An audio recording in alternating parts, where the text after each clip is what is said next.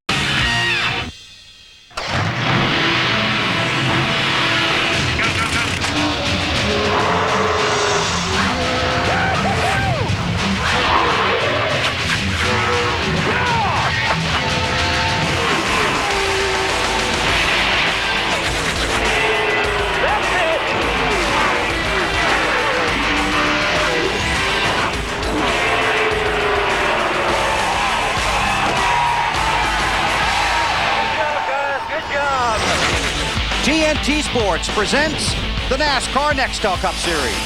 Today, it's the dual qualifying races for the 48th annual Daytona 500. It is a warm and overcast afternoon in Daytona Beach, Florida, but time for a midweek matinee for the Nextel Cup Series.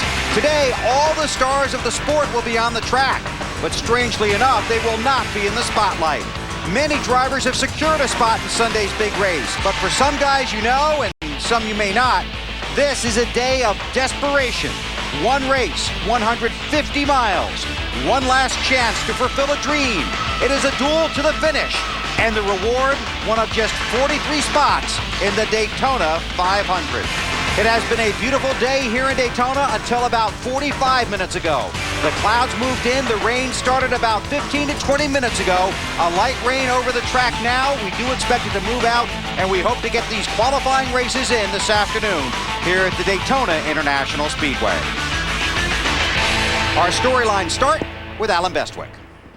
Bill, thanks. Paul Menard, the 25-year-old NASCAR Busch Series driver from Wisconsin, is looking to make his first Daytona 500 field. He drives for Dale Earnhardt Incorporated. This car has no guaranteed spot on points, and Paul is 7th in line of those drivers who might need to make the field on a time trial speed later. Paul, how confident are you that you can race your way into this field today? Yeah, I mean, the car drafted really good the other day. A little bit tight like everybody else was I've talked to, but as long as we kind of maintain our position, we should be in good shape. Dale Jr. Martin I'm sure gonna help me as best they can, and we just keep our nose clean and race the last half of the race, and we should be all right. How nervous are you? Yeah, it's hard not to be nervous in this situation, but this rain's not helping matters much. Kind of prolonging the deal, but what can you do? You go out and race as hard as you can, and how it all ends up, hopefully Pittsburgh Payne Menard Chevy gets in the race and go race as hard as we can, and if that happens, that's awesome. Good luck today. Paul Menard starts 17th. Here's Dave Burns. Alan, Kevin LePage was the feel-good story of 2005. Boy, let me tell you, by finishing third in his qualifying race, racing his way into the Daytona 500. And Kevin, you're in a different car this year, number 61, but about the same situation. Absolutely, Dave. We were in this situation last year, but I think we've got a better chance to improve our position from last year, which was third. I think we can win in one of these races. The AMP energy drink floor has been really good. The guys from Rouse Racing and Yates have been over here working on the car, working on the motor, helping us, giving us advice. And we've got a few drafting partners out here, so don't be surprised we're up front again when this thing's all over, when we get on the racetrack. That's right, and the Speed Week story didn't end for you on Thursday, though. You had your best finish in the 500 ever. Remember that? Yeah, I replayed that last night, coming home ninth, and I got a different frame of mind right now. I mean, last year we didn't know what to expect coming down here with one car and the way the new rules are, and we're in that same boat this year. I mean, one car, we came down here and tested. We didn't go to the wind tunnel with this car, and Greg Conner and all the guys have done a great job so far, and we had a little bit better time, so there's a couple of different scenarios to play out. If Bill Elliott races his way in, that moves us up a position. If Robbie Gordon or Travis Quaffle in the second race races their way in, that moves us into the 500. So, we may not get first or second, but we still may be in the 500, but we're going to go to win this thing. Many scenarios, but with a little Kevin LePage magic and a fast race car, Marty, they just might make it into 500 again. Well, Dave, the drama of the Daytona 500 and making it into the field does not discriminate. Even former 500 champions have to race their way into the field, like Derek Cope, who was 47th fastest in qualifying. Derek, how excruciating is it? Excruciating, I can say that word. Is it to sit here in the rain in your race car knowing, man, you've got a race today to make it into the Daytona 500? Well, that's the drama that makes the Daytona 500 worthwhile. I think obviously the rules have been dictated now that the non-lock-in cars have got to race for the way in. So it's nothing new. I think I never really had a car all that fast most of the time. Got to race my way in. So the odds are tough. You got to finish in the top 2 to really guarantee yourself going to be in. So hopefully the My Guardian 911 and Sundance Vacations Dodge will get up there and be in a position to get in this thing. We were talking earlier, and we figured probably top 10 is what you needed to get in this race to get into the race for Sunday. How hard is that for an independent team with just a handful of employees? Well, it's certainly a tall task. The only 3 guys, and Wiz and the guys, they work really hard, but they've had a really productive speed week so far, and the cars showed good tendencies, so, I'm optimistic. I know the draft well, and I know who I got to race, and I'll just try. I got Junior in front of me and Truex ahead of him, so hopefully we can get up through some of these cars and get up there and battle Bill and Hermie, and I think LePage is going to be tough, so we just got to get up there and struggle there. Are you only focused on the guys you have to beat to get into the race? Yes, I think those are the guys you got to really, look at and watch where they're at, and you got to use the fast guys to manipulate your position to get up there so you can battle those guys. You've got to get ahead of Bill, you got to get ahead of Hermie, get those guys behind you, and then battle LePage and Skinner and the rest of those guys. A lot of strategy involved. As he mentioned, only 3 full-time employees and 7 volunteers trying to help Derek get into the race. Matt Yoakum. Well, Marty, back in 1997, Mike Skinner was a Nextel Cup rookie on the pole for the biggest race of all, the Daytona 500. He was locked in, but now he's in a third Bill Davis car with a small lawnmower company, Bad Boy Mowers, out of Batesville, one of Bill Davis's best friends. On the car, limited deal. Mike Skinner, you have to race your way in, and you are near the back. Game plan? Well, hopefully we can get this Bill Davis entry to run as good as my Bad Boy lawnmower does. If that happens, I feel confident that we can get up there and draft with them. But we've struggled a little bit this week. Almost won this race. Won it before, almost won it last year. I just can't wait to get it going. I hope the rain stops pretty soon so we can get rolling. Now on his dash, if my cameraman Dave Stolen can turn around, on the dash, Mike has the starting lineup and highlighted the cars that he has to beat, because Mike, you're not taking any chances, are you? I like the Larry Mack theory. Let's just beat them all, and then you don't have to worry about it. Now you've got Junior ahead of you. Are you going to try to latch on to those guys? Is that your plan, to work to the front? Well, obviously the 8 car, the 1 car, the 48 car, Jimmy's going to have an awesome car. If I can get somewhere in that group, and who knows? Who knows what's going to happen? But if we can get hooked up with good cars, we'll get this Bad Boy car closer to the front. This place is so special. You've won a qualifying race here. It would be such a dream come true for you, not to only get this car in the 500, but to get that car in the victory lane. You've come close so many times, Mike. I want another watch. This is the watch they gave me last time I won this race, and I'd like to get another one. He's looking for a new watch, some jewelry, and of course, he's got a lot of positions to make up. But this is the Great American Race Weekend. Drama everywhere, Bill Weber. Thanks, Matt. The sky's beginning to lighten over turns 3 and 4. We hope to go racing here this afternoon. 2 twin 150-mile races to set the starting field for the Daytona 500. Tony Stewart knows restrictor plate racing is about the most dangerous form of competition these Nextel Cup drivers face throughout the season. It's exciting for the fans, certainly challenging for the drivers. But after the Bud shootout, Tony took the level of concern to a new level with his post-race comments. Tell you what, a lot of beating and banging out there, almost more than normal. Yeah, we're going to kill somebody, so, I mean, somebody else is going to die at Daytona or Talladega with what we're doing right here, so I hope I'm not around when it happens. Is it unnecessary, Junior? Well, it's a necessary evil is what it is. You can't race, restrictor plate race without doing it. You have to do it, or else we'd be single file and nobody will show up to watch that. But again, let me remind you now that this is not as much about bump drafting as it is about aggressive driving. It could be side-by-side contact. Certainly, the conversation for the last 3 or 4 days has been labeled as bump drafting. But what we have seen happen, and I think a lot of it has to do with just the evolution of, okay, I did this once, and now I'm going to do it again, and I'm going to do it a little differently, added to the feature that we've got a lot of experience on the racetrack, but we have a lot of drivers with not so much experience on the racetrack seeing what someone else does and thinks it's pretty neat, and I'm going to do it too, and they may not know how to do it quite right because they're in too big of a hurry. So what we're doing today, starting today, is getting into that gray area that we don't want to get into and you don't want us to get into, but we've reached a point to where we feel like we need to. The best way to police this, I still maintain, and I think everybody in this room should agree on it, is for you to do it yourself. And if you drive with a respect for each other out on the racetrack, and you also drive managing your experience level out on that racetrack and learn from others that you're racing with and earn their respect, then we won't have a problem. NASCAR President Mike Helton in the drivers' meeting held here at Daytona just about 3 hours ago. Hi, everybody. Bill Weber along with Wally Dallenbach and Benny Parsons.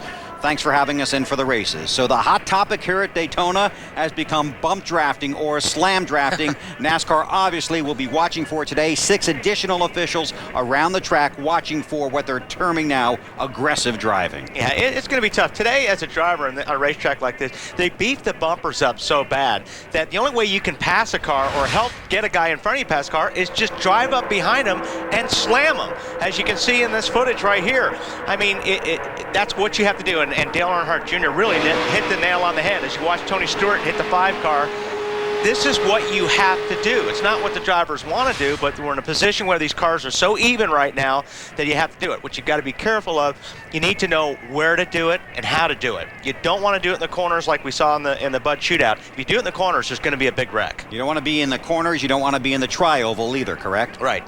You want to be someplace where the track is flat. Different guys with different agendas today, Betty, especially the 48 team of Jimmy Johnson. His time disallowed in qualifying because the car was illegal. His crew chief, Chad Knaus, has been sent home at least for this weekend. Speculation is it could be for several weeks after that. That team, many others, with different plans of what they want to accomplish today. Well, we talked about all the drivers that have to make it in through qualifying in these races. Folks, 36 teams will race in the Daytona 500 on Sunday because of 2005 point standings.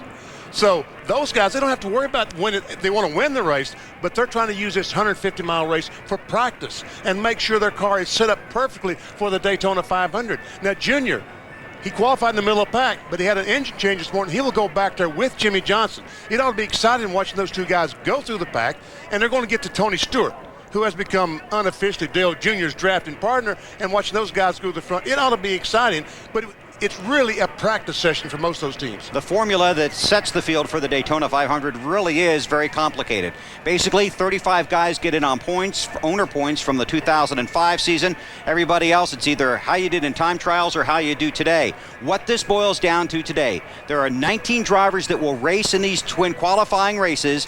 Only 4 positions are available. If you're trying to race your way in, you must get to the front. Here are the guys. Obviously, we've heard from Menard and Skinner, but there are a bunch of them out there with LePage. Randy LaJoie, we heard from Derek Cope. Chad Chaffin missed the drivers' meeting. He'll start at the back of the field. Those guys are just in race number 1. Similar story if you go to race number 2. Guys have to get their way in on basically their performance today. And Benny, that's a lot to put on a driver. It's unbelievable. There's a second group.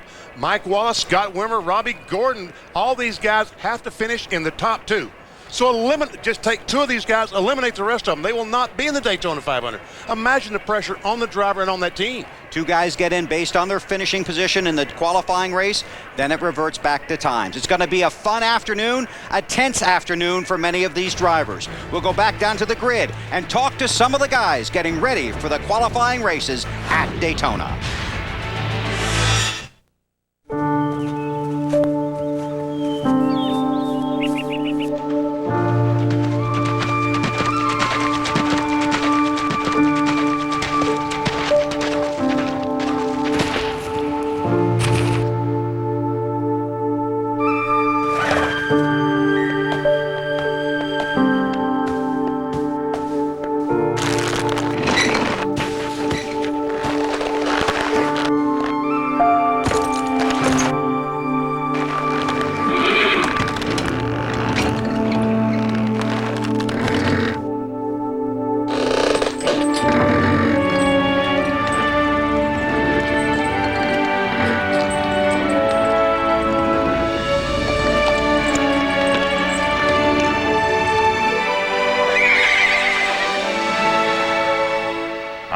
tell if you won't.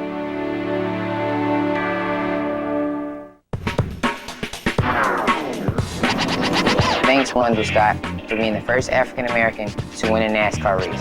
Thanks, Charlie Scott. You helped pave the way. Thanks, Randy Bethea. Thank you, Bill Lester. You're the reason I got into racing. Thank you, Sambo Navis. You're an inspiration.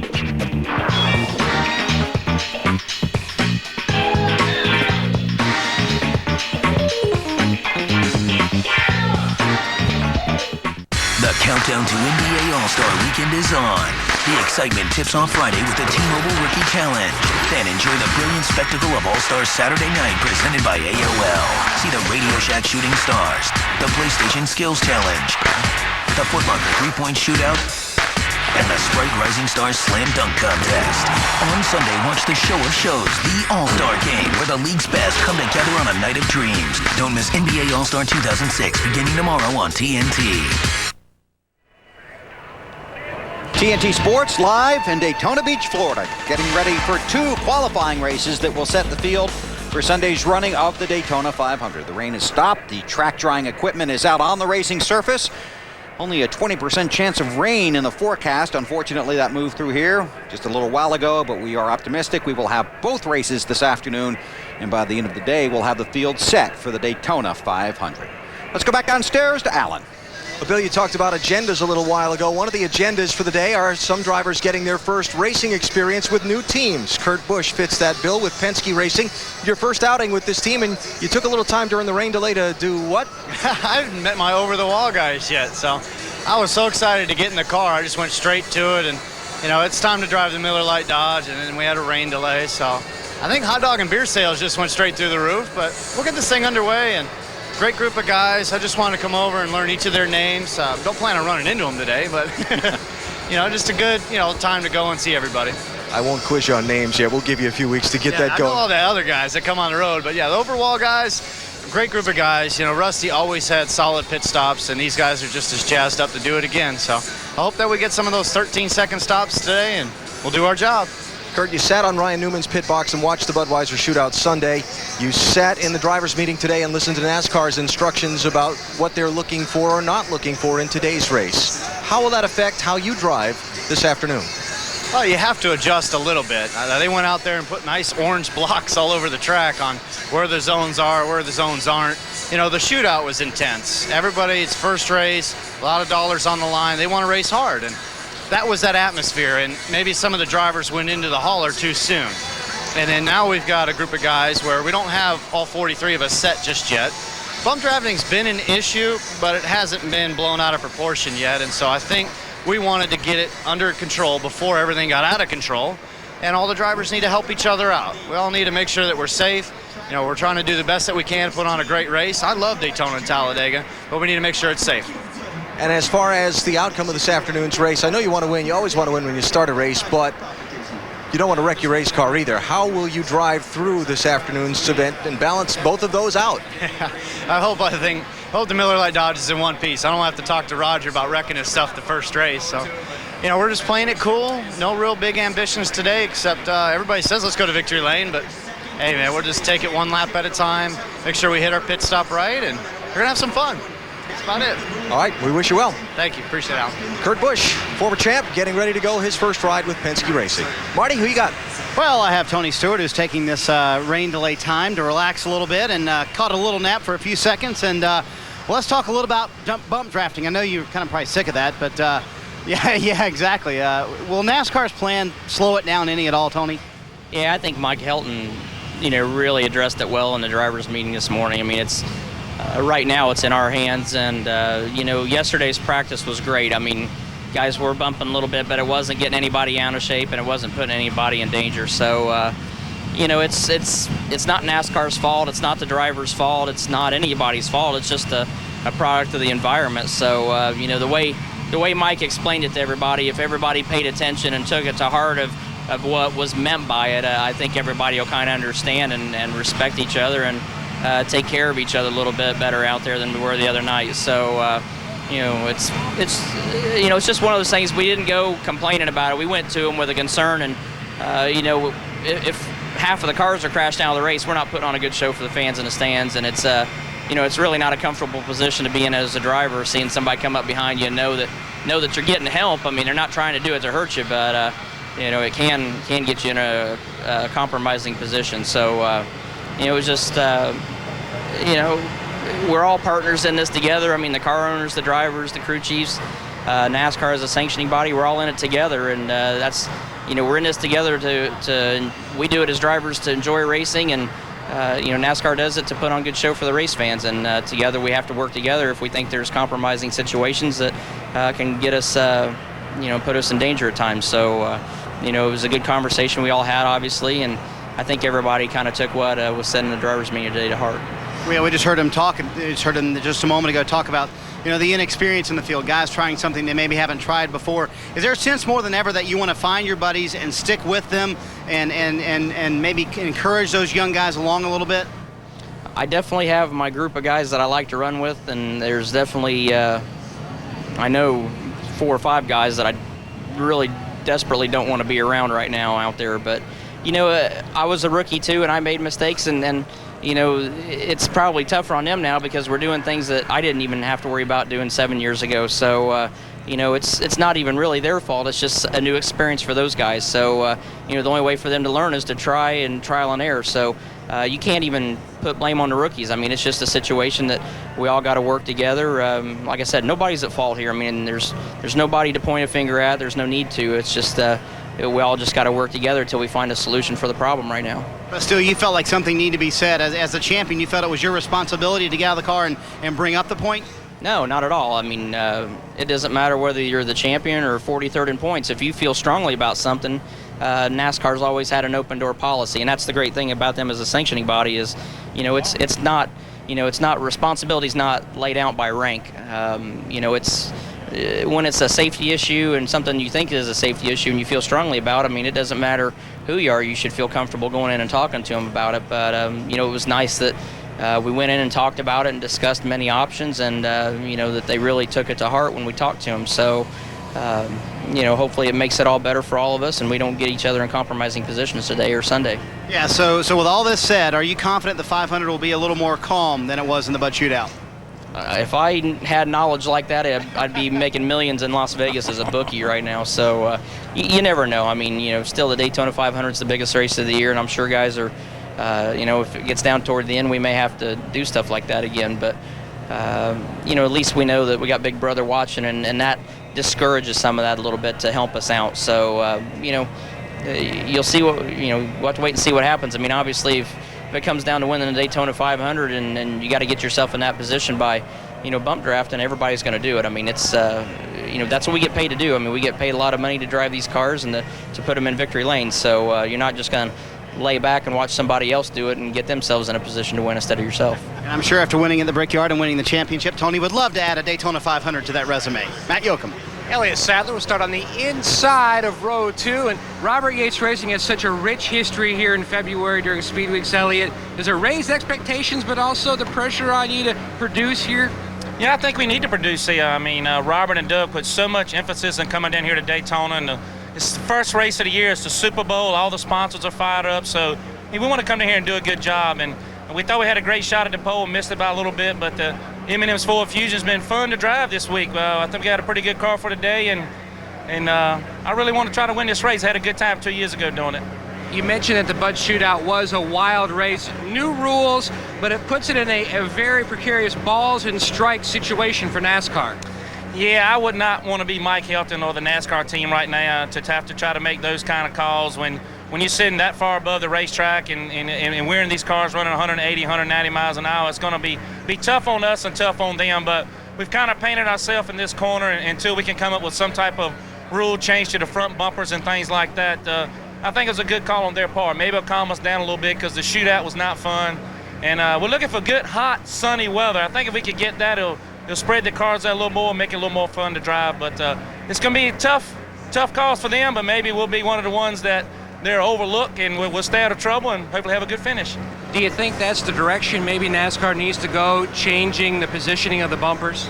Yeah, I mean, I have more bumpers on the front of my car than a bulldozer has right now, and every car is the same way. I mean, we pretty much even diamond plate them but behind there so it doesn't crack the nose, because you got to do what you got to do, what everybody else is doing to be competitive. And right now, bump drafting is a thing to do if you know when to do it. But I think we got so many people coming here now that don't know how to do it, just hitting you in the corners and hitting you in the travel and causing more problems than they are good, and NASCAR had to step in. So if you would soften up the front bumper some on these cars and take it away where we can't ram each other, where it would actually hurt us, it would make these cars a lot safer, not only here but for Talladega when you run 3 wide the whole time. Similar to what happened to Jeff Gordon in the Bud shootout, where he had some damage to the left front and went through the oil cooler. That's exactly right. So I mean, if you soften these up, just go to a maximum strength bumper, how many bars and all of that, I think it'll be easier for NASCAR to police. I think the drivers will behave a little bit better, and you won't see as many slam drafting as you've seen here in the past. So I mean, everybody's going to be on pins and needles today, knowing when you can and when you can't bump draft, if you should, if you shouldn't. NASCAR is going to be watching, so I think everybody will be on their P's and Q's today. New crew chief for you, Tommy Baldwin, moving over to the 38 team. His enthusiasm, I'm told, is infectious. It's amazing. The attitude he's brought to this race team is, we had no idea it was going to be that much. It's not even like the same race team we had last year. He's got a lot of fire behind him. He does have a lot of enthusiasm. I think he's going to make me a great race car driver. It gives me a lot to look at and think about before each and every race. And it's fun having somebody like that going to battle with each and every day. And he and Slugger are working so good together. That's exactly, I think, what Robert Yates wanted. So I'm glad to have Tommy over here. I think the guys on the team love him. And, he's done a good job about not putting all of our eggs in this one basket. We got a lot of great cars lined up for California, Vegas, and Atlanta. So I think the M&M's Ford's going to be good pretty much everywhere we go. And the one thing that Tommy Baldwin already has is a Daytona 500 victory, which Elliott Sadler would love to get a ring and a trophy. Today, Burns. Matt Crew Chief Frank Stoddard talking things over with driver Bill Elliott here. And Frank, I got to ask you first of all, though, what you need to check with is Bill's been changing some dials in there. Do you know where they're all reset to start the race? Well, we think we've got a close idea on it, but we were just discussing that a little bit, trying to put some marks in here. Little rain delay, you might as well take time to. He was bored. He was just fiddling with dials and switches and stuff like that. It's good time to play with the dials and familiarize yourself a little bit. Okay, a little testing here on pit road. Thanks. Good luck with that. Now, Bill, got to talk to you about this race car, because you were one of the guys that didn't have owner's points that would guarantee you a spot in the 500, and you qualified fastest among those guys. So you've done pretty well so far this weekend. Well, it's been a good weekend. I mean, Boris ran his car last year and did real well with it. I think they qualified in the top 10 for the 4th of July race here last year. So, I knew it was a good race car coming in. We had a real good test when we came down here in January. We didn't draft any with this race car. We saved our other car because we knew the other car was off a little bit and we was going to use it in the shootout. So we saved this car a little bit to mainly focus on the 500. Now, Bill, you've had 746 Nextel Cup starts, so you've been to a few drivers' meetings. Today, Mike Helton talked to you guys about, once again, being the ones who should do the policing for yourselves, in this case about bump drafting on the speedway. You think that's going to be possible? Well, that kind of sinks into me because I've been around long enough, but I think some of these younger guys, some of them are pretty hard-headed, and I don't think that sinks in very well. You probably aren't one that's a proponent of the big slam drafting anyway on this track, are you? Well, it's kind of whatever you got to do, and it's not bad. But my philosophy is you got to get to the end of the race to win a race. When I first came to Cup racing, Richard Petty always told me that to win first you got to finish, to win. I mean that's the main goal of what you're here for. And you kind of watch these guys dice it up, 4, 5, 10 laps in the event, and you're thinking, man, that maybe they're that good, but they get away with a lot. But in today's world, all these cars are so close together, so equal. There's so many things going on the racetrack that you can't control it all. And I mean, you've got to police it in some respects, but there again, you've got to make it work for the other. Well, Bill, and I think Frank, you got something you need to change here with Bill? Well, no, the real truth on the dials is that Boris said this is the car he drove last year, and the truth is he got the gauges and the dials so screwed up last year, we've been all winners straightening it out. They've been Boris, now they're being billed, and hopefully they're back in the right spot, Weber. Thanks, Dave. Be careful down there. Well, they are uncovering the cars, unplugging the generators. The sky is beginning to clear, and we could be less than 15 minutes away before we put cars on the racetrack here at Daytona. TNT Sports live at the Daytona International Speedway in Florida for the twin qualifying races. Are you ready, bites? Start popping. These bites were made for popping. happened. The new Cheesy Bites pizza from Pizza Hut. A pizza with 28 poppable bites, packed with melted cheese. $11.99 for a large.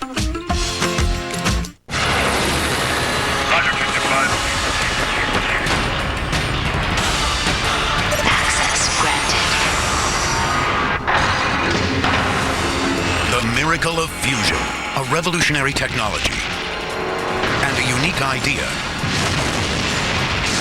come together to create new Gillette Fusion. Until now, pressure caused irritation. Fusion has 5 blades spaced closer together to reduce pressure with less irritation and more comfort. Flip Fusion over, a precision trimmer for those tricky places. The comfort of 5 blades, the precision of 1. The best shave ever in manual or battery power. New Gillette Fusion. 23 trips to the doctor, 7 trips to the vet, 76 trips to the grocery store, 3 weekend getaways, 1 vacation with everything on it, 4 recitals, 23 soccer games, away, and back and forth to work every day in between. You depend on your vehicle for a lot over the course of a year. Make sure it stays dependable with regularly scheduled maintenance at your local Napa Auto Care Center. Listen to your favorite driver live with Race Day Scanner. Get it and other exclusive content online through AOL.com/sports and NASCAR.com. You guys are awesome! Why do they call 7 lucky? Go ahead. I'm buying. Because it all goes down at 7. Take a long walk, fellas. The crime. Detective! The case. I don't buy this for a minute. Arrest him. The cause. Now's the time to round them all up. Excuse us. New York City Police Department. Weeknights at 7. Law and Order. It's your lucky day. See what we can do. Law and Order. Every weeknight starting at 7. Only on TNT. You have something to say? TNT.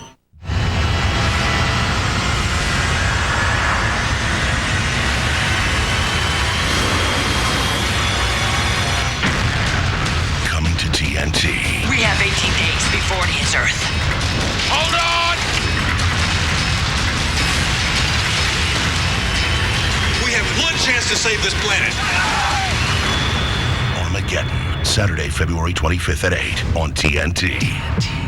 TNT.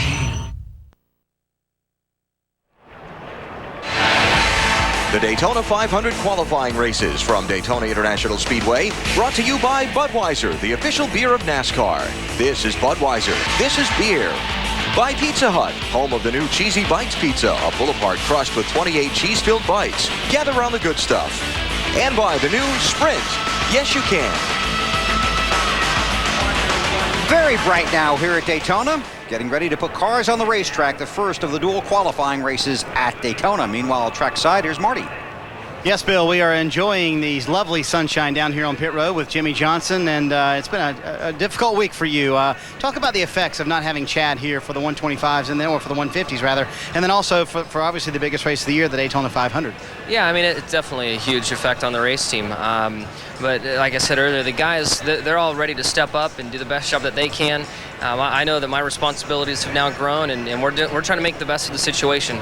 You know, Chad, he's always an amazing job to find everything that he can on the race cars, and I've had my success because of that, and I'm going to have much more success because of that. And unfortunately, stepped over the line, we got in trouble, and you know, we're living with the penalties from here on out, and I look forward to the day that we get him back. But until then, we're going to do all that we can to get this Los Monte Carlo in victory lane, and you know, I think today, once we get going, we're going to be able to show what this team's really capable of. Today is race day. How's he doing? Have you talked to him on the phone? And I'm sure he's not doing too well back in North Carolina, is he? No, I would imagine he's watching right now on TV, but I did talk to him a few times this morning and last night, and you know, like I said, we're just trying to make the best of a bad situation, and looking forward to going racing. He is such a leader. Is this team capable of winning without him here?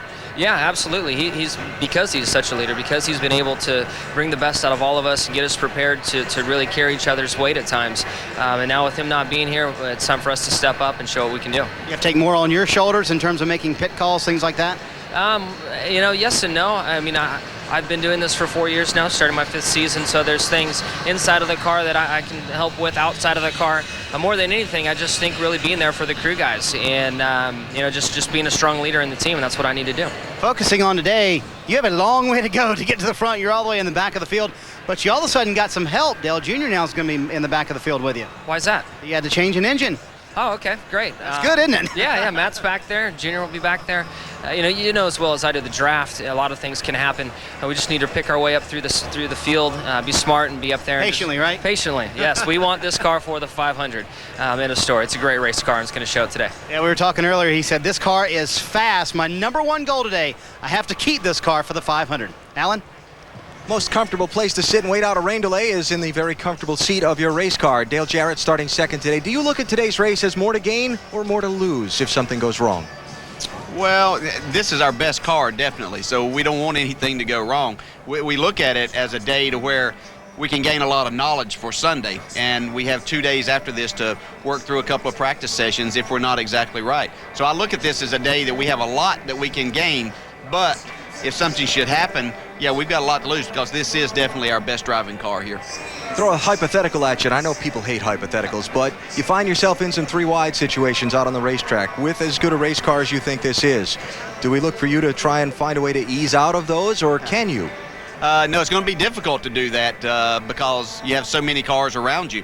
And I think you have to know what your race car is capable of doing in those situations. You're going to find that on Sunday. So today is our best test session to find out exactly what I can and can't do with this race car. So getting in those positions are going to be important. Working my way out of them is even more important in one piece. We've been asking drivers here during the rain delay about their thoughts on the drivers' meeting this morning and what's going on. What are your opinions? Well, I understand a little bit where NASCAR's coming from, but I think what they're trying to do is just send us all a message. Ultimately, we're in control of this. We have a brake pedal and a gas pedal inside of here, and we have to know our limitations on what we can do, where we can help people out and where it's not so good of an idea. Hitting people in the corners, if you're going to try to do that for any certain amount of time and through this tri-oval, then you're going to create a big mess. So we have to be smart enough to know when to do that and when not to. NASCAR's just telling us, hey, we will step in if we have to.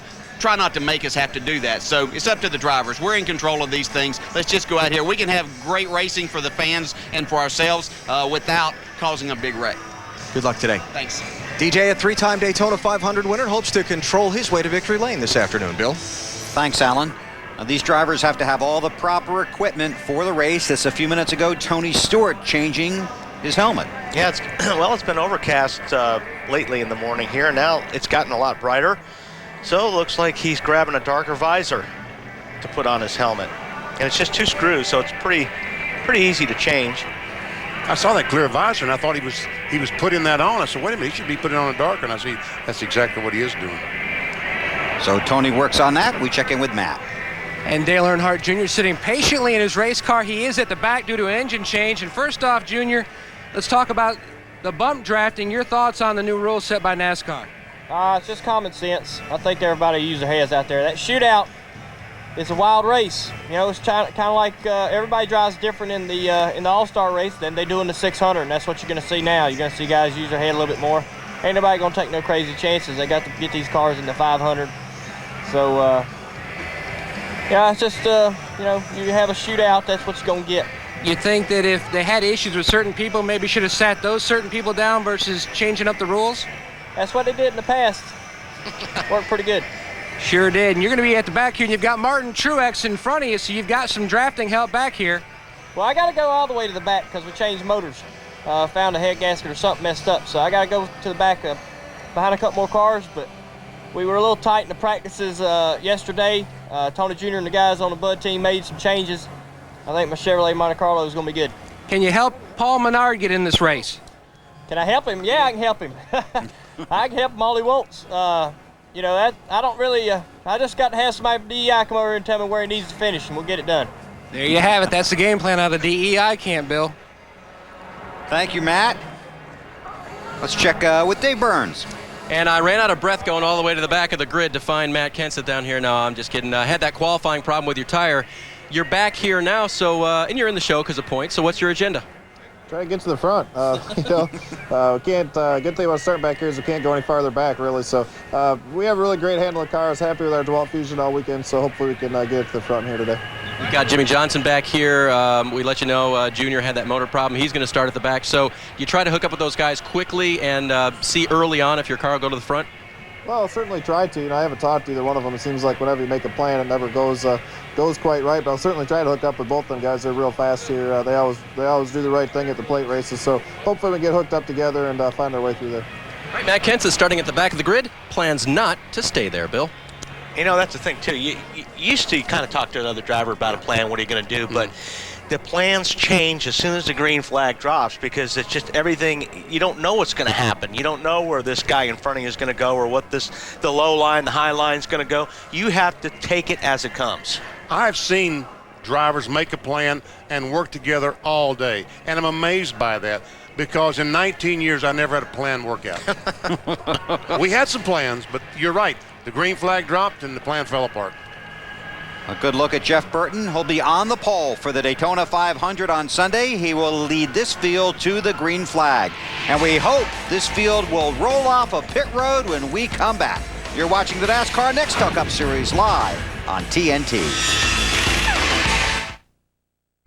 The 2006 NBA All-Star Game is coming to TNT, and the countdown is ready to commence. T-minus 3, 2, 1, liftoff. Oh, he just sucked the gravity right out of the building. That was unbelievable. Watch the NBA's biggest stars, the 2006 NBA All-Star Game, Sunday at 8, only on TNT. What is loyalty? It's unwavering support through the longest sports season of all. Tailgating 3 days instead of 3 hours. Waiting out a rain delay until 2 a.m. Loyalty is proudly wearing this, accepting temporary hearing loss as a badge of honor. Loyalty is cheering as loud as you can, even if they can't hear you. Loyalty is being a NASCAR fan.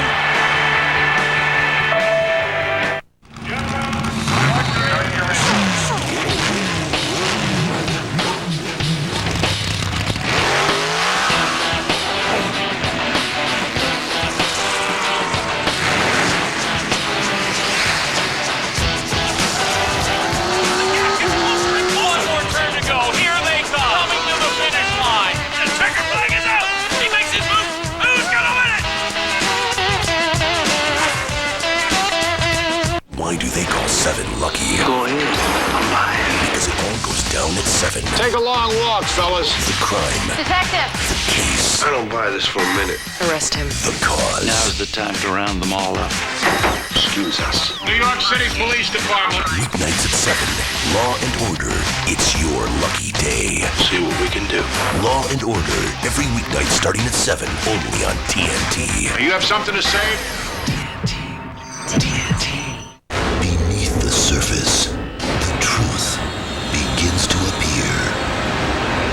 Something is happening in our house! Claire, stop it. I think she's starting to suspect something.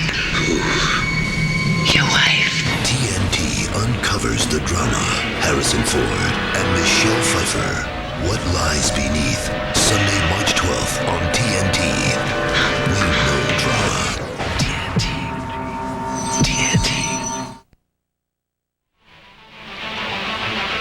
It's the drama of TNT NBA Thursday tonight at 7 o'clock. NBA All-Star starter Allen Iverson and the 76ers take on Ben Gordon and the Bulls. Then six-time All-Star Tracy McGrady leads the Houston Rockets into Phoenix to battle reigning MVP Steve Nash and the Suns. 76ers Bulls and Rockets Suns tonight at 7 on TNT, and that doubleheader leads to TNT's 23 hours of coverage from the All-Star Weekend in Houston, tipping off tomorrow. Who will rock Daytona? Follow the action live with NASCAR.com's Track Pass. And don't miss a single move made by your favorite driver, and you can judge the bump drafting too. For special preseason pricing on Track Pass, just go to NASCAR.com.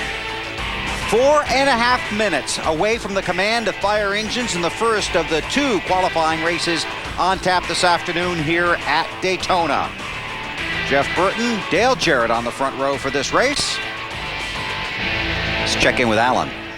I just told Ken Schrader that 4.5 minutes, and he lifted up his sleeve of his driving uniform to check his watch. Kenny, you're going to start a little deeper in the field than you're probably comfortable with. Got a game plan here to get through some of the traffic? Well, the car was real good yesterday in drafting practice, Alan, and we're sure not going to have to worry about qualifying today. So, I mean, we'll be plenty of people to draft with, so I think we'll be fine, and that I'm ready to go. I'm just ready to get started. Driving for the Wood brothers, what's it been like getting to work with these people? I know you've known them for years. What's it been like getting to work with this family? Well, it's been a lot of fun so far. You know, they understand the business for sure. That's what they've done for 50-plus years. It was just an honor to get added to their list of drivers, but I got to go out and prove I can do something for them. That's what we're going to hope to do today. All right, well, we'll watch. Kenny starts 16th, Matt. Guy who won on the restrictor plate tracks back in his Busch Series career, Martin Truex Jr. He's locked in due to the 15 cars points. So you're racing for your starting position. How was the car in drafting practice yesterday, Martin? Well, it was pretty good. A little bit tight, but we made some adjustments. Hopefully our Bass Pro Chevy will be real good today. It sucked up real well and was real fast in the draft. So if we get it handling good, we should be in good shape. But got to give a shout out to my Uncle Jimmy. He's having some problems back home, and just want to let him know we're all thinking about him here, and we're going to try to put this thing up front for him. Definitely going in for open heart surgery now. Martin, looking ahead here, you've got Dale Earnhardt Jr. behind you. You've got Paul Menard next to you, so you have some drafting buddies here to gain a lot of knowledge and experience for Sunday. Yeah, that's the plan. You know, we're locked in, so like I said, we're just going to try to get up towards the front. Got some good help with Junior, and we're going to try to get Paul in the race too. So the best thing for us would be get all three of us up front and try to stay there and finish this thing out. Less than 3 minutes till we give the command to start engines for the first duel. Let's go to Marty Snyder. Yesterday in practice, Matt, Brian Vickers had a tight race car. So, Brian, the weather certainly has changed a lot since yesterday. Will that help you out at all? Yeah, I think it's going to help us. You know, all the guys did a good job on this Monte Carlo SS, and we were pretty good in the draft on the straightaways. We were just a little tight, especially coming off the corners. We made a lot of adjustments, and I think the weather's going to help. It should help us. You got some good company around you. Denny Hamlin won the Bud Shootout in front of you. Beside you is Tony Stewart. Who are you going to follow? I don't know. We'll see what happens here. I bet Tony's are going to shoot for the middle here before too long and try to make a hole, and we'll see if we can follow him up to the front. Dave? Hermie Sadler, no points, but a great qualifying run. What's your agenda in this 150 miler? Well, obviously my guys did a great job. We got a fast car. My job today is make sure we got the same fast car for Sunday. So guys did a great job of locking us in. Thanks to Aaron's and everybody for their help. Our job is protect this car today, get a little more of a feel of what we need, and get ready for Sunday. The hardest thing about that is sometimes the guys around you may not have the same protection agenda on your race car, Bill. Exactly right, Dave, because with the 29 guys in this field, different agendas for different teams. You've heard from 15 of the 29 drivers in this first race this afternoon here at Daytona. It was a beautiful morning in Daytona Beach. Clouds moved in late in the morning, then a brief shower passed over the track shortly before 1 o'clock. We've been waiting to start this first race, put out the green flag. We're about 1 minute away from the command. You can see the window nets have been fastened, the drivers in their cars, they're ready to go. And really, when you say ready to go, these guys want to get this race underway. It's nothing worse than getting in the car, getting to the cars, you're ready to go racing, and it rains. And then you're sitting there waiting, and yeah, you get that adrenaline pump and you want to go. And they've been here for 1 week. That's right. Trying to get ready for this race today and also the Daytona 500. And some of them that are trying to race their way into this race, this is just prolonging the agony. Exactly. For some guys, their speed weeks will come to an end this afternoon. 19 drivers in these two races trying to corral one of 4 spots basically left for the Daytona 500. NASCAR has just jumped back into a hold because of rain in turn 3, and we were watching that come in, weren't we? Yes, we were.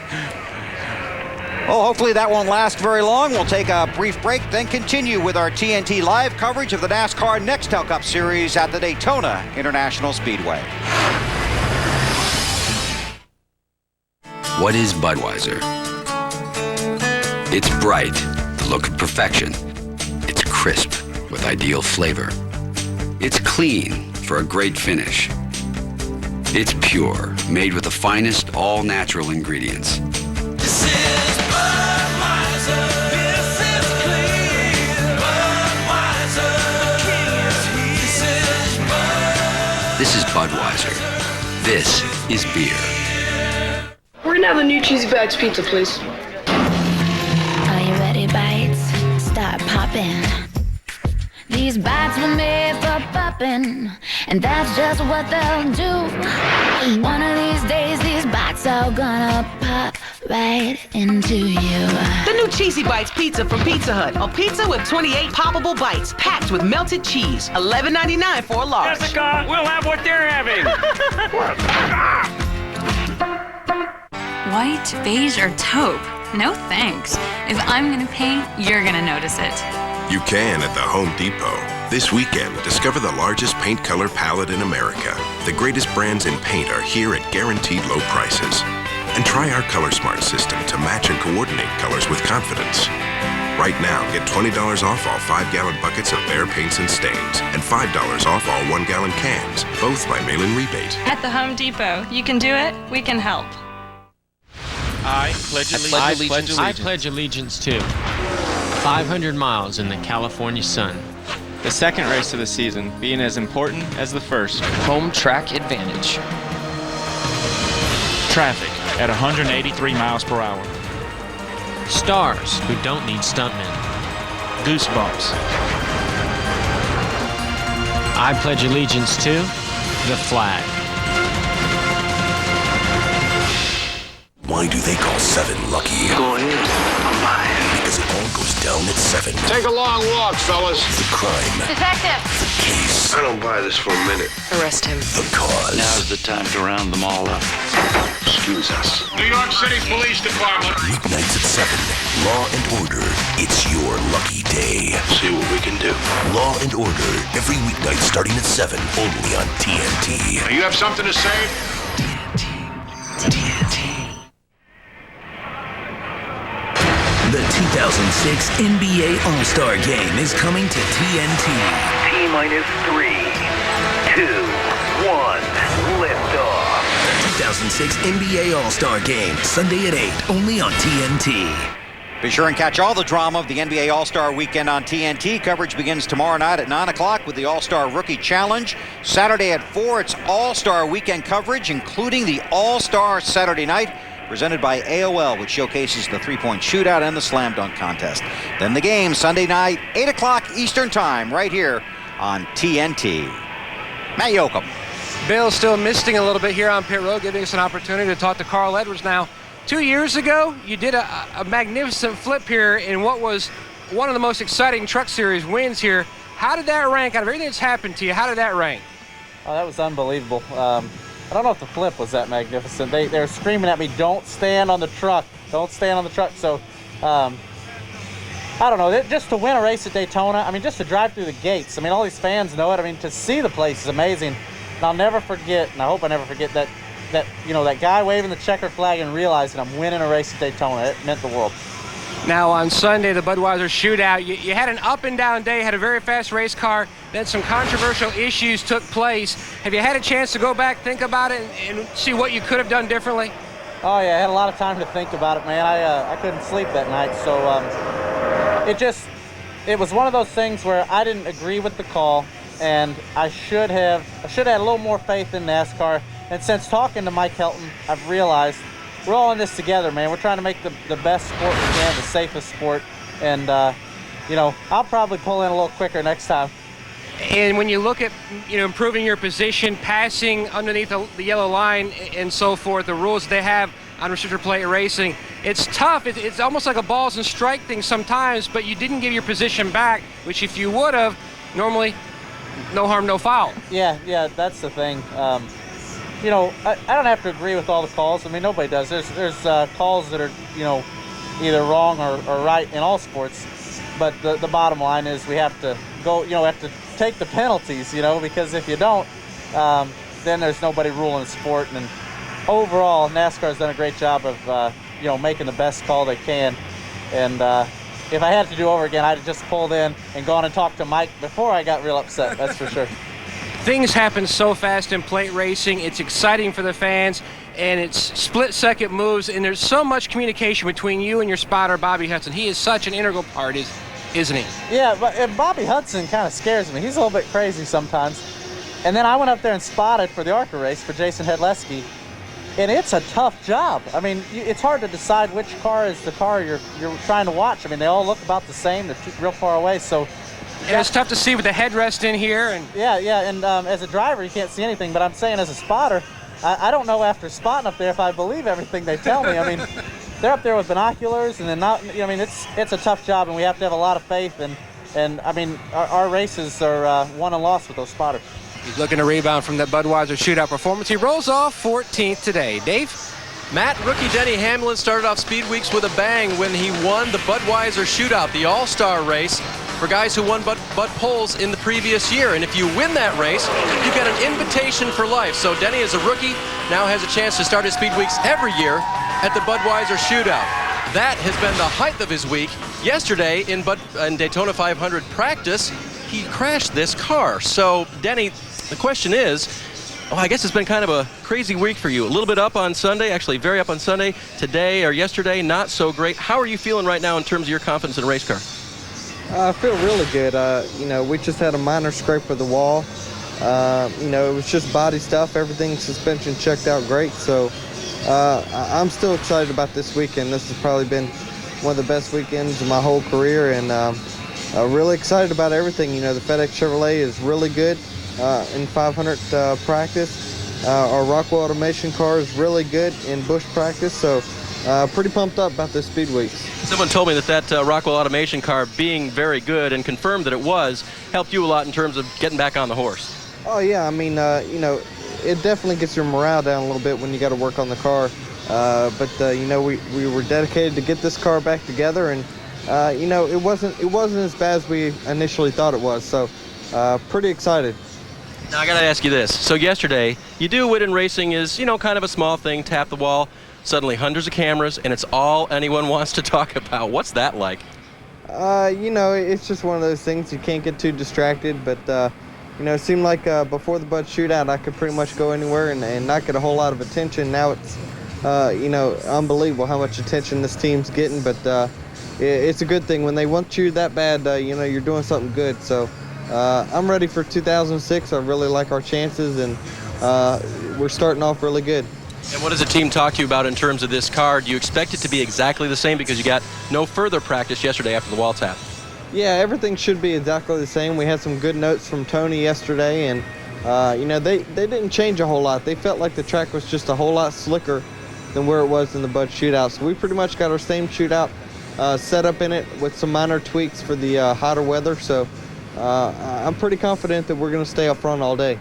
That's Denny Hamlin going for Rookie of the Year in 2006. More importantly, going for a Daytona sweep this weekend. Marty? Hey, Dave, if you're looking for a good dark horse pick for the Daytona 500, how about Sterling Marlin? He's won this thing a couple of times and has Hendrick horsepower. Do you like flying under the radar, Sterling? Yeah, we got a good race team here, and real proud of all the guys at MB2 and Waste Management, and got a really good car. We didn't qualify as good as we'd hope, but car really drives good in traffic, runs really great. So hopefully it'll be 80 degrees Sunday, good and slick, and I think we'll be right up there. So you want it hot and slick on Sunday. Why is that? Oh, that's when the track gets good. It gets good and greasy, and you got to run high, run low, and slide around, so you have a good time. I bet BP knows about this track being hot and slick. And tell me about your 2 wins here at Daytona. Is there anything better for a race car driver than winning the Daytona 500? No. I mean, coming off turn 4 and coming to check the flag, and it's awesome feeling. So been close a couple more times. Hopefully we'll get it this week. You know you beat the best when you won this race, don't you? That's it. Everybody comes loaded for bear down here, so we got a really good shot at it. You're one of those guys who has a ton of experience here. You've won 2 500s. You've won this race 3 times. Is this bump drafting a true issue that needs to be addressed right now? Yeah, I mean, it's a place and time to do it. And, you know, some of the guys think you can do it going through the trioval, going down in turn 1 or turn 3, and you can't do it. So, you know, they really nose the cars up, and it looks like a short track car in the front now. But, yeah, it's got out of hand. So hopefully what Mike told them in the driver's meeting will calm them down today. A lot of people say that if you're looking for a guy who could possibly win this race that you don't expect, Sterling Marlin wouldn't be that man, Alan. Well, the only way Jeff Burton cannot start on the pole in the Daytona 500 is if for some reason he's not able to use this race car. Jeff all buckled up inside the machine and getting ready to go. Jeff, tell me how you're going to approach this race today with 150 miles ahead of you. Well, Alan, I think we approach it just like we approach every race. You know, try to be smart, but also try to do everything we can to win the race. This is the only race all year long that we're allowed a race to practice in. So we're going to do everything we can to do the best we can with Team Singular. And, you know, we'll try to be smart, but we try to do that every week. Trying not to knock his rearview mirror off there, because that's going to be really important to him during the race. Jeff, Sunday afternoon, winning the pole for the Daytona 500. You don't have a lot of pole positions in your career. One of them is now here. What was it like? It was really special. You know, this pole is much more about our team and our company than me. Just real proud of those guys. It's been, you know, last year was a struggle. The company struggled for the last few years. And come down here and get the year started off really good is exciting for us. We're really excited about this year. We know it's going to be hard and difficult, but on the other hand, we feel good about it. So, good way to start the year. And what's this waiting in the rain? See that? Look at this. I got tricked. I didn't even take the microphone out of the car. Yeah. What is this waiting to start, all buckled in, helmet on, and so on, like for a driver right now? Well, I'm ready to race. I mean, all of us are. We've been waiting all winter and you know, excited about the opportunity to go racing again. But, you know, this is part of the business. We do this a lot. When it's time, we'll go. And when it's not, we won't. How much do you expect track conditions to change with the little bit of weather that we have had? And how will you deal with that in a racetrack where really you don't get many opportunities to pit and adjust it? Well, you know, it won't. This will only make it better. It won't be worse. And you know, I think the track will just have more grip. It won't be as slick. So if you have handling problems today, you're gonna really have it on Sunday. So not exactly the same conditions we'll have on Sunday, but it'll be better today. All right, Jeff, wish you well from the pole. Thank you. And I didn't. Thanks, Alan.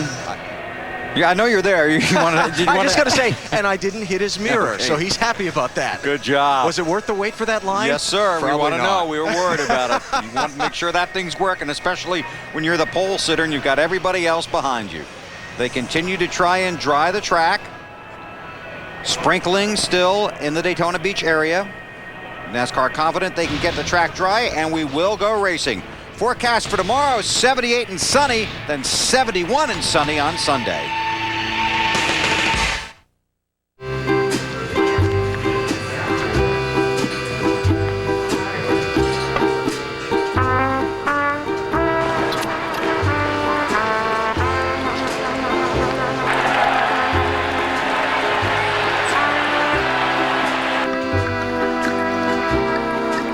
When it comes to food, you need a light beer that measures up. Great tasting, less filling, Miller Lite. Taste for yourself. Miller. Good call. So cool, man. Ben, this whole show is awesome. I know. Hey, boys. Mr. Wolfson. What are you guys up to tonight? Studying. You? Grading papers. See you in class on Monday? Got a spicy side? Try McDonald's new spicy premium chicken. A tender real chicken breast, bold chipotle spices on a honey wheat roll. It's the hot new premium chicken sandwich. No way. The countdown to NBA All-Star Weekend is on. The excitement tips off Friday with the T-Mobile Rookie Challenge. Then enjoy the brilliant spectacle of All-Stars Saturday night presented by AOL. See the Radio Shack Shooting Stars, the PlayStation Skills Challenge, the Foot Locker three-point shootout, and the Sprite Rising Stars Slam Dunk Contest. On Sunday, watch the show of shows, the All-Star Game, where the league's best come together on a night of dreams. Don't miss NBA All-Star 2006, beginning tomorrow on TNT. Don't step away from what you're doing. Don't need to be a bitch about it. If I liked being called a bitch to my face, I'd still be married. Hi, Mama. She waltzes in here from 3,000 miles away, and she outranks me. We need to focus on progress. Have you been able to figure out how Dr. Coyer was able to get rid of his fingerprints? Yes. Oh, okay. Why does everyone think I'm so horrible? Kira Sedgwick is The Closer. Tuesday at 10, only on TNT. Thank you.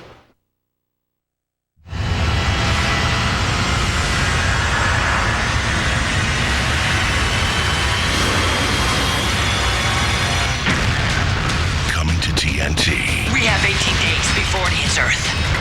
Hold on! We have one chance to save this planet. Armageddon, Saturday, February 25th at 8 on TNT.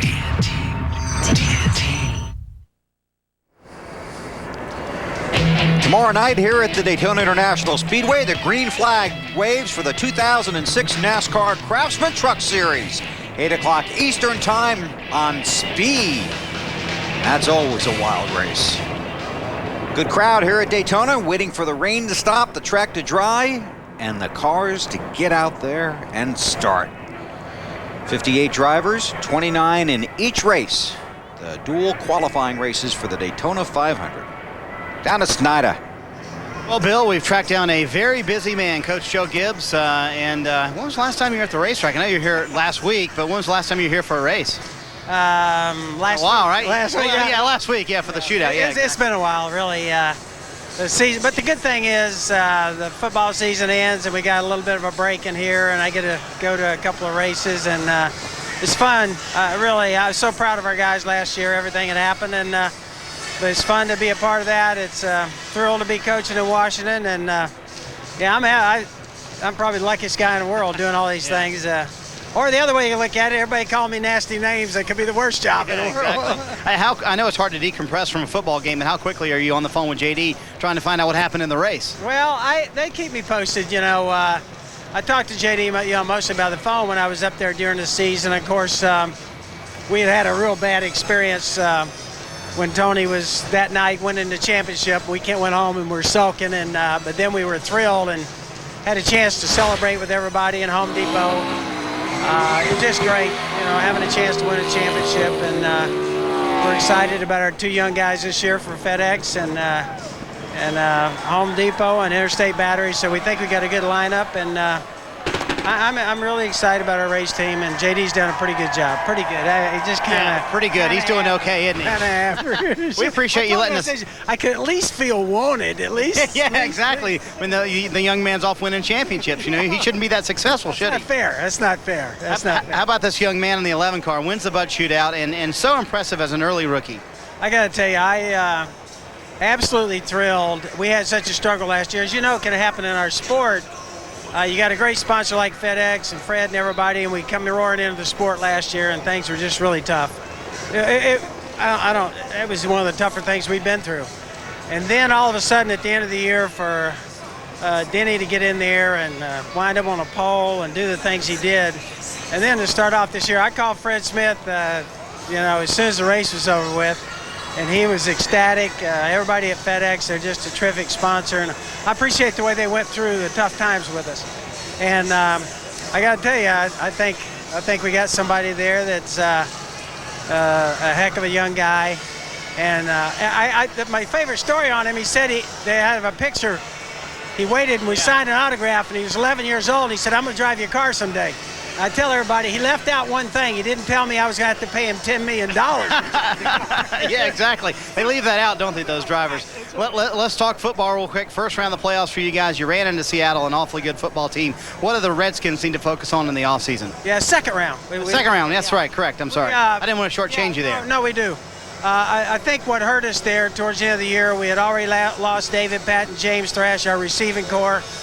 We were hurt pretty bad when we, not an excuse, Seattle just did a great job against us, but I think we got, what we do have is a very solid core group of great character guys.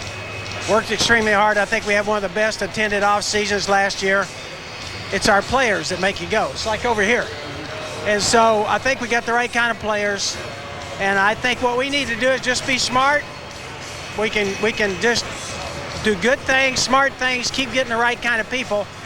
Take another step up next year is my hope. That's what we're trying to do. All right, we want to make sure we give you credit for beating Tampa in the playoffs. Yeah. So exactly, we can't give you. Please don't take that away. No, I'm not taking that one away, Coach. I can't do that. Good job, Matt. Marty, more car covers coming off as the jet dryers are on the front stretch, and Casey Kane was 16th last year, ranked on the plate tracks, 3.5 minutes to the command. Now, Casey, is plate racing one of the most difficult areas of NASCAR racing the Master? I think it is. You need a lot of people to work with you, and sometimes it's tough to get that when you're, younger and stuff. So, it is. But, me and Matt were just talking, and the guys that are, this rain delay isn't too big of a deal for us because we're in the 500. You got a teammate who's sweating. Yeah, Scott Riggs and a lot of these other guys that are not in the race, they're just waiting to get out here and see if they can make it in. And I know I'm gonna be cheering on the Valvoline car in the second duel for sure. Is this fun type racing for you? I enjoy it. I really do. As many wrecks as I've been involved in on these racetracks, you wouldn't think I'd enjoy it, but I do. It's a lot of fun until those wrecks happen, and You know, there's so much you can learn each race. You can learn how to, you know, what you can do with your car, where you can place it, and gain speed. And I think that's pretty cool. I think it's a lot of fun. We just got to miss the wreck. Counting down, almost 2 minutes left to the command. Dave? Time enough, Matt, to talk to Clinton Boyer, a rookie for 2006, who's getting ready to start here. I understand your car wasn't real drivable in practice yesterday, so you've made some changes? Yeah, it's just a little bit tight. You know, Gil and the guys work really hard. Hopefully it got me some good changes. Obviously, it's a lot cooler out here today, so we're just going to see how we are and get to that first pit stop and make changes if we need to. Will that change in the weather here make it, I don't know what I've got, or better than what you thought you had? Hopefully better than I thought I had, but, you know, just this Jack Daniels Chevrolet's been really fast down here so far, so looking forward to this race. Coming up on a minute and a half till we get the command. Bill? Thanks, Dave. You've heard from 22 of the 29 drivers getting ready to take off in the first qualifying race here at Daytona. Is that a B1 or B2? I just hope it's ours. Oh, yeah, it is. Oh, beautiful, beautiful airplane. B1, I'm told. Man, beautiful airplane. Up into the low cloud cover. So we're prepared to get the command here to get the first qualifying race underway. It'll be 150 miles for 29 drivers. And again, 19 drivers competing in these two races today do not have a spot in Sunday's running of the Daytona 500. Just 4 spots are available. They are racing for those this afternoon. 2 in each race. It's just amazing that kind of pressure that these teams are under. The dual qualifiers. You're not kidding. Yeah, well, the teams as well, because there will be pit stops here this afternoon. That's right, and the driver goes up, gets the car in drafting position to finish in that top 2 spots, has a bad pit stop, gets out of the draft. That's it. That's it. One mistake, that's all it's going to take to either be out of this 500 on Sunday, or things go right, you can be in it. 12 former winners of the qualifying race in action today. The qualifying races have been held every year at Daytona since 1959, with the exception of 1968 because of rain. That's not the case today. We're getting ready to get started. 58 drivers, 2 150-mile qualifying races here at Daytona. We've been waiting, we're ready to go. Let's take you trackside and get the command for the first of the races this afternoon. Ladies and gentlemen, please welcome Lisa Geyer, Operations Director at Circle K, to give those most famous words in motorsports. Gentlemen, start your engines!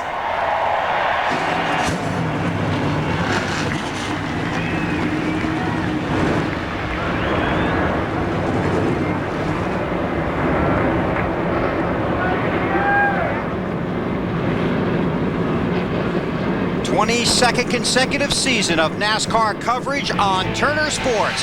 It continues this afternoon on TNT with the dual qualifying races for the Daytona 500. The starting lineups when we come back. 'em.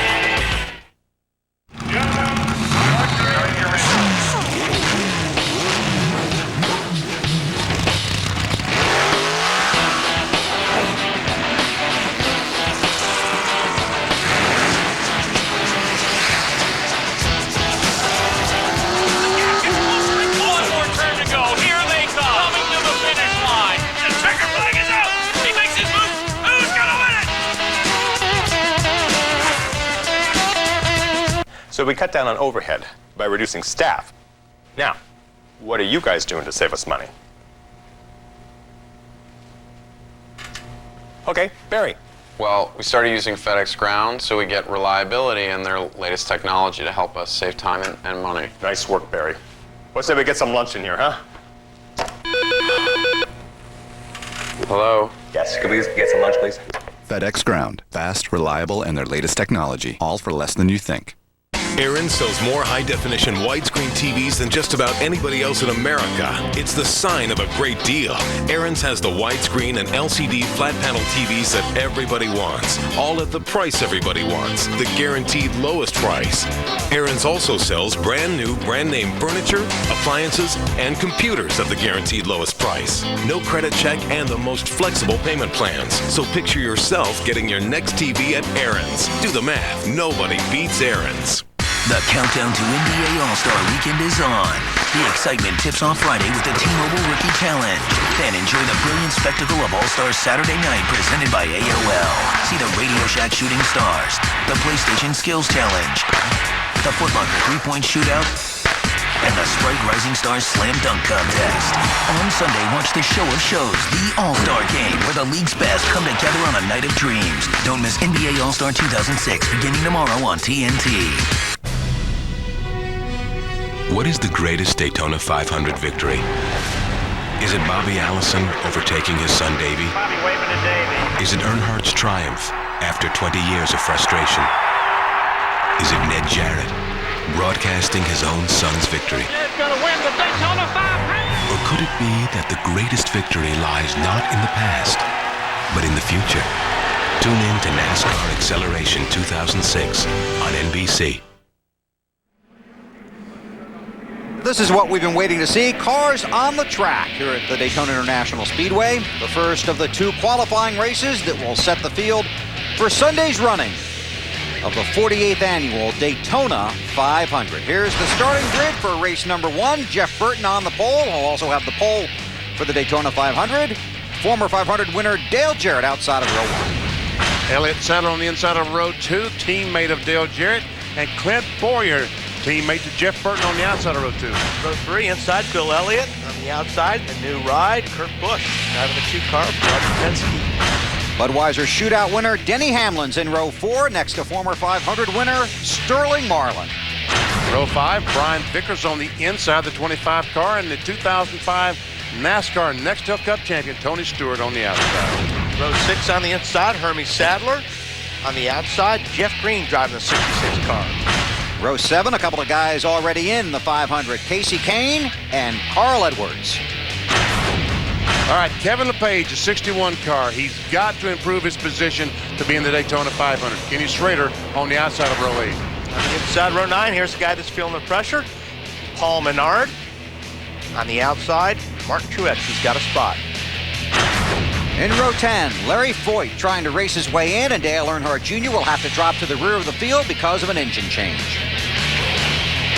In row 11 on the inside, Randy LaJoie and Derek Cope on the outside. 2 drivers that must go forward to race Sunday.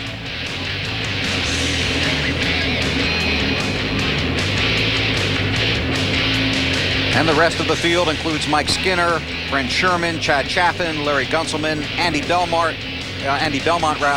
Matt Kenseth, and Jimmy Johnson. There we go. There's Mike Skinner on the inside. He's got to race his way in. Chaffin has to drop to the rear of the field, missed the drivers' meeting, we're told.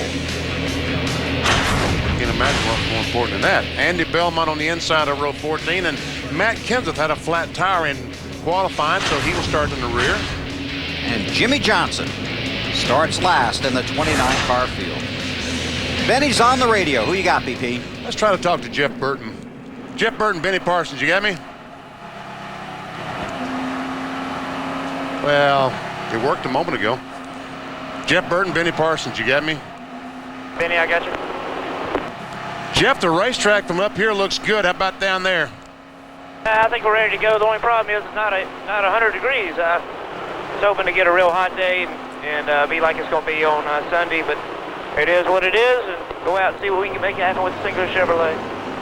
Well, yesterday during practice, it was pretty warm. Your car was okay?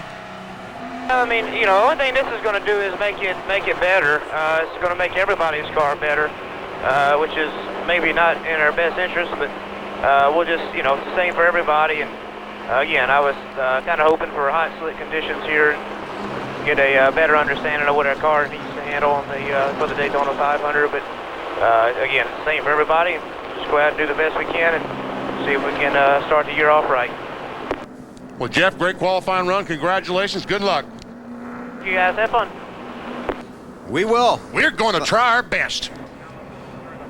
Uh-oh, this is not good. 23 car, Mike Skinner already in pit lane. They're taking the air cleaner off. He has Must to be race a his way carburetor problem. See the NASCAR official watching the team. Now, you put tape over the cowl so no water or anything gets in there. Actually, I think that was the seal off in between the cowl and the windshield. To try and force more air in there. So they work on Skinner's car on pit road. Final stories from pit road. Let's start with Marty. Well, Bill, let's introduce you to Damian Grubb. For 3 years, he's been the man on the pit box right beside Chad Knaus. This week, he will make the calls for Jimmy Johnson here at Daytona. And you know, fill-in crew chiefs for Hendrick Motorsports have a pretty good record. According to team officials, the last 2 fill-in crew chiefs have won their very first race, the late Randy Dorton at Talladega and Brian Weitzel at Martinsville. Damian, very experienced up here. He's been the team engineer for a while. Would love to deliver another win to Hendrick Motorsports, this time in the Daytona 500. Matt. You heard Carl Edwards talk about how special it is not only to drive through the gate here at Daytona as a driver, but to go to victory lane like he did in the Craftsman Truck Series here 2 years ago. Now, he didn't have a stellar showing in the Budweiser shootout. Would love to rebound and have a solid run here in his Duel 150, earn a good starting spot for Sunday's 500-mile race, and get a very good pit selection, so that way he can take out the option of the issue of a hindrance on pit road, and he has a good pit selection. So they're hoping for a good day today. Dave? Matt, rookie Denny Hamlin has a challenge of restoring confidence both in his race car and in himself. We talked to him earlier. He feels pretty confident about himself after practicing his Busch car yesterday and getting over that little wreck he had in practice. But remember, he hasn't had any laps in this race car. The team went to work on it yesterday afternoon. He will have what he had when the green flag drops, and hopefully it's as good as it was earlier in practice. Alan? Every stock car driver dreams of racing in the Daytona 500, but not every driver has the big sponsor, the engineers, and the aerodynamicists to back him up. Many of those underdogs came here to Daytona this week anyway, against great odds and at great expense, to try and race their way into the 500 today and realize their Daytona dream. Who's smiling at the end of the day? That's what today's all about. We'll see after 150 miles times 2. Bill? Thanks, Alan. You guys enjoy the qualifying races down there this afternoon. Mike Skinner has returned to the track. Randy LaJoie has also been on and off of pit road in the 64 car. The field has gotten the 1 to go sign. They're half a lap away from taking the green flag in the first of the 2 qualifying races this afternoon. An update on Skinner from Alan.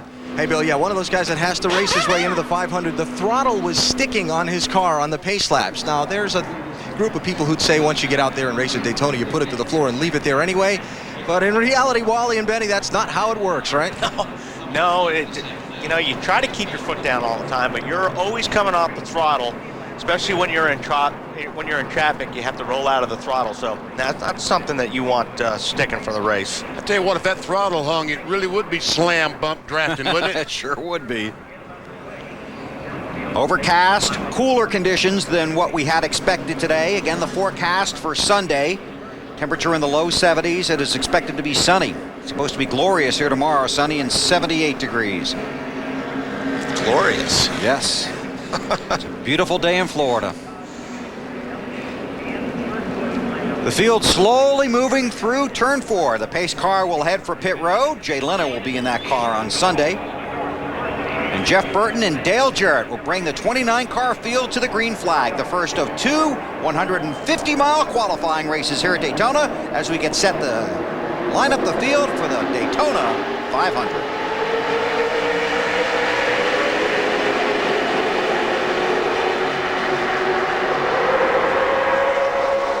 Jeff Burton's teammate, Clint Bory in the 07, giving a great push to Dale Jarrett. Kurt Busch drops down to the bottom behind Elliott Sadler in that 38 car.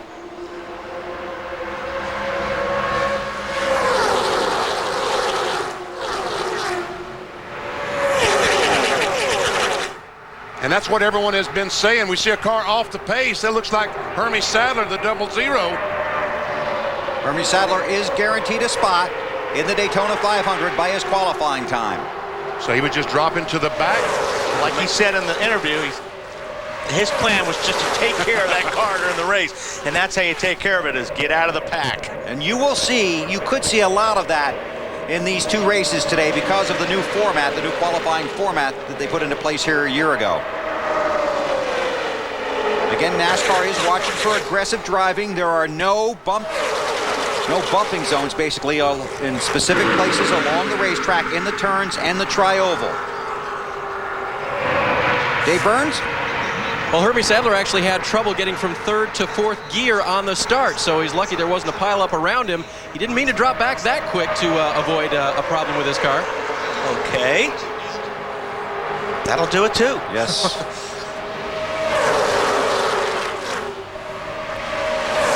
Burton in the 31 car, Dale Jarrett in the 88. Good crowd here at Daytona this afternoon, 200,000 here on Sunday. The cars in yellow on the ticker at the top of the screen are the drivers that must race their way in. Now, Bill Elliott and Hermie Sadler are already guaranteed a spot in the Daytona 500. This race will determine whether they get in by their finish position in this race or use their time from qualifying. A lot of guys hoping that Sadler and Elliott race their way in. That would open up 2 more positions based on time. Brian Vickers in his interview talked about going to the middle. He's trying his best to get to the middle. A lot of drivers marveling how fast it is in the middle of 3 cars wide. Marty Snyder. Well, I talked to Elliott Sadler this morning in the bottom lane there, Bill, and he told me that the bottom was very rough on this racetrack. He said, I would like to stay down there because I think it's a faster way around, but it's so rough, it's hard to keep your car down there, Alan.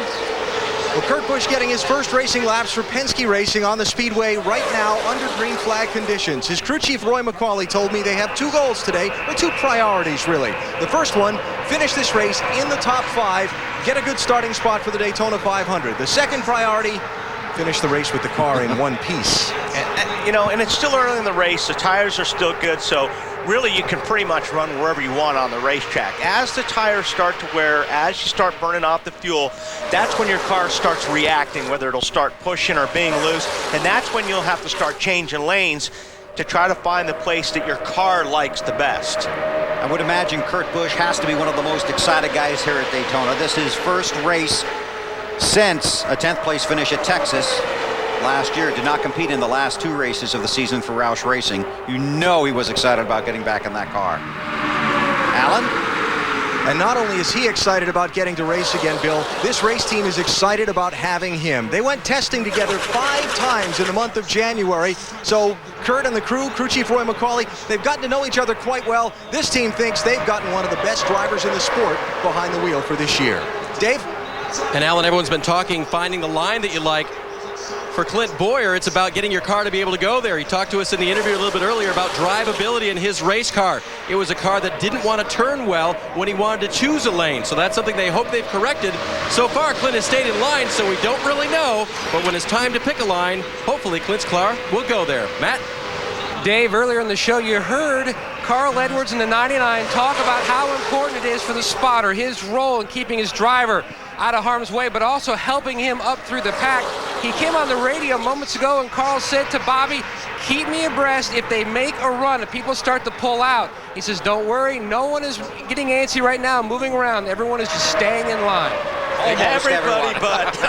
Everybody but the 8 car. Earnhardt Jr. up on the high side trying to make some things happen up there. And look at all the instant friends he gets. Jimmy Johnson, Paul Menard in the 11 car also was one of the first cars to head to the outside and start trying to make something happen because the cars were just right around 2 abreast. And Menard said, I got to go. The guys in the front of the field really have nothing to race for, so they're going to stay in line as long as possible. Now that's starting to break up a little bit. Marty? Well, earlier we heard Jimmy Johnson say he was going to come up through the field, but very carefully as he came up through the field, he thinks his car is very fast.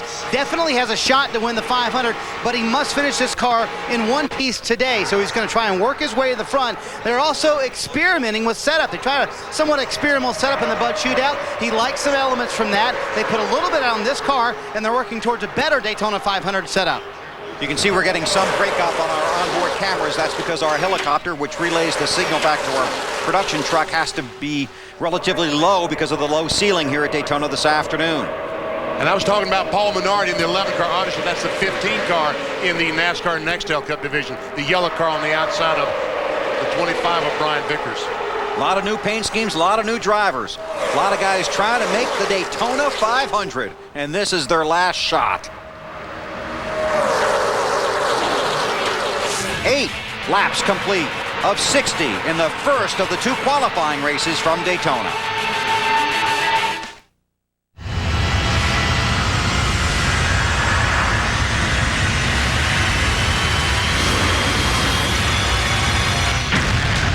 Coming to TNT. We have 18 days before it hits Earth. Hold on! We have one chance to save this planet. Armageddon. Saturday, February 25th at 8 on TNT.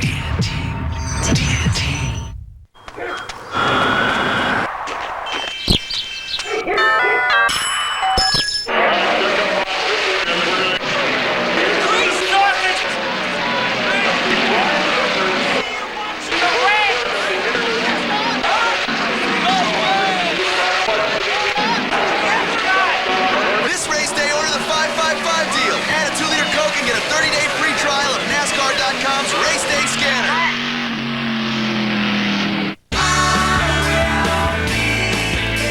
23 trips to the doctor, 7 trips to the vet, 76 trips to the grocery store, 3 weekend getaways, 1 vacation with everything on it, 4 recitals, 23 soccer games, away, and back and forth to work every day in between. You depend on your vehicle for a lot over the course of a year. Make sure it stays dependable with regularly scheduled maintenance at your local Napa Auto Care Center. The 2006 NBA All-Star Game is coming to TNT, and the countdown is ready to commence. T-minus 3, 2, 1, liftoff. Oh, he just sucked the gravity right out of the building. That was unbelievable. Watch the NBA's biggest stars, the 2006 NBA All-Star Game, Sunday at 8, only on TNT. Why do they call 7 lucky? Go ahead. Because it all goes down at 7. Take a long walk, fellas. The crime. Detective! The case. I don't buy this for a minute. Arrest him. The cause. Now's the time to round them all up. Excuse us. New York City Police Department. Weeknights at 7. Law and Order. It's your lucky day. See what we can do. Law and Order. Every weeknight starting at 7. Only on TNT. You have something to say? TNT. The Daytona 500 qualifying races from Daytona International Speedway, brought to you by Napa Auto Parts. Napa, get the good stuff. And by Domino's Pizza.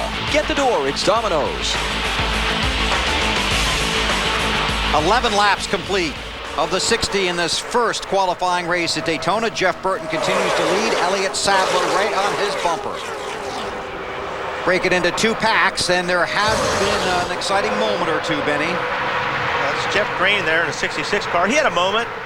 Car got a little bit loose in the corner and doing everything he can to just hang on to it. 17 car Matt Kenseth backed off a little bit when he saw Jeff Green get loose. And there's the domino effect behind them is where everybody bunches up. That's right. I think the 15 almost gets in the back of the 48, turns him around.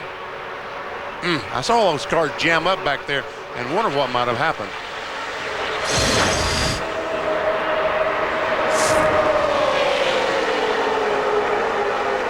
Laps are complete. Alan? Well, Bill, as much on the leader as it is the leader working with the car behind him. Jeff Burton in the 31 radioed to his spotter, Rocky Ryan, a minute ago to ask Elliott Sadler's spotter how his car was performing. If he needed Burton to do something different in the corners, he would continue to work with him. Remember, these two guys both from Virginia.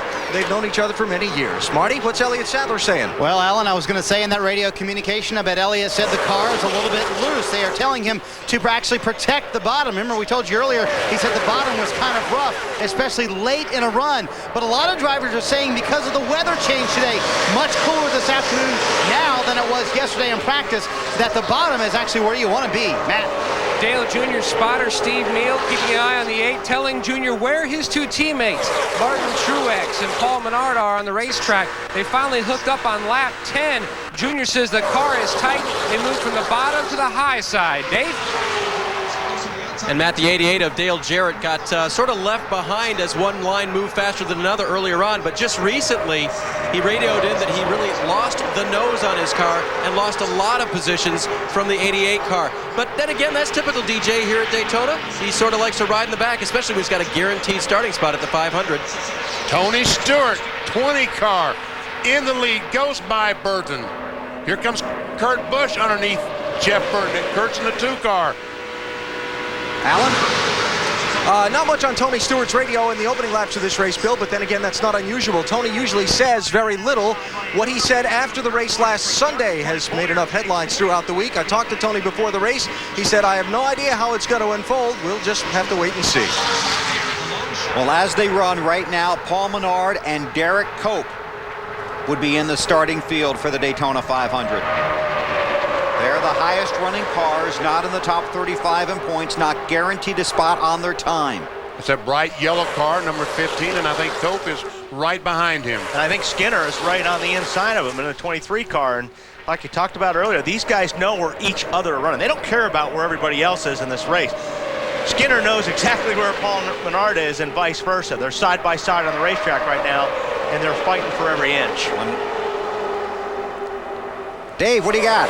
Check with crew chief Kevin Caldwell for the 00 car of Hermie Sadler, and he tells me that they were having overheating issues with this car yesterday. They tried to fix it by working on the grill work in the front of the car. He says, we didn't get it, but we don't want to burn up this motor. It's not worth it. And Wally, last time by, Skinner got by Menard. He currently is qualifying for the Daytona 500 if he can just stay there. That's Skinner in the 23 car. This is back about 15th. Skinner in 15th, Menard 16th last time by. But this time it may be different when they cross the line because Skinner's dropped back a little bit. So as they come across the line, they'll score different this time. And that's what it means. You have to come across the line first. Alan? I just talked to Bill Davis, the team owner for Mike Skinner in that 23 Wally. Asked him about the throttle sticking problem. He said it's intermittent. It's actually still there from time to time, but they're going to keep running anyway and see what happens. So Skinner has his hands full and a throttle that occasionally sticks. That can make a difficult job even more challenging. Tony Stewart leads the first qualifying race at Daytona. This is who I am. This is where I'm from. This is what I believe in when the day is done. This is Budweiser. This is clear. Budweiser. The king is here. This is Budweiser. This is beer. Pizza Hut's new Cheesy Bites pizza with the poppable crust. These bites were made for popping, and that's just what they'll do. One of these days, these bites are gonna pop right into you. The new Cheesy Bites pizza from Pizza Hut. A pizza with 28 poppable bites packed with melted cheese. $11.99 for a large. One of these days, these bites are gonna pop right into you. The new Cheesy Bites pizza from Pizza Hut. Listen to your favorite driver live with Race Day Scanner. Get it and other exclusive content online through AOL.com/sports and NASCAR.com. You guys are awesome! The 2006 NBA All-Star Game is coming to TNT, and the countdown is ready to commence. T-minus 3, 2, 1, liftoff. Oh, he just sucked the gravity right out of the building. That was unbelievable. Watch the NBA's biggest stars, the 2006 NBA All-Star Game, Sunday at 8, only on TNT. Why do they call 7 lucky? Go ahead. I'm buying. Because it all goes down at 7. Take a long walk, fellas. The crime. Detective! The case. I don't buy this for a minute. Arrest him. The cause. Now's the time to round them all up. Excuse us. New York City Police Department. Weeknights at 7. Law and Order. It's your lucky day. See what we can do. Law and Order. Every weeknight starting at 7. Only on TNT. You have something to say? TNT.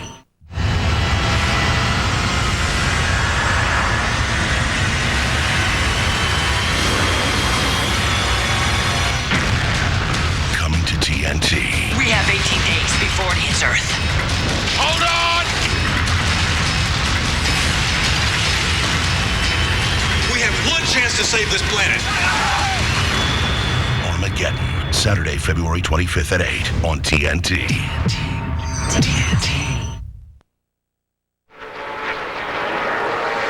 Saturday right here on TNT, 1 o'clock. It's the Hershey's Kissables 300 for the NASCAR Busch Series. And then Sunday on NBC, the 48th annual Daytona 500.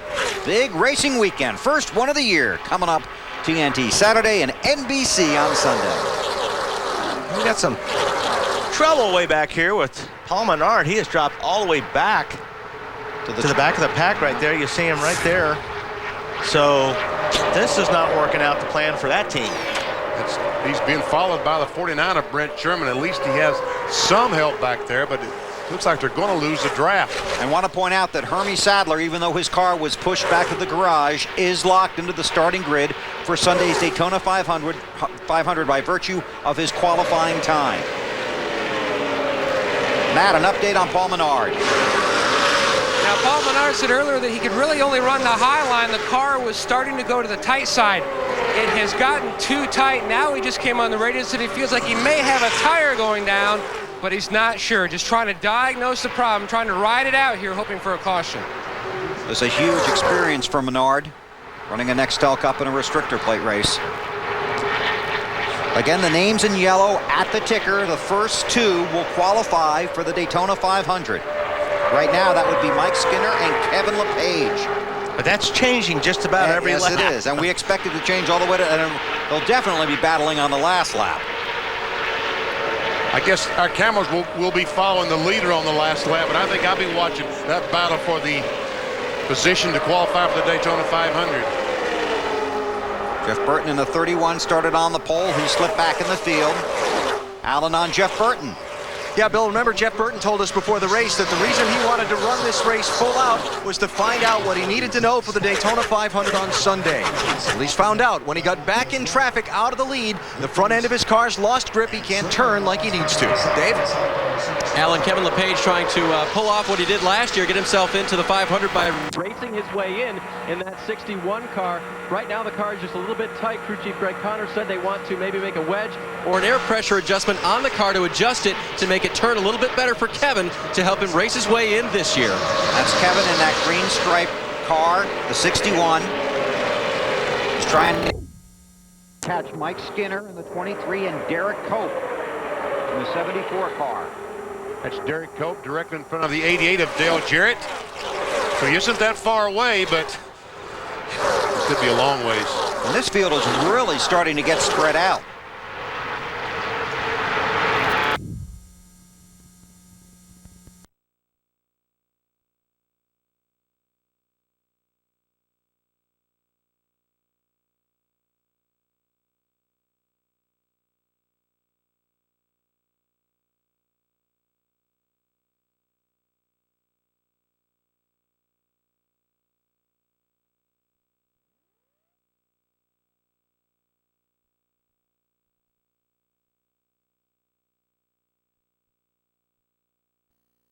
He said he was free for a little while, and what he did was he actually turned off the fans that blow on the tires, and that made the car tighten back up for Brian. We're about 8 laps from pit stops, guys. And these right front tires on these cars, there were some issues with those in practice. Some cars, 30, 33 laps, tires were worn out. Pit stops are coming. We'll step out. If anything happens, we'll break back in. Pit stops coming up in the first qualifying race at Daytona. Why do they call 7 lucky? Go ahead. I'm buying. Because it all goes down at 7. Take a long walk, fellas. The crime. Detective! The case. I don't buy this for a minute. Arrest him. The cause. Now's the time to round them all up. Excuse us. New York City Police Department. Weeknights at 7. Law and Order. It's your lucky day. See what we can do. Law and Order. Every weeknight starting at 7. Only on TNT. You have something to say? TNT. I know it's only been a month, but I have a really good feeling about us. My mother loves you, my cats love you. I hope you don't think I'm rushing things here. I see us spending our lives together. I see us sharing things and growing as people. I just... Oh! I love you too! I will! No. I have to call my mom. Need to keep your car moving? To get the car maintenance advice you need, go to NASCAR.com and click on Auto Service. I'm getting married! I've got sunshine on a cloud, On a cloudy day. when it's cold outside. I've got the month of May. Well, I guess you said What can make me feel? What can make me feel this way? My girl. My girl. My girl. Talking about my girl. That's all right, dog. He made the song his own. Little Debbie, unwrap a smile.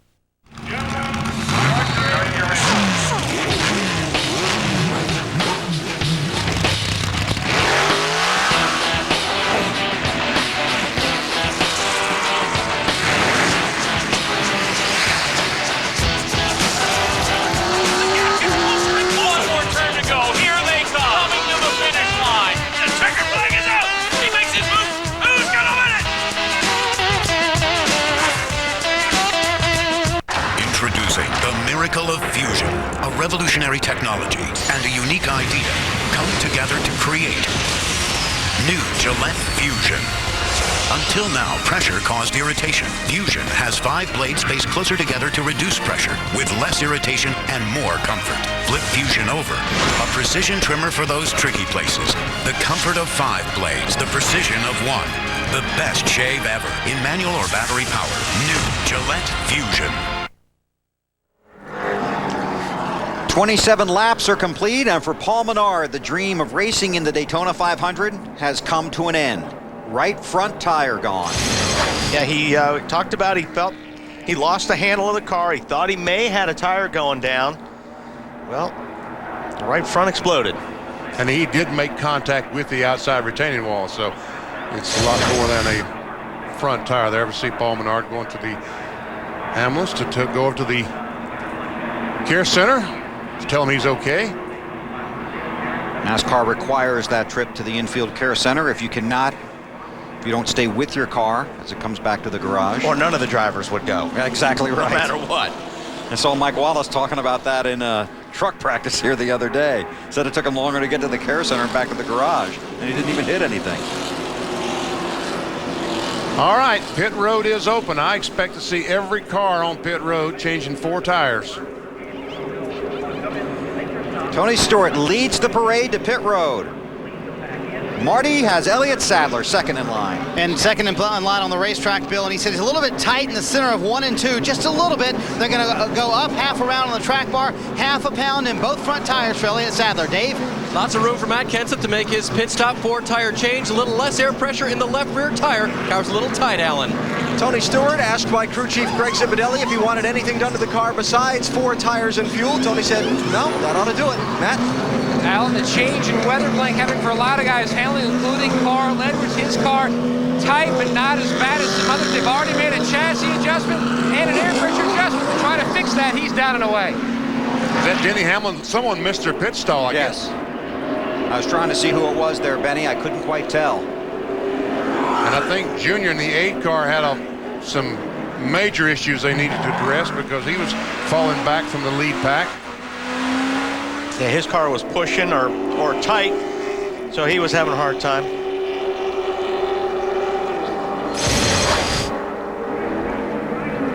Now, bump drafting is a topic of conversation here at Daytona. That's on the straightaway. That's okay, right? That's fair. Yeah. Pace car or not. Tony Stewart having some fun with the pace car. Brad Bodine, the pace car driver. Probably knew that was coming. Under caution here at Daytona, defending series champion Tony Stewart out front. Ma'am, you don't have it, do you? I do. I have it. Just. Mind stepping out of the car, ma'am? Cool. Mom's going to jail. I'm State Farm agent Bob Cottle, and this is a true story. I didn't have proof of my insurance. You know you're supposed to have that with you at all times, right? Yes. I didn't want her to have to go to court. He brushed it right over. He came to the scene. I couldn't believe it. You know, with that kind of service, maybe I should switch my insurance. Great service and great rates. You can get it all from State Farm. Let us prove it to you. Talk to an agent today. Like a good neighbor? State Farm is there. Could y'all step away from what you're doing? Don't need to be a bitch about it. If I liked being called a bitch to my face, I'd still be married. Hi, Mama. She waltzes in here from 3,000 miles away, and she outranks me. We need to focus on progress. Have you been able to figure out how Dr. Coyer was able to get rid of his fingerprints? Yes. Oh, okay. Why does everyone think I'm so horrible? Kira Sedgwick is The Closer. Tuesday at 10, only on TNT. Thank you. The countdown to NBA All-Star Weekend is on. The excitement tips off Friday with the T-Mobile Rookie Challenge. Then enjoy the brilliant spectacle of All-Stars Saturday night presented by AOL. See the Radio Shack Shooting Stars, the PlayStation Skills Challenge, the Foot Locker three-point shootout, and the Sprite Rising Stars Slam Dunk Contest. On Sunday, watch the show of shows, the All-Star Game, where the league's best come together on a night of dreams. Don't miss NBA All-Star 2006, beginning tomorrow on TNT. Why do they call 7 lucky? Go ahead. I'm buying. Because it all goes down at 7. Take a long walk, fellas. The crime. Detective! The case. I don't buy this for a minute. Arrest him. The cause. Now's the time to round them all up. Excuse us. New York City Police Department. Weeknights at 7. Law and Order. It's your lucky day. See what we can do. Law and Order. Every weeknight starting at 7. Only on TNT. You have something to say? TNT.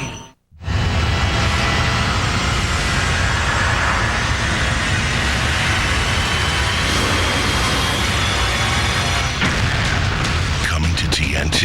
We have 18 days before it hits Earth. Hold on! We have one chance to save this planet. Armageddon. Saturday, February 25th at 8 on TNT. TNT. The All-Star Weekend on TNT for the NBA tips off tomorrow, but we've got plenty of action beginning tonight. First is the 76ers and the Bulls, then the Rockets and the Suns. A doubleheader tonight beginning at 7, then 9 o'clock tomorrow night, the Rookie Challenge. Then NBA All-Star Saturday, a three-point competition, slam dunk competition. I think Wally's in that. And then the 55th annual NBA All-Star Game, 8 o'clock Sunday night. You'll see it all right here on TNT. Wally's got to reach the rim to slam dunk. And Wally and I can't. We saw the 15 of Paul Menard blew a right front tire.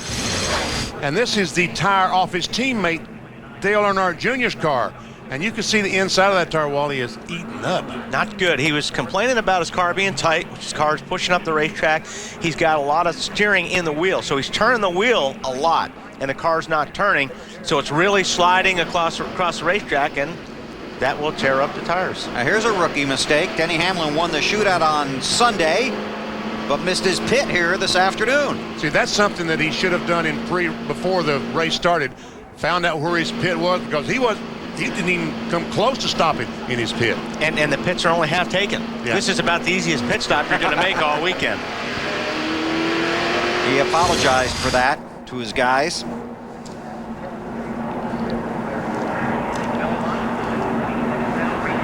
So he had to go around and come back to pit road.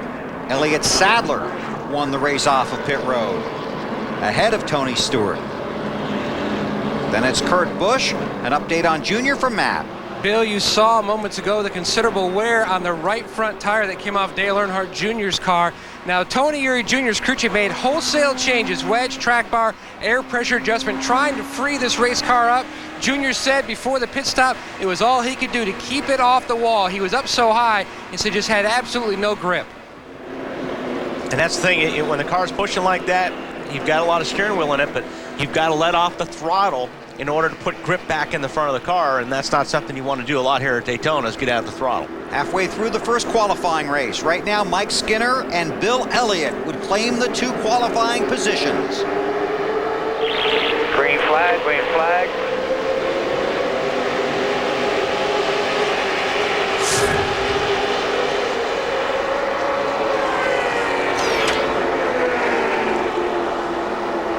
We watch the field get up to speed and check with Martin. And Paul Menard has just come from the Infield Care Center. I can't imagine the emotions knowing you're going to miss the Daytona 500. Yeah, it's too bad. The car was awesome there for a long time, and it started getting really tight, really tight, and we finally just lost the draft. I don't know if we had a slow leak. I think it just tightened and wound up blowing the right front tire going through a trial. Well, that's the way it goes. It's too bad, but we got a hell of a race car in our Busch car, so we'll give the Pittsburgh Paints Menards Chevy up there. Said he knew a tire was going down, but there wasn't much he could do about it. Especially in this situation. Yeah, you can't come in. I mean, you can come in and change it, but you've lost the pack. You're going to go a lap down, and then you're out there just riding. So you sometimes got to roll the dice, and that's what they did. Tony Stewart out of line. Wow, look at Busch. Kurt Busch. He's going somewhere. Alan? Tony Stewart just called in. He's got a big vibration when he turns the wheel on the car. They're getting the pit crew up on the wall. They may be bringing him in to replace a tire. How many times do we see a pit stop and a wheel left loose? And this is the result. And he gets a break because there is some rain on the backstretch. NASCAR has thrown the caution flag. Field is frozen. 18 scoring loops around this 2.5-mile track. When the caution comes out, the field positions are frozen. Matt, another break for the 21. Bill Ken Schrader came on the radio after half a lap and said, boy, we have a heck of a vibration. Came right after the pit stop. Good break for those guys in case they do indeed need to pit to check and see if they have loose lugs. Schrader hasn't said anything else since he made that initial comment, though. On the 20 car, Jeff Chandler, this is his first time back. He used to change tires. He's taken some time off. But our Joe Hussey, the normal front tire changer, had an operation or something, so he's going to be out for a couple of months. Jeff took over, so Jeff, you got to get him tight. I'm assuming that's what's wrong. I was going to say, you just threw him under the bus. Yeah, I'm assuming that's what's wrong. Alan? Yeah, before you roll that bus backwards in reverse there, Yeah. BP, Tony just called and said he thinks it might be the rear tire that's loose from the feel of it. So I think we'll all just wait and see when the car comes in and see what it actually is. Let me take that shoe out of your mouth, BP. You want to throw the rear tire changer under the bus, BP? No. No comment. No. BP shut down. Nope. No comment. I just was making the point that the normal front tire changer is not here for the next couple of months. We believe you, BP. Okay. And Jeff is taking over. By the way, your cell phone's ringing. It's Chandler, I think. Alan? No buses beeping and backing up this time, but an interesting strategy decision for the team to make. Greg Zipadelli just called Tony Stewart and said, you know, this race is after halfway, so why don't we stay out there in case it does rain and it gets called and becomes an official race. If we do end up going back green, we can duck in and change the tires just before the restart. So a little bit of thinking there to do. And good call on the part of the crew chief, huh? That was a good call. Pit road is closed right now. I guess they're going to red flag. They're going to bring the field down pit road and park the cars. We were delayed by rain. It is raining again here at Daytona, the first of the 2 qualifying races for Sunday's Daytona 500. Bring down the new Cheesy Bites pizza, please. Are you ready, Bites? Start popping. These bites were made for popping, and that's just what they'll do. One of these days, these bites are gonna pop right into you. The new Cheesy Bites pizza from Pizza Hut. A pizza with 28 poppable bites, packed with melted cheese. $11.99 for a large. Jessica, we'll have what they're having.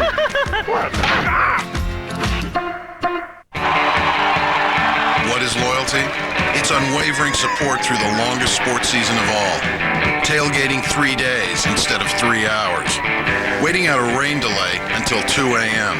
Loyalty is proudly wearing this. Accepting temporary hearing loss as a badge of honor. Loyalty is cheering as loud as you can, even if they can't hear you. Loyalty is being a NASCAR fan.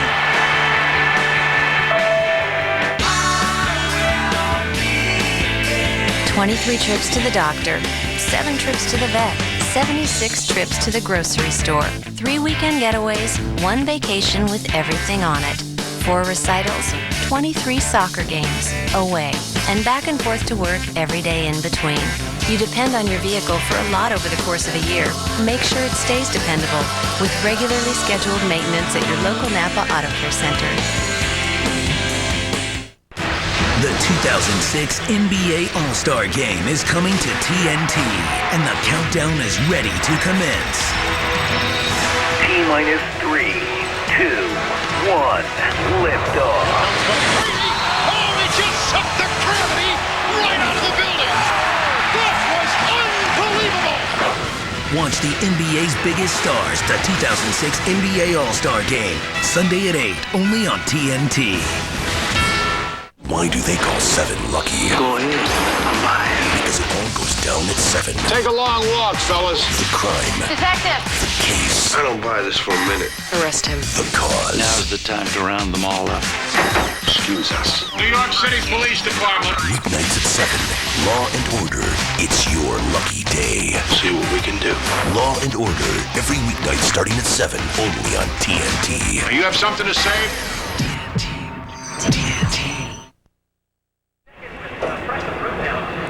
The red flag is out here at Daytona, the first of the 2 150-mile qualifying events.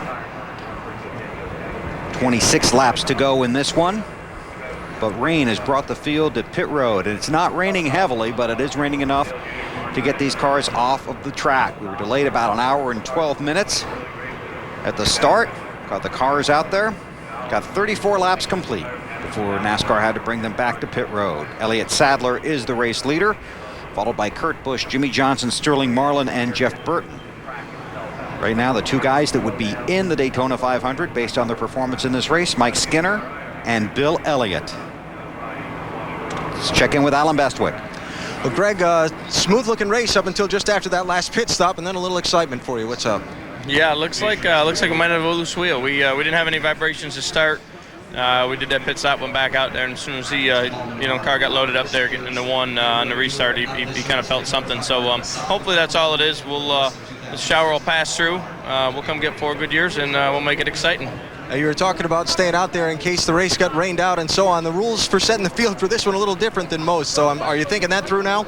Yeah, I mean, obviously we're in 8th, and it's just a shame we were leading this thing 4 or 5 laps ago, but it is what it is. We got a good enough car. We'll get back to the front today, and if it rains out, we'll get back there on Sunday. All right, thanks for the time.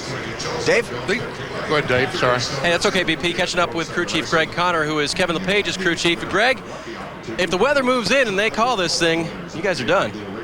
Yeah, I don't know how they'll play that out. If we have to run the whole race, if they don't get the second race in, how that works out. We were in pretty good shape right when the caution came out. We were second, and then we didn't get it all the way full and had to come back in. So now we're about 4 spots out from where we need to be. So hopefully it'll clear up, and we got all night. They got lights, so we can get another. I was going to ask you if you remember they had lights here. You'll wait all night, won't you? Oh, yeah. They don't race till Sunday, so we can race tomorrow if we need to. But they'll do whatever they can do to get it in, and hopefully we get the AMP Energy drink forward back up near the front.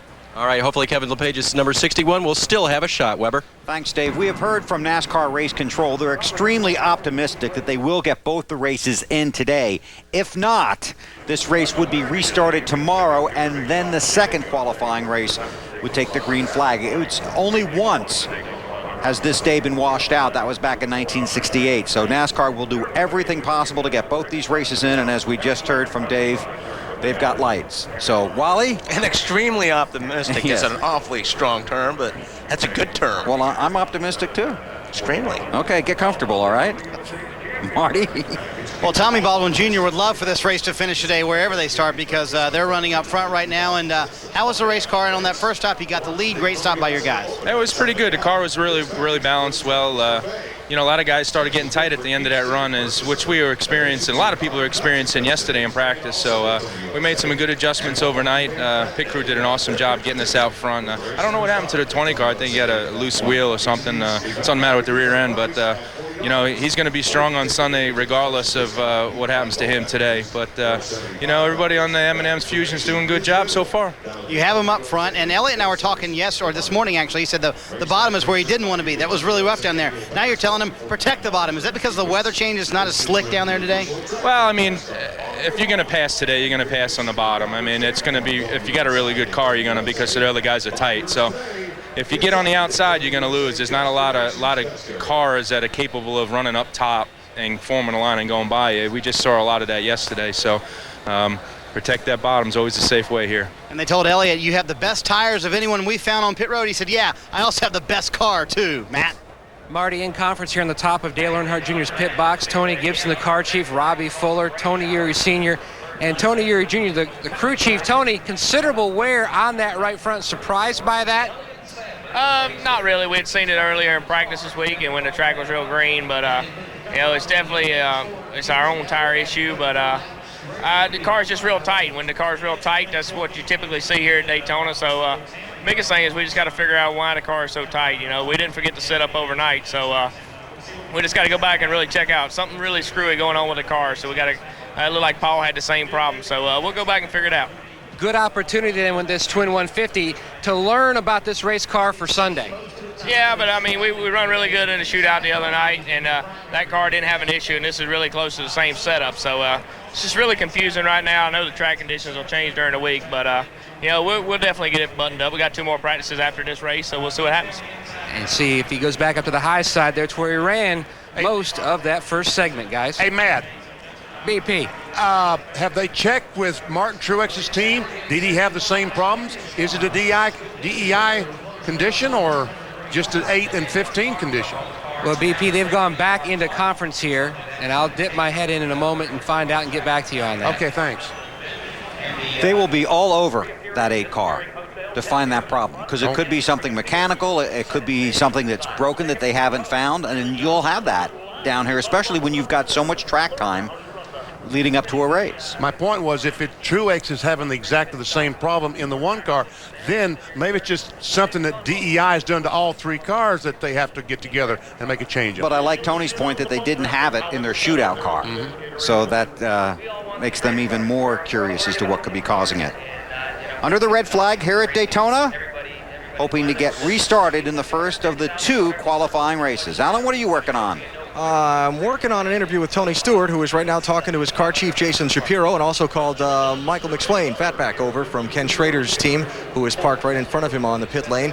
They're huddling now about the way Stewart's car has behaved in this particular segment of the race.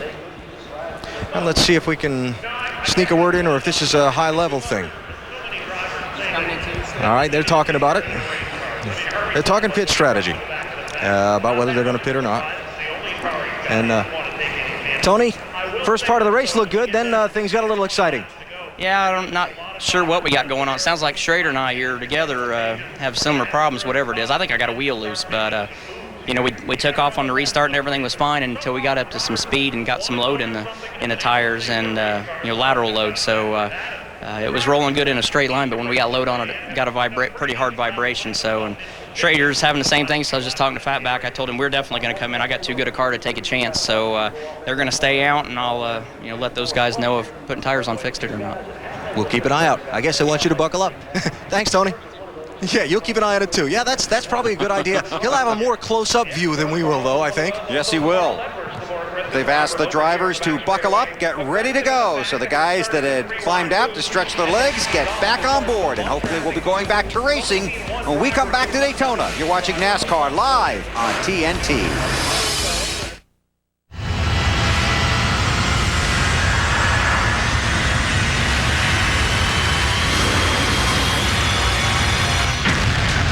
Coming to TNT. We have 18 days before it hits Earth. Hold on! We have one chance to save this planet. Armageddon, Saturday, February 25th at 8 on TNT.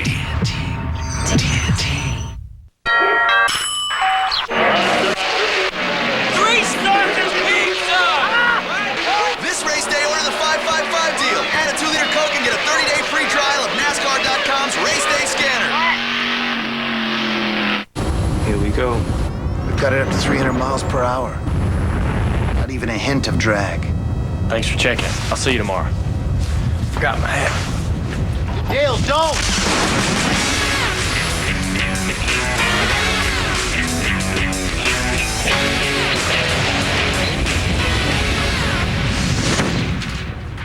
Show off. Okay, bad idea! Three Starkers Pizza! This race day, order the 555 deal. Add a 2-liter Coke and get a 30-day free trial of NASCAR.com's Race Day Scanner. The countdown to NBA All-Star Weekend is on. The excitement tips off Friday with the T-Mobile Rookie Challenge. Then enjoy the brilliant spectacle of All-Stars Saturday night presented by AOL. See the Radio Shack Shooting Stars, the PlayStation Skills Challenge, the Foot Locker 3-point Shootout, and the Sprite Rising Stars Slam Dunk Contest. On Sunday, watch the show of shows, the All-Star Game, where the league's best come together on a night of dreams. Don't miss NBA All-Star 2006, beginning tomorrow on TNT.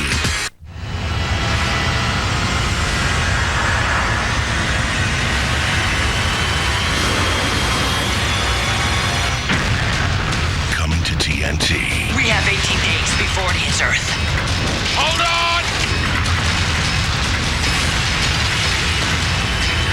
We have one chance to save this planet. Armageddon, Saturday, February 25th at 8 on TNT.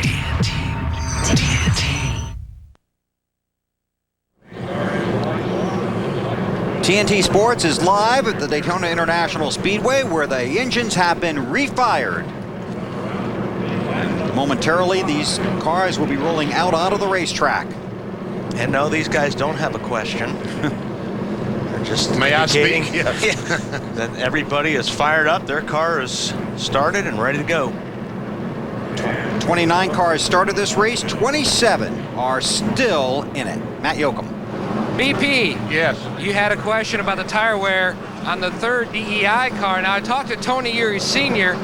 He said that judging from what Paul Menard went through and what the 8 has gone through, they haven't even had a chance because they are so surprised over this tire issue. They had no idea that they would have this big of a push and this tire wear issue. They haven't even had a chance to talk to their teammates down on the 1. But let me throw it down to Alan Bestwick, who's in Truex's pit. AB? I have had a chance to look at the tires that came off Martin Truex's car, Matty. There are cords showing on that right front. I just talked to Richie Gilmore, who heads up the DEI racing operation. He said, yeah, all 3 cars, similar handling characteristics, similar problems. And I guess all 3 of them have a similar amount of work to do to get ready for later in the week. So BP, I'll make that 2 out of the 3, huh? Because 1 won't be in the 500. That's right. That could be a choice of spindles, perhaps, or control arms that they're running. They're all doing something the same, but it could be a number of things.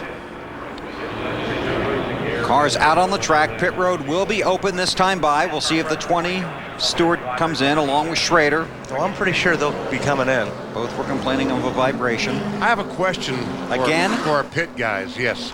Mike Skinner, need to check and see if he changed 2 or 4, because he came out a pretty good ways in front of his competition, and surely to goodness he didn't change 2 tires. Well, we got Alan running all over down there. We'll just put him on that, okay? Put our best man on the job. I've seen Alan run. That may take a while. Oh, jeez. You are in mid-season form, Wally. I've just really missed you, Bill. 34 laps complete. Working lap 35. 60 lap event. Starting spots in the Daytona 500 on Sunday on the line. Another race to go after this one. Pit road is open. The field will get the 1 to go. Here comes Stewart. And where's Schrader at? Was right in front of him. Yeah, Ken Schrader staying out. So Tony Stewart, the defending series champion, comes to pit road. And again, your finishing position will also determine your starting position in the Daytona 500, and that also determines your pit position. Junior's also on pit road, and a handful of others. Alan. Well, Greg Zipadelli just told his crew, all right, we're pitting on 1 to go. Go around, change the tires, get a good look at the wheel spacers, make sure there aren't any bolts backing out that might cause that vibration. Tony Stewart came on the radio, said, if I'm wrong about this, I'm sorry, but I didn't want to take a chance on trashing a good car when we didn't have to. Matt? Alan, now after seeing how tight the race car was by the considerable tire wear on that right front, Tony Uri Jr. brought Dale Jr. back down pit road to make more adjustments on the Bud Chevy, and he's away. And he also gets a fresh set of tires. So Junior heads back out. Stewart now leaving pit road.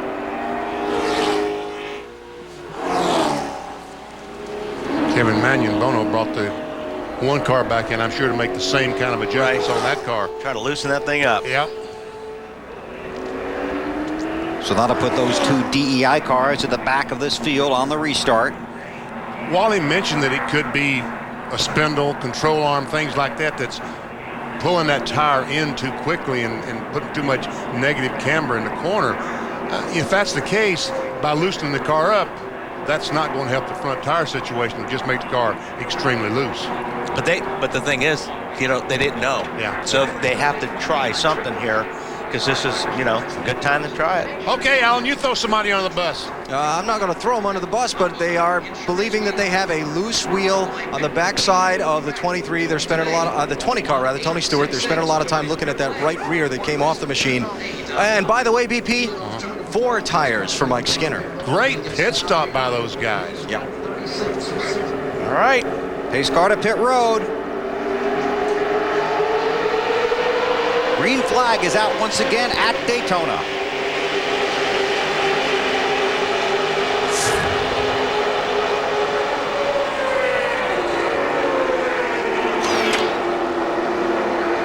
Boy, Elliott gets a great start. That may be trouble when the rest of these guys get up to speed and line up. Yeah. Because you don't want to get too far ahead, because the rest of the guys can basically slingshot by you. Right, all these guys behind him have a lot of momentum. There's a bunch of those cars from Jimmy Johnson and the 48 back, but we'll see if he tries to make a pass. If he's got the momentum when he gets to Kurt Busch in the 2 car, well, he'll swing high and see if he's got friends go with him. And that car in 4th spot, that green car you might not be familiar with, is Sterling Marlin.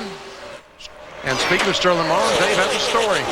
I got a story to tell you, BP. It's actually a good story about good tire wear for Sterling Marlin. Crew Chief Doug Randolph told me no issues with their tires when they came off. And in fact, near the end of the run is when Sterling really likes his race car. He says 20 laps on the tires, this thing can really pass on the outside line. Look for that late in today's race and maybe Sunday. Marty? Dave, meantime, on Jimmy Johnson's pit stop, they were going to, quote, take a big swing at it. The car extremely tight on the first run for Jimmy, so they did wedge and track bar trying to loosen that car up, and it's getting exciting, guys. It sure is. Jimmy Johnson in the middle of 3 wide.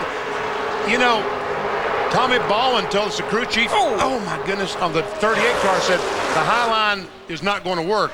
I thought Kurt Busch was going to take the lead on the outside. Well, you know what? If he would have had somebody that would have helped him, he probably would have taken the lead. But he went up there and nobody went with him except for Sterling. But it was too late when Sterling went high.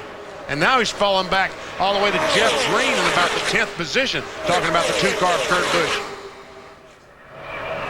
That's Johnson in the 48 in the middle, Dale Jarrett in the 88 on the inside.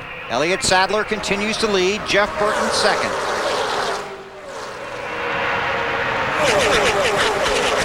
The top 2 drivers not already locked into the Daytona 500 starting field will qualify for the race.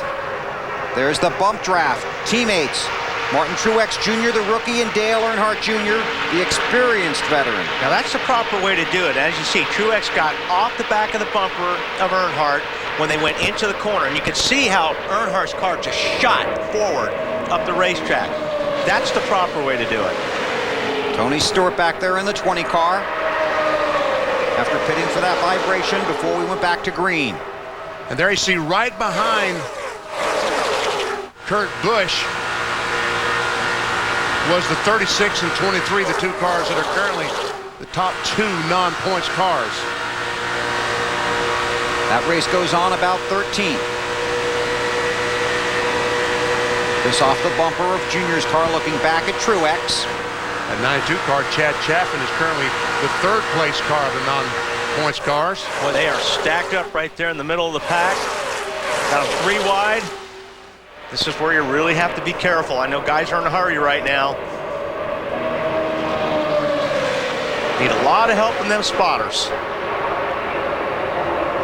Junior, in the middle of the pack, they're bump drafting. You see Junior on Jeff Green on the bumper. And Kevin LePage in that green car is in the middle behind Tony Stewart, trying to go by Mike Skinner for that last spot, qualifying spot. There was Mike Skinner on the outside of Tony Stewart. And LePage goes by. Allen. Yeah, Bill, Tony Stewart called in, said his car feels good now. They fixed the problem. And then he said, sit back and enjoy the show, boys. This should be fun. And you see how these cars are moving around, and that's how it feels like when you're driving one of these cars. These things aren't just stuck to the racetrack like it looks like when you're watching from the grandstands. These cars float, and you're doing this at 185, 190 miles per hour, and they're constantly moving around the racetrack, and it's really a handful. And the hotter it gets and the more slick the track gets, the more difficult it becomes. Yeah, the more the car will slide. You'll use more racetrack, and that's when you start working the throttle. But as you can see, Stewart's been full throttle all the time. We'll watch him going into the corner. Sometimes he'll just drag the brake a little bit. You don't want to get off the throttle. You'd rather just drag the brake. But his car's handling very well right now. Look at how bumpy it is down there. Man, look at those cars moving around. Tony lost front end a little bit coming off turn 4 there. And got out of the throttle, and just that little bit out of the throttle, he lost 2 car lengths on the car in front of him, just like that. That's Truex Jr. in front of him.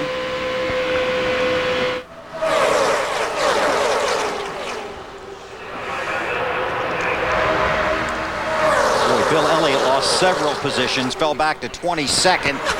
Kevin LePage and Mike Skinner, the 2 cars now that would be in the Daytona 500. There's Tony jumping out of line. This blows by Brian Vickers in 25. Trying to catch his unofficial partner there, Earnhardt Jr. They draft together very well, the 20 and the 8. Coming around a complete lap 43 of 60.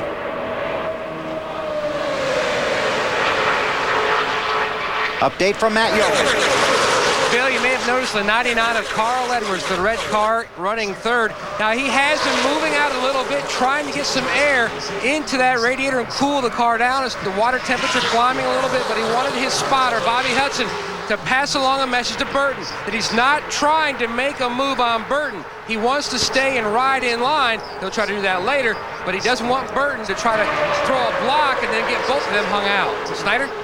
Well, Matt, meanwhile, up front, Elliott Sadler has exactly what he wants to see in his rearview mirror. Single file racing behind him, lining up behind him. Jeff Burton right now, he said he wants those guys to kind of pull away from that other pack, and he wants to try and win this race. Tommy Baldwin on the radio, almost every lap, protect that bottom line. The better your finishing position in this race, the better your starting position in the Daytona 500. That's what the guys already locked into Sunday's starting field are racing for right now. A better starting spot and a better pit stall.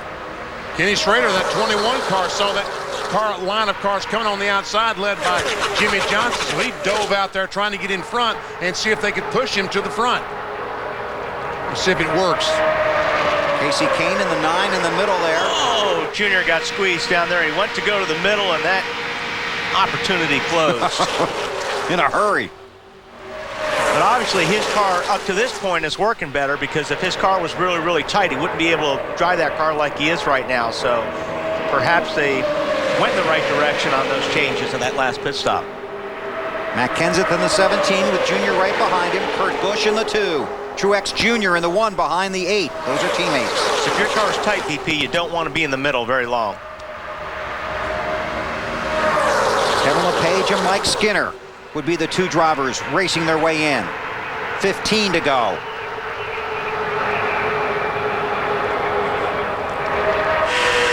On board with Junior, looking back at Truex.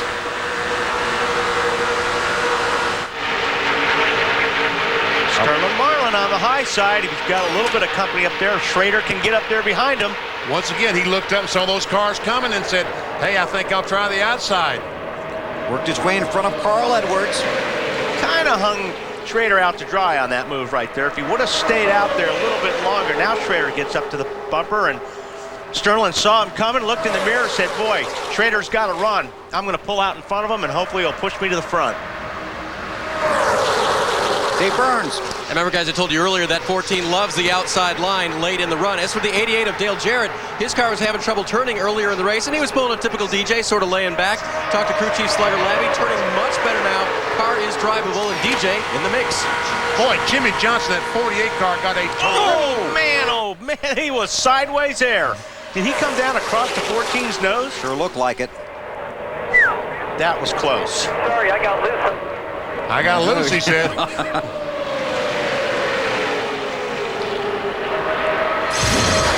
Here it is. 48. just got tapped a little bit, but good job by Matt Kenseth in the 17. very close racing here. He thought he was clear, and he drove down on top of the 14. The 14 was there. Good save and a good job by Sterling for backing off just a little bit to let him regain it.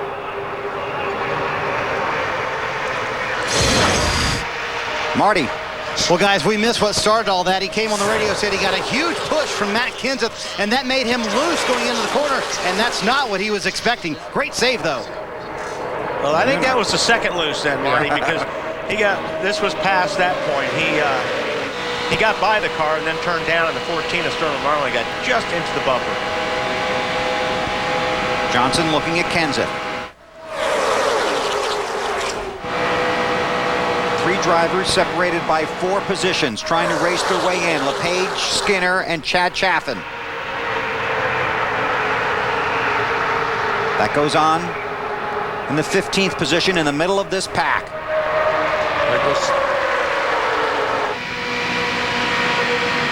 On board with Kenny Schrader as Kenseth trying to get by that Sterling Marlin, closing up on the back bumper of the 21 car.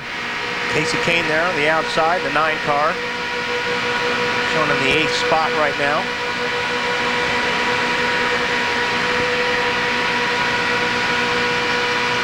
Sterling pulls up.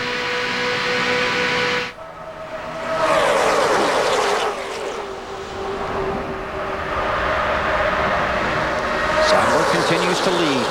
Jeff Burton runs second.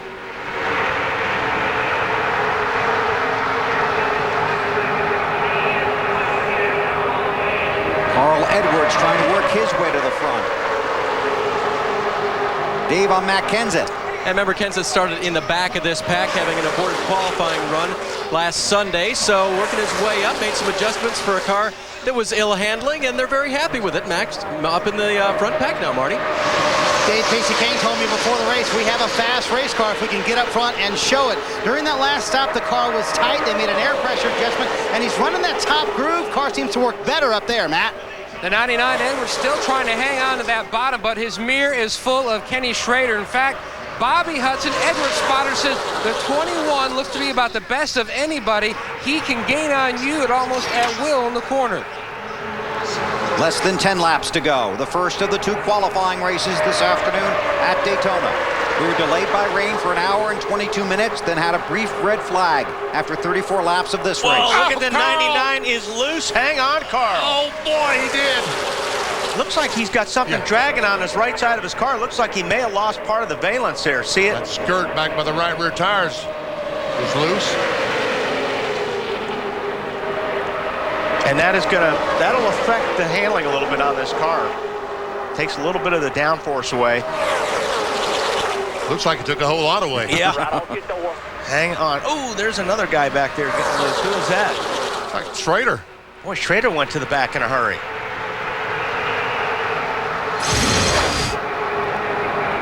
Watch this, folks. Watch that 99 car. Oh, my goodness. He had his hands full, and that's why Schrader went probably back, because he was checking up to not run over him. Might have gotten run into by the 14 as well, Schrader. That's one of those you can't put your hand up because you got both of them on the steering wheel saving the car. Holding your breath, one eye closed. 8 to go. Jimmy Johnson, that 48 car, looks like he says, let's just try to win this thing. The closer you get to the finish, the more racy these guys will become. Kevin LePage has worked his way up to 13th. LePage has a good chance to race his way in right now. Meanwhile, Skinner and Chad Chaffin are battling for the final spot.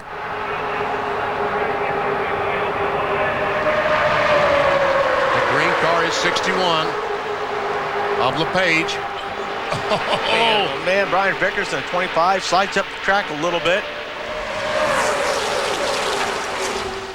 Dave on LePage. And part of his frustration lately has been tucking in like that right behind Brian Vickers, overheating on this 61, so he's had to breathe the car out a little bit to get clean air in there. Now he's in a position to keep this race, and believe me, he's going to stay back there, Alan. Mike Skinner fighting tooth and nail with Chad Chaffin for the final transfer spot in this race. His team keeping him posted on where he's at, telling him he's got to be in front of that 92 car as these laps wind out. That black and blue car is Chaffin. Oh! Now, watch it, boys. You cannot pass below that yellow line. And you got to be careful. You can't force somebody down there either. And Skinner goes by LePage. Skinner in the 23. Kevin LePage in the 61. They need to race their way into the Daytona 500. Tony Stewart on the inside.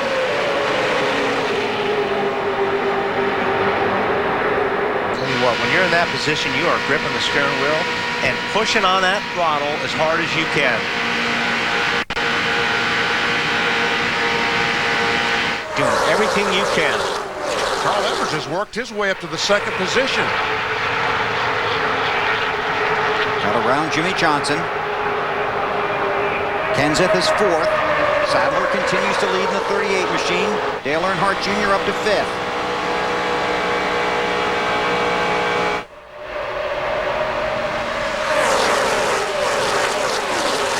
Skinner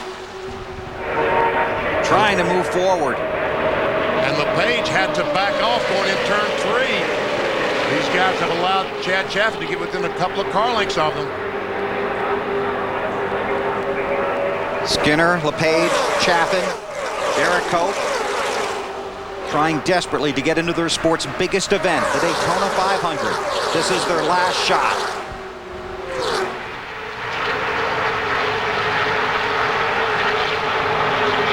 Sadler continues to lead. That's the 61 of LePage. Looks like that overheating might be affecting the horsepower that car is putting out. That's in behind Schrader. And I believe something has happened to Chad Chaffin's car. Falling back to 22nd. Yep. Slowly drifting the wrong way.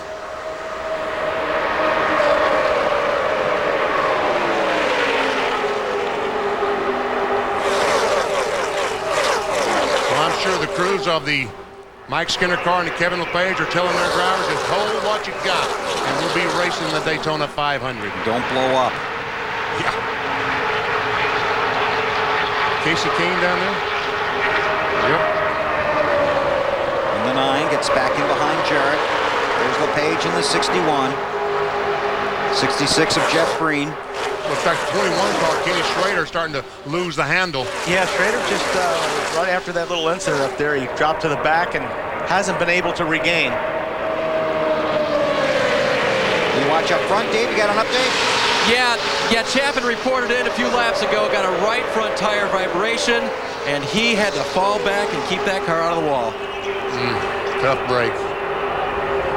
Like Earnhardt down on the bottom in that 8 car. Sitting in 4th spot, trying to take 3rd. And now Bill Elliott, once again a player. 4 position.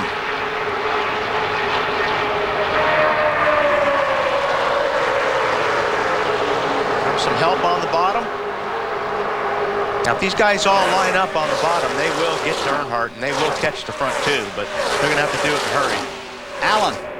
Hey, just an update on Bill Elliott. Remember when he dropped all the way to the back? Bill told me just before the race, the one thing they could not afford to do today was to bend up this race car. It's much better than their backup. He wanted this car in one piece. He never said anything on the team radio. I think he just wanted to ensure that it would stay in one piece. Oh, someone hard into the wall on the front stretch. Probably Chad Chaffin. Yep, that tire finally blew. I'll say it did. Caution is outfield is frozen. You could hear it explode.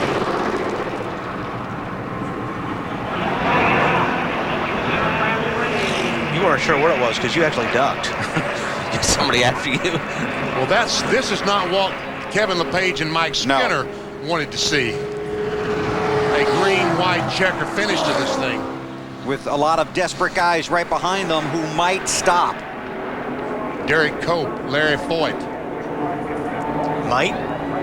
Will stop. I would be stopping if I was behind these 2 guys and I need to get in front of them. Definitely would be putting 4 tires on that car. Okay, here's a wide shot. What's happening here?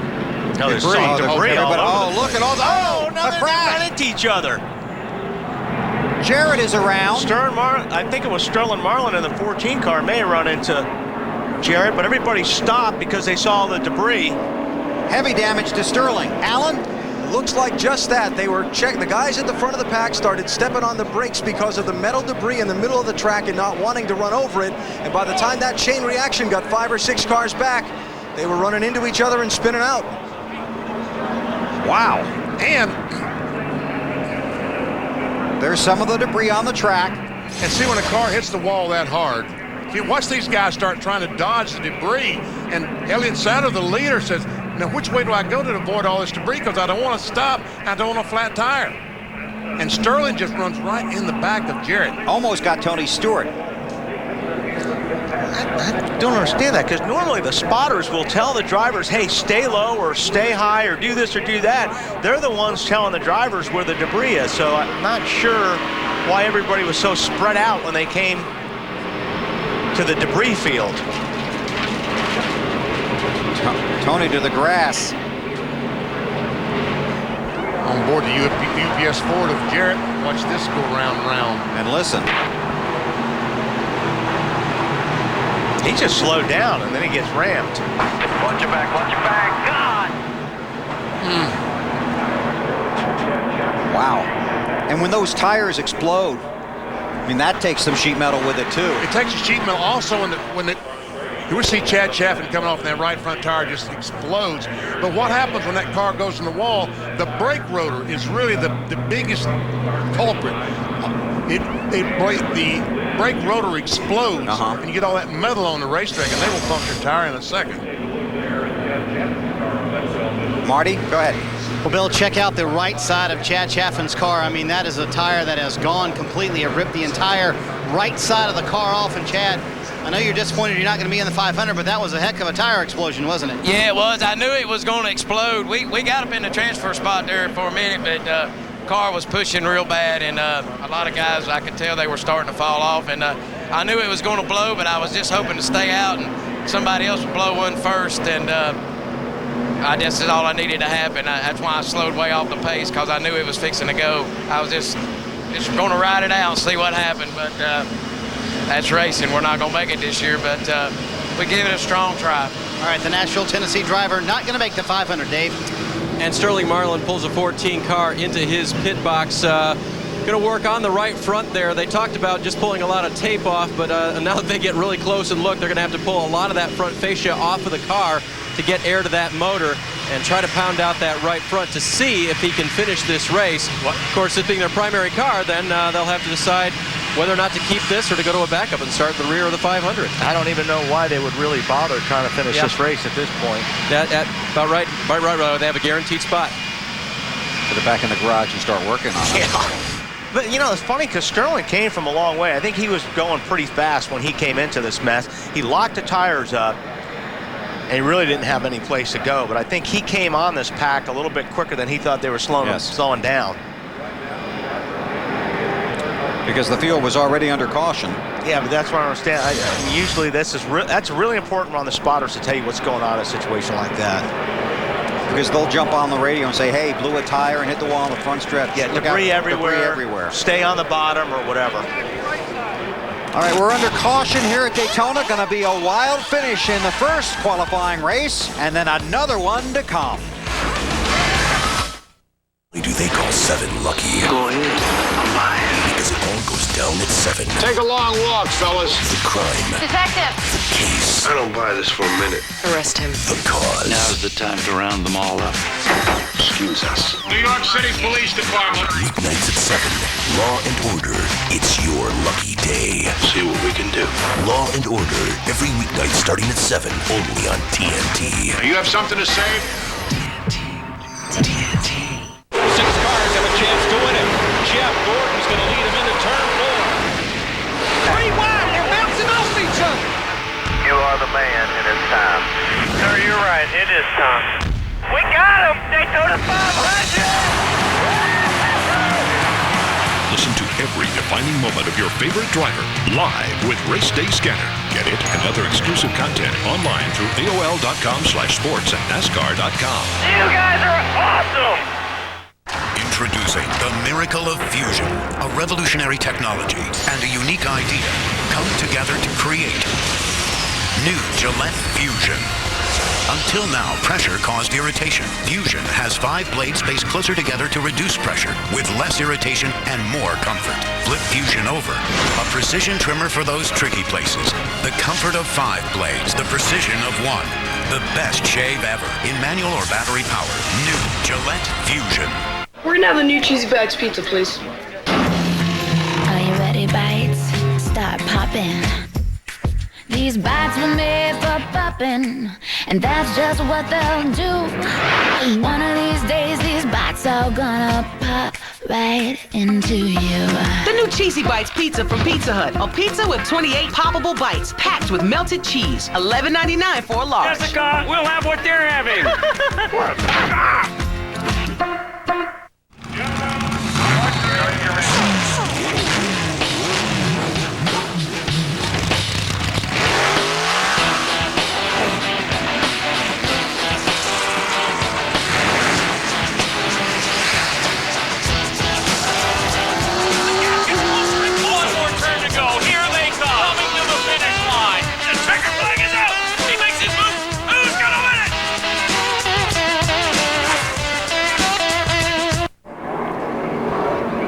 TNT Sports is live at the Daytona International Speedway, Daytona Beach, Florida.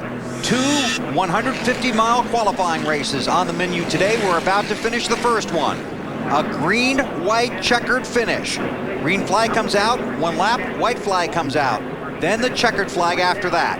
Elliott Sadler continues to lead. Kevin LePage, Mike Skinner, Derek Cope. 3 of the drivers racing or trying to race their way into the Daytona 500 did not stop. Bill Elliott did. And they're bumper to bumper as they get the green flag to restart this, talking about LePage, Skinner, and Cope. NASCAR makes 1 attempt to finish the race under green. This is that attempt.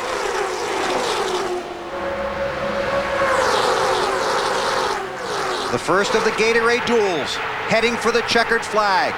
Less than 2 laps to go. There we see Cope in the 74 car. He now has the 23. Skinner is now second behind LePage.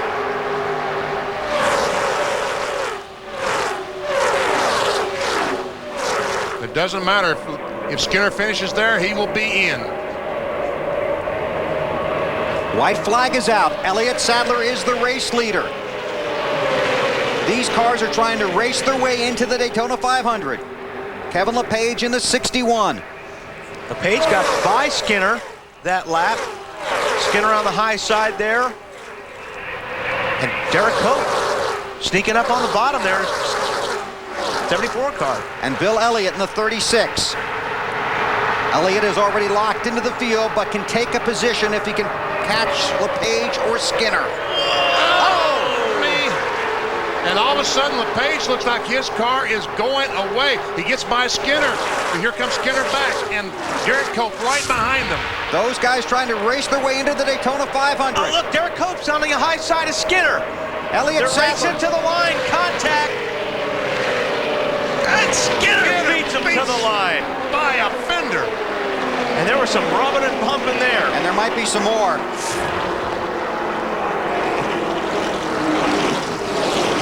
Wow, looks like, uh-oh. Did Skinner get in? Bill Elliott got by him. Oh. It's LePage and Elliott. We got to go through inspection, okay? So you got to top it off with fuel. They're going to make you top it off, but let's get ready. They'll think. Let's look at it again. We were so busy watching Skinner and I forgot about Bill Elliott.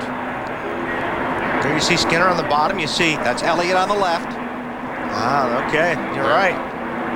We were watching Skinner and Cope, and they're banging into each other. And Bill Elliott, who already had a place in the starting field based on time, takes a position based on his finish. That's right.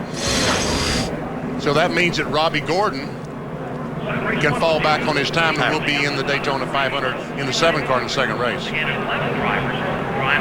So Robbie Gordon in this race was the biggest Hermie Sadler and Bill Elliott fan. Oh, yes. Oh, yes. Sadler fell out early, but by Bill Elliott taking a position based on how he finished in this race, Robbie Gordon, who just missed the Daytona 500 a year ago, will of an infraction after his qualifying time was disallowed. Matt Kenseth had to start at the back of the field after he lost a tire in qualifying. Start on the pole despite finishing 7th today. Then Stewart, Denny Hamlin, Martin Truex Jr. Jeff Green, Ken Schrader, Dale Jarrett, Kane, Sherman, all in the Daytona 500. Kevin LePage and Bill Elliott raced their way in. Skinner, Cope get shut out. Along with several others. Larry Gunzelman, Larry Foyt, Andy Belmont, Randy LaJoy, Chad Chaffin, Paul Menard will not be in the Daytona. And NASCAR has asked Sterling Marlin, his crew chief and car owner, to visit them in the NASCAR rig in the garage after the race. To victory lane in Allen. And Elliott Sadler. Anxious to climb out of his machine after a little overtime in a 150-miler. Elliott, congratulations, back in victory lane at Daytona in this race for a second time. That's a great feeling. My guys have worked so hard this offseason. Tommy has really come in and changed his whole attitude of this race team. I just got to thank all the associates, the M&M Mars. They've been behind us 100%. We had a tough season last year. They didn't get down on us, gave us a good pep talk, and to get the first Ford Fusion victory is a great feeling. You got the lead on the pit stop back at lap 28. How difficult to keep all those guys behind you from there? It was pretty difficult, but you know, we've had the best pit crew in the garage, I think, the last couple of years, and they showed it again today. We had some great race teams in our race today, and we beat them all out pretty handily. So this win goes to the guys on the crew. They've worked so hard this offseason, a lot of lifting weights, a lot of practicing. It paid off today. God, it's a great feeling to get back to victory lane, to be wiped out last year, to come back and get one this early. For all of our great sponsors, City Financial and everyone, to get the first Fusion victory, Alan's a great feeling. I'll bet it is. And good luck on Sunday. Elliott Sadler winning the first of today's duels. Dave? With Kevin LePage, who finished 16th, but it looks like a victory, Kevin. I tell you, I hadn't worked so hard, but I got to thank everybody from AMP Energy Drinks and Greg Connor and all the guys, Jeff Steck, all the guys back at the shop for putting this effort together. We were a little worried there when all those guys came in and put tires on, and we decided to stay out, us and Skinner, and hopefully Mike gets it in, but you know, man, what a tough day. I mean, it was the hardest race I've raced. I mean, I thought last year was hard. This was even harder this year. And your car was overheating a little bit? Well, we put a little tape on it, and we went too far, and got to learn, you know, and we had to take everything we could, but just can't thank enough for all the Yates, Roush guys for giving us this motor, and looking forward to 500. Kevin LePage races Sunday. Matt? Now we're back here at the Bad Boy Mowers car. We checked in at the beginning of the show with Mike Skinner. You had to race your way in very close to the finish. You didn't make it in. Now you have to wait for time, Mike. Yeah, it don't look good for us, but right front tire blistered all the way around and just wore completely out, and just didn't have enough left for him. But hard to get any help out there. That's tough. I hate it for Bad Boy. I hate it for Bill Davis. I think I've made about 9 of these in a row. I sure would like this to be the 10th, but that's okay. You know, we got a good little Tundra over there, and we'll go from there. Now you've got the waiting game. I don't know what there's to wait out. I think we're down, aren't we? You have time that you can maybe fall back on depending on what happens in the next race. Oh, I don't think our time's very good, Matt. Well, we'll keep an eye out. Marty? Well, Matt, it was a spirited battle between Derek Cope and Mike Skinner to the very end there. Did you know that you were kind of racing him for a possible transfer spot? Yeah, I know. I was trying. You know, he was digging in the back of me there, trying to slow us down, you know, and just, you know, one of the things, just didn't get it done, you know. But, you know, it's unfortunate for all the sponsors, you know, My Guardian 911 and Royal Administration and, you know, Sundance for all their help to get here. We just, you know, we really just got lucky we got a chance to go back at him anyways. You know, we lost a draft, I got blocked up there, and a car just wouldn't run without somebody behind it, and I needed somebody behind it at all times. And did all we could. We were early in the transfer spot most of the time, and just, you know, just didn't get it done when we needed to right there. So, unfortunately, we just have to try again California. He did his best to crowd Skinner coming off of 4, but it wasn't enough, Dave. With Carl Edwards now, who finished second in the race, I know you learned that you can save your race car again here at Daytona. What else did you learn about it today? I learned a lot about Jeff Burton. I don't know if they showed that on TV, but I haven't seen a car that sideways at Daytona as that Jeff Burton's car was. That was pretty amazing. And Jimmy was on the outside of me once, man. I was doing everything I could not to. That's the one I was talking about. That looked bad? It looked good because you saved it. Yeah, but it felt bad. Man, that was just fun. I had a good time. Dale Jr. had such a good run on me going into 3 that last time, and I knew he was going to blow right by me. So I pulled up in front of him. I was like, just hit me. Come on, hit me. We can do it. And he said he had too good of a run and probably would have wrecked me. So that was nice of him. But glad to see a Fusion in victory lane. That was cool. Wish it would have been us, but maybe Sunday. Carl followed him. He'll race on Sunday in the 500. Bill? Dave, thank you very much. Celebration continues in victory lane. Elliott Sadler led 36 laps. He also won a qualifier here 2 years ago. Are you ready, bites? Start popping. These bites were made for popping. The new Cheesy Bites pizza from Pizza Hut. A pizza with 28 poppable bites, packed with melted cheese. $11.99 for a large.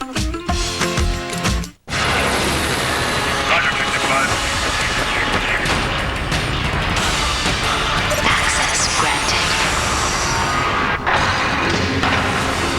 The miracle of fusion, a revolutionary technology and a unique idea come together to create new Gillette Fusion. Until now, pressure caused irritation. Fusion has 5 blades spaced closer together to reduce pressure with less irritation and more comfort. Flip Fusion over, a precision trimmer for those tricky places. The comfort of 5 blades, the precision of 1. The best shave ever in manual or battery power. New Gillette Fusion. 23 trips to the doctor, 7 trips to the vet, 76 trips to the grocery store, 3 weekend getaways, 1 vacation with everything on it, 4 recitals, 23 soccer games, away, and back and forth to work every day in between. You depend on your vehicle for a lot over the course of a year. Make sure it stays dependable with regularly scheduled maintenance at your local Napa Auto Care Center. Listen to your favorite driver live with Race Day Scanner. Get it and other exclusive content online through AOL.com/sports and NASCAR.com. You guys are awesome! Why do they call 7 lucky? Go ahead.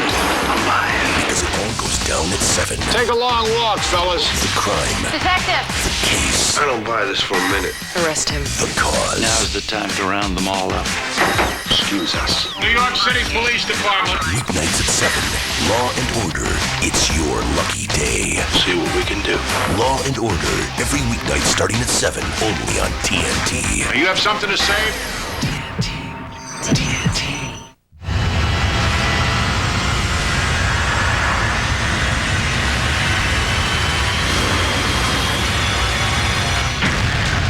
Coming to TNT. We have 18 days before it hits Earth. Hold on! We have one chance to save this planet. Armageddon. Saturday, February 25th at 8 on TNT. TNT.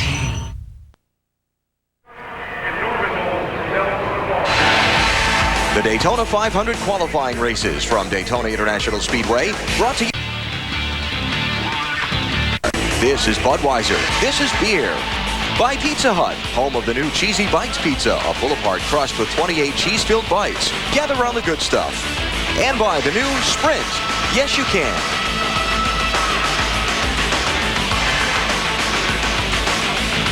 Back here at Daytona, we want to walk you through the results one more time from the first qualifying race.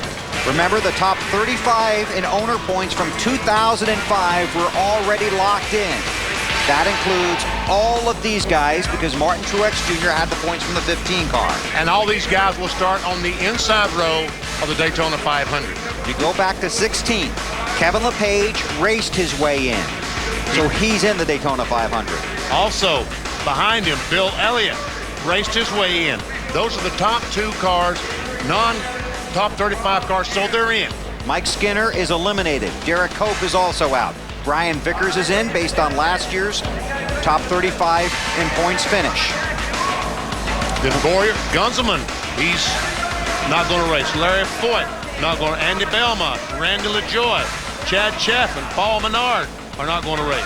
But Hermie Sadler will race based on his qualifying time. Even though we finished 29th last in this race, Hermie Sadler's time from qualifying was enough to get him into the race based on NASCAR's formula for lining up the 43 cars. You got all that, Marty? I got it all down, Pat, and so does Sterling Marlin. In a very bizarre incident late in the race, Sterling, what happened on that? I don't know. We was going to cut the oil cooler fan off and caution out, and let me see here. Yeah, Sterling is looking at the replay as you are at home for the very first time. Yeah, I mean, we just had to cut the oil cooler fan off and never knew nothing was anything on the track, and I looked up and everybody was stopped. So yeah, everybody was locking them up, sliding. I guess it was somebody blew a tire or something, bunch of debris ahead, and couldn't get stopped. So these speedway cars just locked the brakes up. I'll take the blame for it. Just couldn't get stopped. Yeah, how damaged is your race car, though, Sterling? It's a really good car. We run them guys down by ourselves the first day before the first caution come out, and the car really drove good. We got hung on the bottom, and Martin got hung out and sideways off too. Had to lift, lost 4 or 5 spots, and got a really good car. We just get it fixed, and we'll be back up front. Moral of the story, don't take your eyes off the road, right? That's right. Exactly right, Dave. Kyle Busch on the left is in race 2. Jimmy Johnson finished 4th in race 1, so Kyle getting a few pointers here. Wait, Kyle, wait. Got to know what you learned from your teammate, first of all. Stay out of wrecks, probably. Yeah, he said it's really, really tight out there, so it's good to have that basis right now, to have some teammates in the first race to try to figure out what you need for the second one. And his low Chevrolet was good enough in the first one. I think he finished pretty good. Oh, he finished 4th. He did all right. Yeah, so I guess it wasn't too tight, but it wasn't terrible. So we'll see if we can take our Kellogg Chevrolet and finish there, or maybe better. Okay, I think your race is going to start in a minute, so we'll see you out there. Jimmy finished 4th today, and, some moments out there guaranteed in the field. What do you take to Sunday's race now from today? It was a great race for us to get out there and get used to things without Chad being around, as we all know. So, the team worked well. Great adjustments on the pit stop. The car was a lot better in the second run. Pit stop was really fast and clean. Car was prepared, put together. All the steps that we needed to work through and get practice for the 500 without Chad here really paid off. So great day for us. Take a look here. One close call for you with the 14 car here. What's happening? Yeah, I got loose coming into up into that corner and was chasing the car down the track a little bit, and thankfully Sterling got checked up in time and slowed up in time. I was kind of hanging on at that point and came down in front of him. Okay, and your assessment of the lack of or the use of bump drafting or slam drafting in that race? Yeah, I think that when you don't have the points on the line like we had in the shootout and the money and the excitement, we're going to drive aggressively, and that's what we had the other night. Tonight, or today, I guess, whatever it is, and everybody wants these cars, points count. We're back to our normal schedule, so everybody's going to drive a lot more conservative until you get to 15 or 20 to go in the Daytona 500, and then it'll be back on. I think what he's saying is everyone behave today, but let's keep our eye on Sunday, Bill. Thank you, Dave. Let's check in with Matt. Bill walking back up the grid. Scott Riggs, who will have to race his way in. You've had to wait a little extra time. How tough? It's not bad, just get a chance to see what's going on and see how the first race played out. And you said before it was driving you crazy having to wait. It's driving me crazy having to wait till this day. I wish we were already in the show from last Sunday's qualifying effort, but unfortunately with the ring gear breaking like it did, got to go out here and make it exciting for you guys. And you've got a teammate in this race to help you get into the 500. Yeah, we got a teammate with Jeremy Mayfield who already said he's going to do whatever he can. Plus, we had some other guys as far as the Petty clan, and Kyle came up to me, and they lease engines from Evernham. They're really close supporters of ours, too. So we got the guys like that to be there to work for us. Still got our work cut out. Just got to be careful. It's a long race. The last race took forever. So, we got plenty of time. Just take our time and be there at the end. This young man finished 4th in the Daytona 500 1 year ago. Will have to race his way back into the 500. But like he mentioned, he's got a teammate in Jeremy Mayfield and corporate teammates from Petty Enterprises. Thanks, Matt. Big race for Scott Riggs and for Evernham Motorsports. They want to get that new driver, that new sponsor with Evernham into the Daytona 500. Getting set for the second race here at Daytona.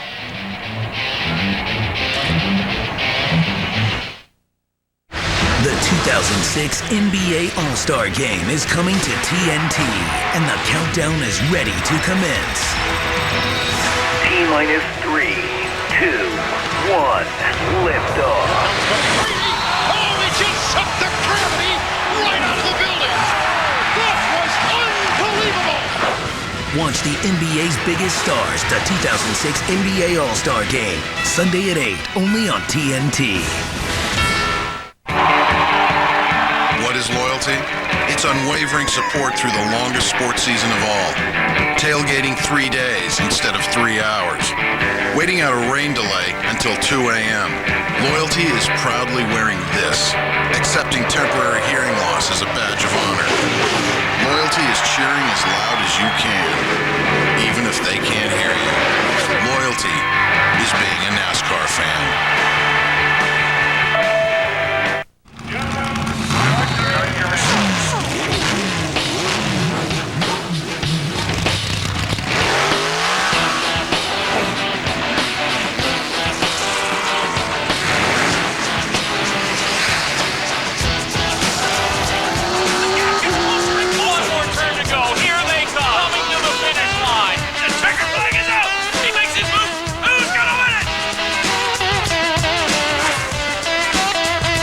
Why do they call 7 lucky? Go ahead. I'm buying. Because it all goes down at 7. Take a long walk, fellas. The crime. Detective! The case. I don't buy this for a minute. Arrest him. The cause. Now's the time to round them all up. Excuse us. New York City Police Department. Weeknights at 7. Law and Order. It's your lucky day. See what we can do. Law and Order. Every weeknight starting at 7. Only on TNT. You have something to say? TNT. Beneath the surface, the truth begins to appear. Something is happening in our house! Claire, stop it. I think she's starting to suspect something. Your wife. TNT uncovers the drama. Harrison Ford and Michelle Pfeiffer. What lies beneath? Sunday, March 12th on TNT. We know drama.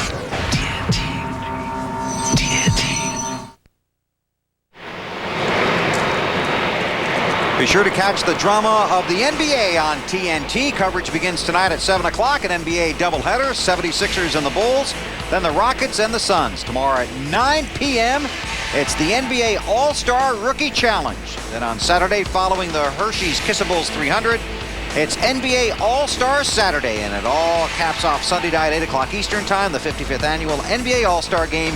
East meets West for one dramatic night. 20 hours of NBA action on TNT, and it all tips off tonight if we get done here. Dave. And Bill, I've caught up with Scott Wimmer, who drives the 4 car this year. That's a new ride for him, and as drivers are good students of racing history, you know this team has won the Daytona 500 3 times, right? Yeah, I definitely do. This is a great car to be in down here at Daytona and have air exhaust on. We're really excited about that, but we got a lot of work to do today. We need to race our way in and just stay out of trouble. I think that's going to be the key, and just hopefully race our way in the 500. And you said at the end of the first duel, you've done all the numbers, and one interesting fact came out of that as you guys figured out the scenarios for yourself, right? Oh, yeah, we definitely did. We were watching it, and it's good to see Robbie Gordon in the 500. Last year, he missed it by 1 car. He's in now because of Bill Elliott's pass right at the end, so we're not... Less guy you have to race. Yeah, we're not racing him, which is exciting because he's a tough competitor out here, but there's a couple other good cars in this field we're going to have to race hard. And I have a feeling those good cars would like to beat Scott Wimmer and put themselves in the 500. We'll see, Matt. Wimmer is exactly right. Robbie Gordon, after missing last year's 500, big sigh of relief, you are in. Well, you know, provided 36 goes through tech and gets cleared, we'll be in the Daytona 500. But, you know, our car was very fast last Sunday when we qualified. We were sitting here in this 4th fastest starting position. That's what really brought us into the field, provided that Bill's car rolls through okay. Talk about last year, how important it is to start the season on a positive note. Missing this race, it's tough to bounce back from something like that. Well, you saw how competitive that race was right there, and we finished 7th in the 150 a year ago, and that was enough to get us out of the race. You know, for us now, we can enter this race and just really learn a lot about the car that we can apply to this Sunday. And if the car's tight, we can make adjustments during the week and hopefully get it freed up. But I think we made enough adjustments over the night last night for today when we rolled through tech. I think we're going to be pretty good. Rolling under DEI power this year. Marty? No team came from further away, Matt, to make the Daytona 500 than Kenny Wallace's team. This team is based in Denver, Colorado. 1,600 miles and 27 hours to get here, and it all comes down to this. Kenny, can you get this car in the 500? Yeah, you know, my quote of the year has been the biggest risk of all is not taking one, so I'm really proud of this team. Furniture Row, great sponsor. It's a sponsor-owned car, so, you know, all we can do is go by the past, and we don't live in it, but we learn by it. And last year, I came down here against all odds with Michael Waltrip and made the race coming off at turn 4. So, you know, It's the thrill of what is it? The thrill of victory and the agony of defeat. So hopefully we'll come away happy. But if not, we still have the AutoZone Ford and the NASCAR Busch Series. But hey, I want to make the Daytona 500. I've got a positive attitude, but I'm focused. As he mentioned last year, coming off of turn 4, he was not in the 500. By the time they got to the start-finish line, he was in. Alan? Well, those are the have-nots as far as a guaranteed starting spot in the Daytona 500. Jeff Gordon is a have. He has a guaranteed starting spot in the 500, and he'll start on the front row as long as this car makes it to Sunday in one piece. So what's the game plan now, Jeff, for this following 150 miles? Well, hopefully we can get a good, clean start here, and it looks like it takes about 15 laps before the handling starts to go away, and hopefully we've still got a good position with the DuPont Chevrolet up there. We start feeling really what the car has to offer. As much as I'd like to get a little bit further back, top 5 or 6 to see what it's like in traffic, my plan is to try to keep it up front the whole time, and really we need that green flag pit stop. We've got a fresh pit crew, and we're just trying to get experience so that we can come into Sunday's race feeling like we can win the Daytona 500. I'm sure you sat back and watched the first race and evaluated the different things that were going on. Anything in particular make an impression on you?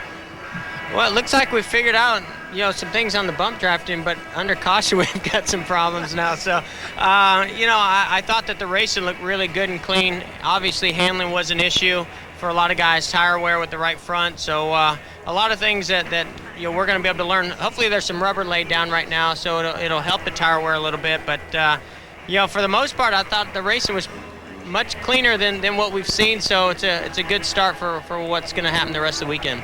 Good luck. Jeff Gordon on the pole for race number 2. Thanks, Alan, and we're less than 2 minutes away from the command for race number 2 this afternoon. Here's what happened in the first race. Paul Menard hard into the wall after blowing a tire. We had 2 guys almost hit exactly the same spot because of right front. There's Chad Chaffin. And that put a lot of debris down, and Sterling Marlin was reaching for change the CD or something in his car, he said. And under caution ran into Dale Jarrett. Here he's riding along with Dale Jarrett. There's the bang in the back, and around DJ goes. So he looked down to switch off the fan, took his eyes off the track for a second, and found himself in traffic. Elliott Sadler won the race. And Carl Edwards barely beat Dale Earnhardt Jr. for second spot. And Kevin LePage and Bill Elliott raced their way in to the Daytona 500. And now 29 drivers left, 150 miles on the line, a qualified spot for the Daytona 500. Robbie Gordon is in. And the 32 car, the 32 and 7, both those cars can make the Daytona 500 based on their qualifying speed, but they want to do like Elliott. They want to race their way into it. And if they do finish first and second, that opens up the door for Kirk Shelmerdine to get in based on his qualifying time. There you see the guys that need to race their way in the second qualifying race this afternoon, including Scott Riggs. The car and the sponsor look familiar, but it does not have any owner points. Let's go trackside and get the command. Race fans, it's time to get to the second Gatorade Duel underway. Will you please welcome back Don Miller, Senior Operations Manager of 7-Eleven, for those most famous words in motorsports. Gentlemen, start your engine.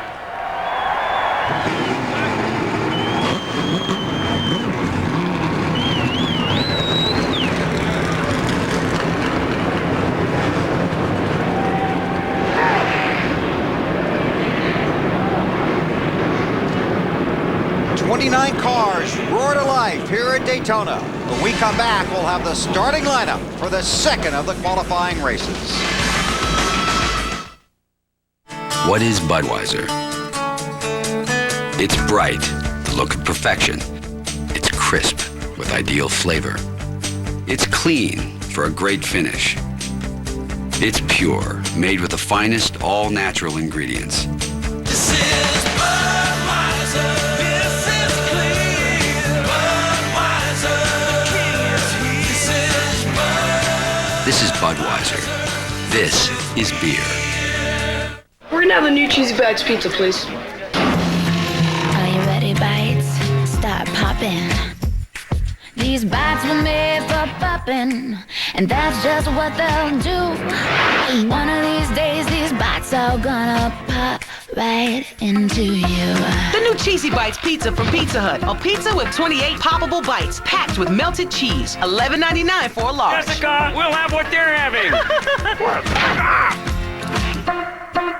White, beige, or taupe? No thanks.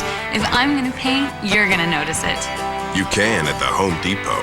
This weekend, discover the largest paint color palette in America. The greatest brands in paint are here at guaranteed low prices.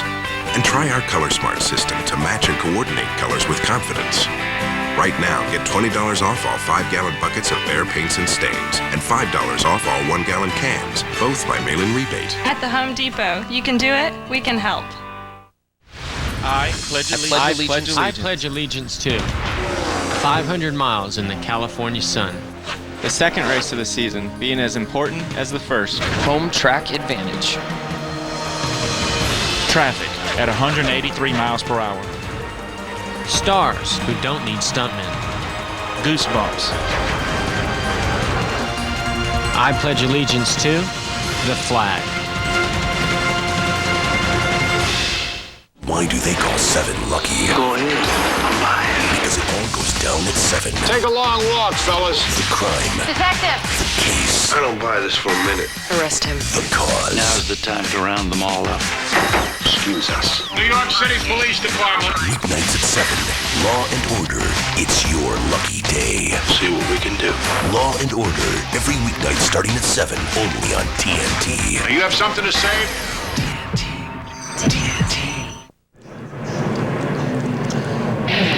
TNT Sports is live in Daytona Beach, Florida, the second of the Gatorade Duels. The cars rolling off of the track, a 150-mile race that will finally lock in the final contestants for Sunday's running of the 48th annual Daytona 500. Here is the starting grid.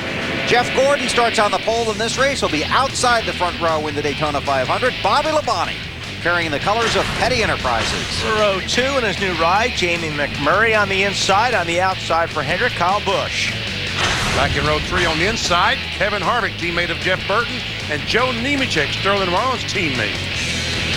Back in row 4, J.J. Yaley, a Nextel Cup rookie, next to Travis Kvapil in the 32 car for the 500. Jeremy Mayfield on the inside for the Everham Dodge, and on the outside, very happy camper, Robbie Gordon. In row 6, a couple of Jack Roush cars, Greg Biffle on the inside, Mark Martin on the outside. A couple of Chip Ganassi cars in row 7, Reed Sorensen, a rookie, and Casey Mears locked into the starting field. Row 8 on the inside, Ryan Newman. On the outside, Kirk Shelmerdine. He's got to race his way into this. Also another guy's back.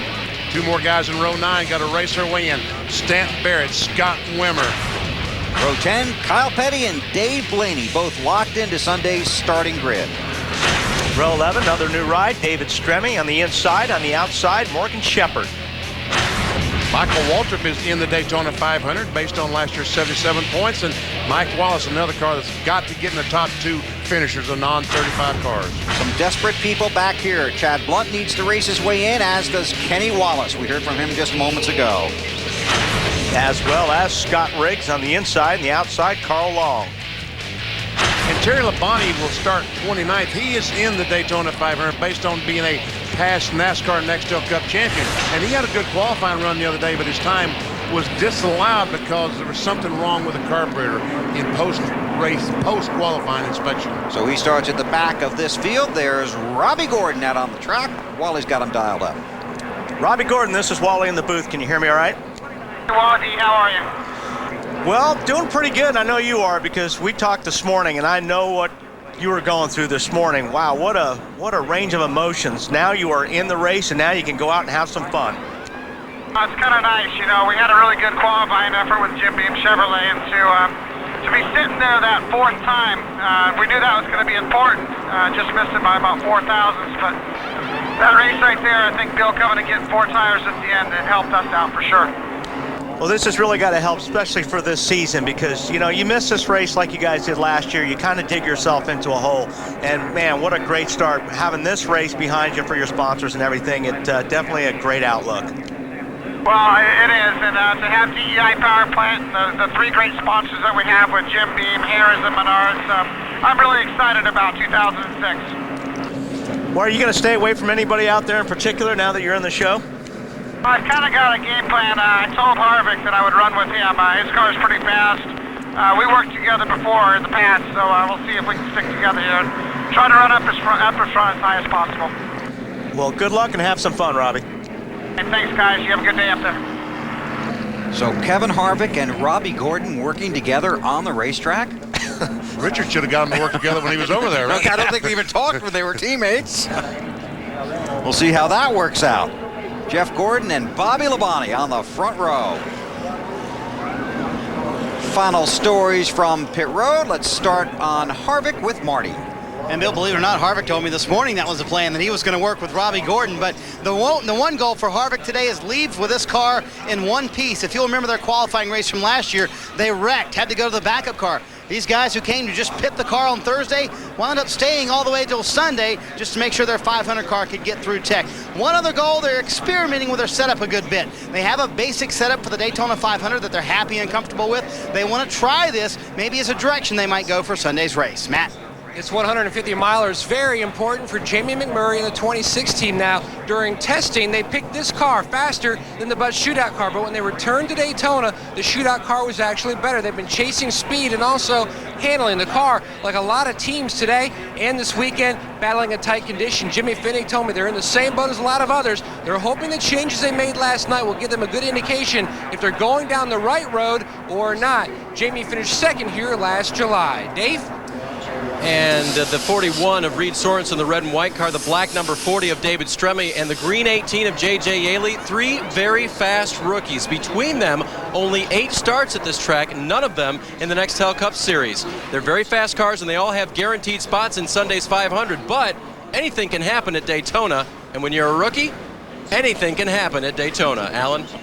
Well, Dave, in last Sunday's Budweiser shootout, Kyle Busch took some criticism from some of his fellow drivers over what they deemed to be overly aggressive driving in the draft during the race. We show you some of that now. I talked with his crew chief Alan Gustafson earlier today in the garage area. He said part of their mission during today's race was to regain the confidence of those fellow competitors so they could draft effectively and together with them during the running of the Daytona 500 this coming Sunday. They also want to take care of their car and keep it in tip-top shape for Sunday's race. As for Kyle, both he and Alan Gustafson told me the same thing, that circumstances today are different. This is not a nothing counts, nothing matters race like last Saturday's was, except the win.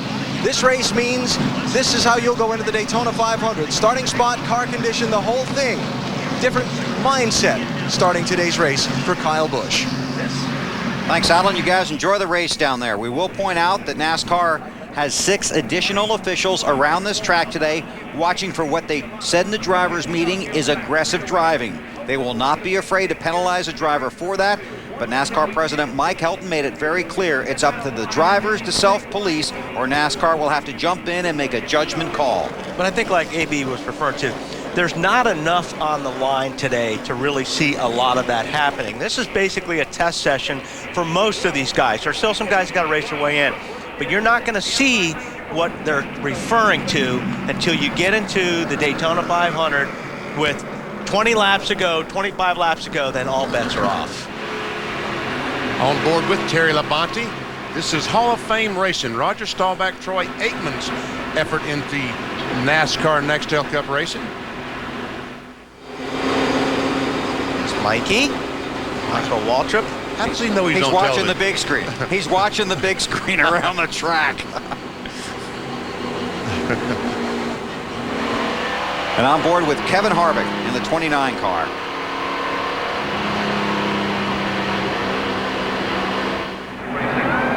There's Harvick, 29 cars in the starting field. 2 positions left in the Daytona 500. And we put in the ticker at the top of the screen. The drivers highlighted in yellow are the drivers that must race their way in this 150-mile race. We are live on TNT. We've had 2 weather delays, about an hour and 20 minutes late getting started, then a red flag in the first qualifying race for a brief shower that passed over the track. But the fans have stuck around. These drivers have waited all day for this. See the fans coming to their feet as the drivers come out of turn 4. It'll be 200,000 people here Sunday afternoon to watch the 48th running of the Daytona 500. It really is an unbelievable anticipation getting ready for the green flag. You saw those people, it's just a reflex. You stand up for the start of one of these races. Pace car to pit road. For two guys, their dream is about to come true. 150 miles from now, we'll know who they are. Live on TNT, the green flag is out for the second qualifying race at Daytona.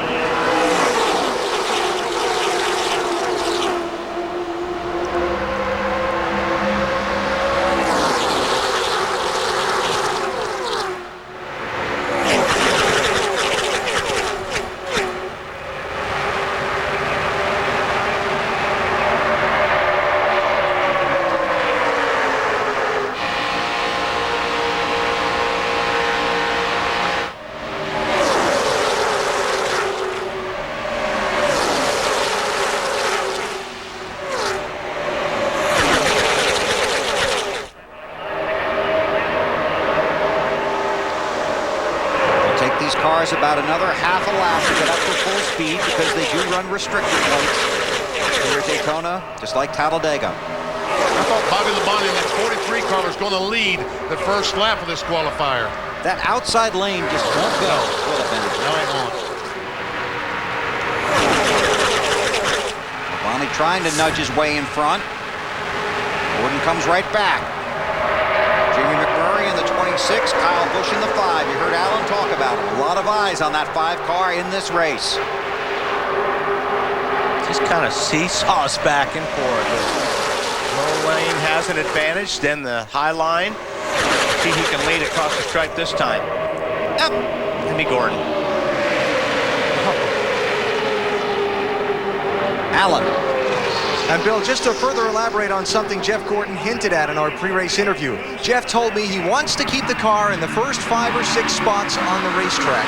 If he falls back to around 10th in line, that may make him a little uncomfortable, and you may see him drop a little bit further back. He does not want to bend this race car up by Sunday. Marty? The 43 is up front at Daytona. How about that? Bobby Labonte has now taken the lead. Bobby told me before he climbed in the car, you know, even though we qualified well, we're going to surprise some people with how well we will race in this 43 car. We are a threat to win the Daytona 500. We're here to prove something, and they're leading right now. Talked to Kyle Petty earlier in Speed Weeks. He said he expects this 43 team to win this season with the former champion Bobby Labonte on board. Man, that is so good seeing Richard Petty and Kyle's car up front at Daytona. It's been a long time, Wally. Yeah, those guys have struggled for a long, long time. And it's good to see them put the right people in the right place, and that's how you make magic in this business. Robbie Loomis coming home to Petty Enterprises.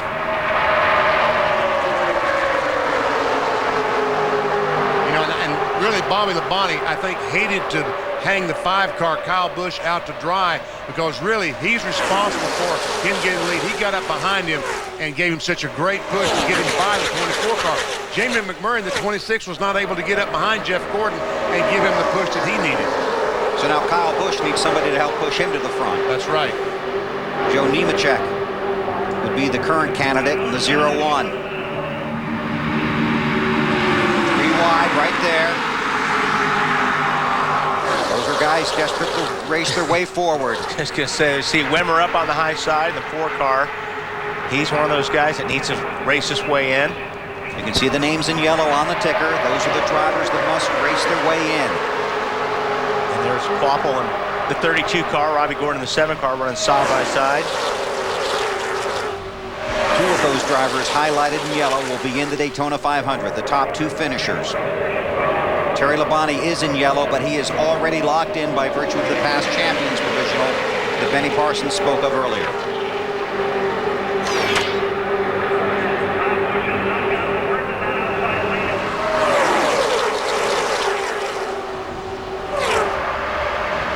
Robbie Gordon is also in yellow, but he is locked in based on the finishing order of the first qualifying race. He and Travis Squample, the 32 car, they will start regardless what happens based on their qualifying speed.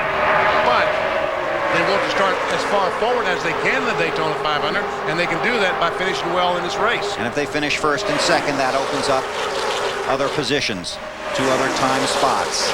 Allen on Robbie Gordon.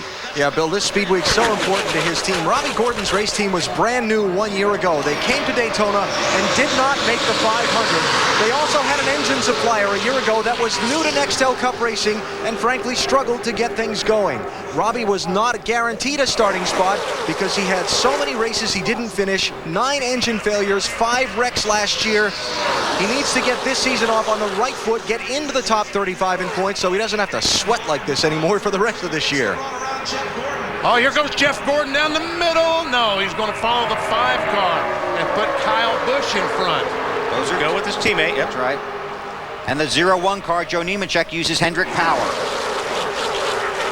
So 2 Hendrick Motorsports drivers in that high groove, followed by the 01 of Nemechek.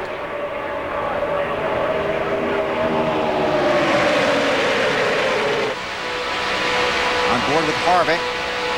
Mark Martin in the 6, Robbie Gordon right behind him, the Jim Beam Chevrolet. He found his teammate, or the fellow he was going to work with, Kevin Harvick. He's right behind him.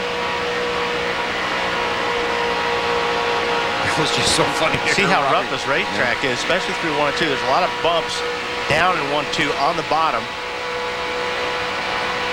Down the backstretch and heading into 3. Everybody giving a lot of room to each other so far. Very similar to what we saw in the first race. The guys up front, very polite for now.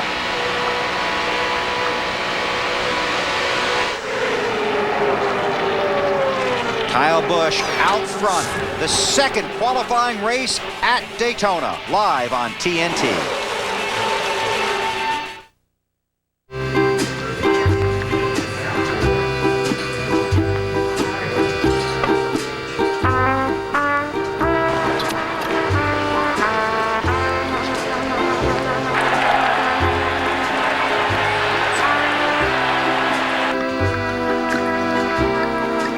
When it comes to food, you need a light beer that measures up.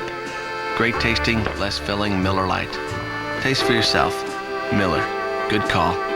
So cool, man. Ben, this whole show is awesome. I know. Hey, boys. Mr. Wolfson. What are you guys up to tonight? Studying. You? Grading papers. See you in class on Monday? Got a spicy side? Try McDonald's new Spicy Premium Chicken. A tender, real chicken breast, bold chipotle spices on a honey wheat roll. It's the hot new Premium Chicken Sandwich. No way. The countdown to NBA All-Star Weekend is on. The excitement tips off Friday with the T-Mobile Rookie Challenge. Then enjoy the brilliant spectacle of All-Stars Saturday night presented by AOL. See the Radio Shack Shooting Stars, the PlayStation Skills Challenge, the Foot Locker 3-point Shootout, and the Sprite Rising Stars Slam Dunk Contest. On Sunday, watch the show of shows, the All-Star Game, where the league's best come together on a night of dreams. Don't miss NBA All-Star 2006, beginning tomorrow on TNT. Would y'all step away from what you're doing? Don't need to be a bitch about it. If I liked being called a bitch to my face, I'd still be married. Hi, Mama. She waltzes in here from 3,000 miles away, and she outranks me. We need to focus on progress. Have you been able to figure out how Dr. Coyer was able to get rid of his fingerprints? Yes. Oh, okay. Why does everyone think I'm so horrible? Kira Sedgwick is The Closer. Tuesday at 10, only on TNT. Thank you.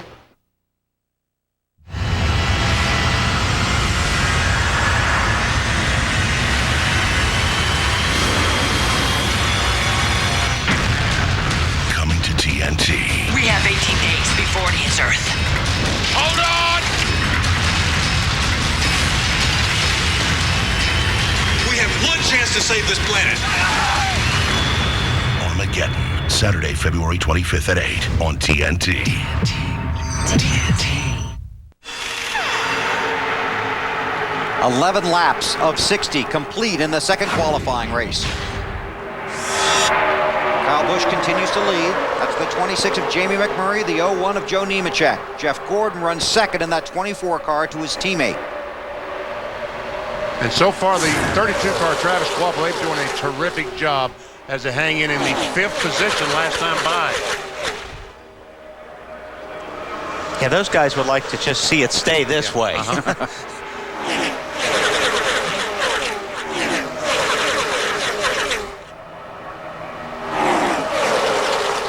Now we're going to start getting to the point where these tires have been run hard long enough, the fuel's starting to burn off. The handling will start coming into play here. The last time it was about 15, 18 laps we started seeing some big changes with these cars. Marty?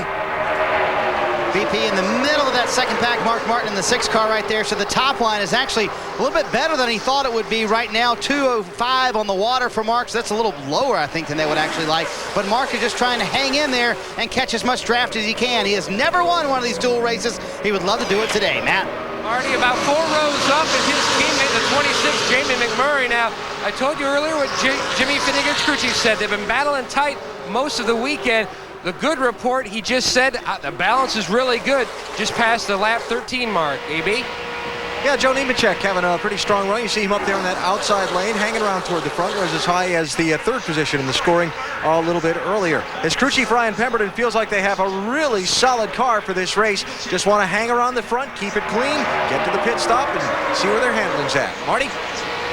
And Alan right behind him, trying to pass him right now, is Kevin Harvick. And they didn't say much when Robbie Gordon came up. They just said, there's your drafting partner. I guess the deal is working so far between Harvick and Robbie Gordon.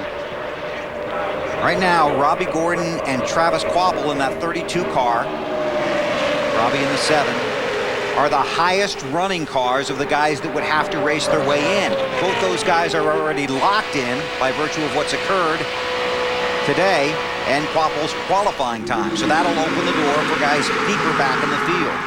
But currently, as they run now, they would start in the 6th and 7th row. If they fall out or have trouble, have to revert back to their speed, they go back to the 20th row. Correct. There's a shot looking out the back of the 29 car of Kevin Harvick. Going into turn 3. Look at the nose of the car in Robbie Gordon's. It's just tapping the racetrack through the corners. That's how rough it is. Remember when Paul Menard crashed out of that first race? His chances of making the Daytona 500 were mathematically incredibly long. But if the race ended right now, he would be in. If these two guys got in on in the finishing position rather than speed. How about that? Who would be the other car? Kirk Shelmerdine. Kirk Shelmerdine. So right now, somewhere, Paul Menard, if he's paying attention, is watching this race, and he is the biggest Robbie Gordon, Travis Quapple fan on the planet.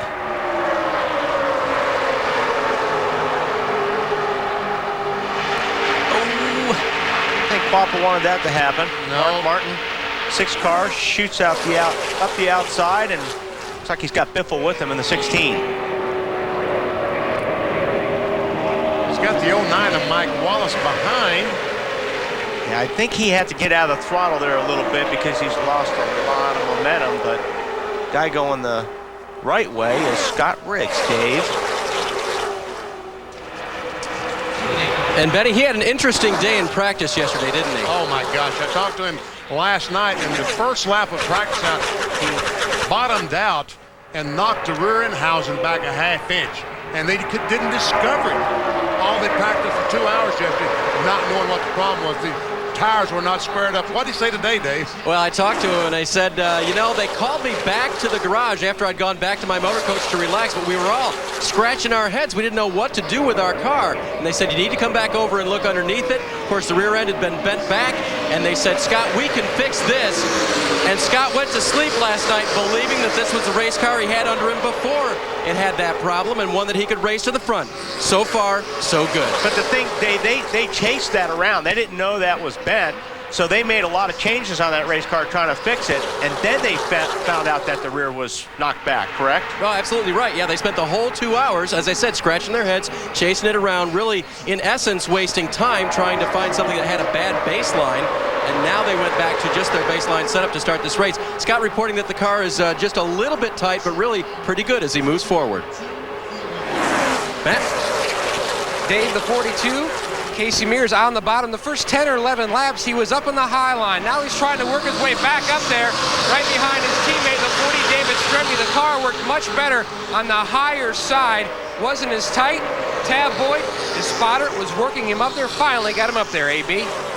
Now, the report on Michael Waltrip's race so far. He started to make his way toward the front from his 23rd grid position, got up to about the 11th or 10th spot, and then kind of got hung out of the draft for a second and lost all that ground back, quite a bit of it anyway. Michael's saying right now that his car can't really keep up by itself. He needs a strong push, like he's getting right there from Scott Riggs, to make some progress through the field. And Scott Riggs trying to get by the 09 of Mike Wallace, and there's Wimmer.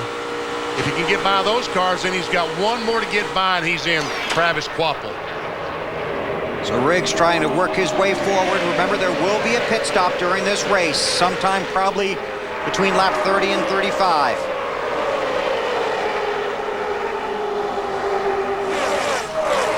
We'll get a break in here before they pit. Starting spots in the Daytona 500 on the line.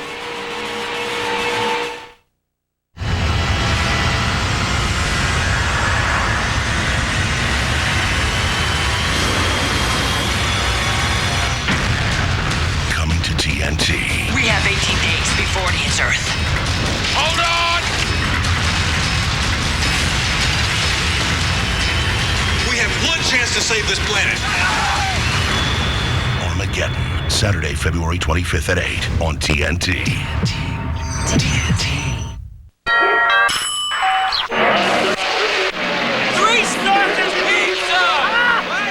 This race day, order the 555 deal. Add a 2-liter Coke and get a 30-day free trial of NASCAR.com's Race Day Scanner. Here we go. We've got it up to 300 miles per hour. Not even a hint of drag. Thanks for checking. I'll see you tomorrow. Forgot my hat. Dale, don't!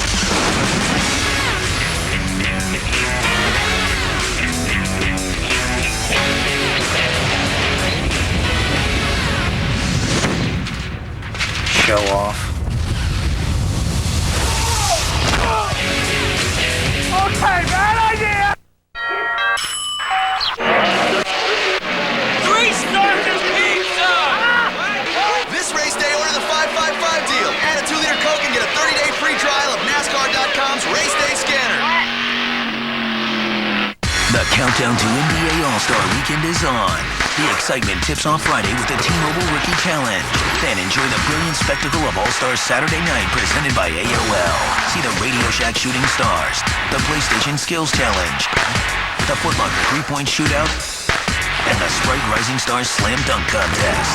On Sunday, watch the show of shows, the All-Star Game, where the league's best come together on a night of dreams. Don't miss NBA All-Star 2006, beginning tomorrow on TNT.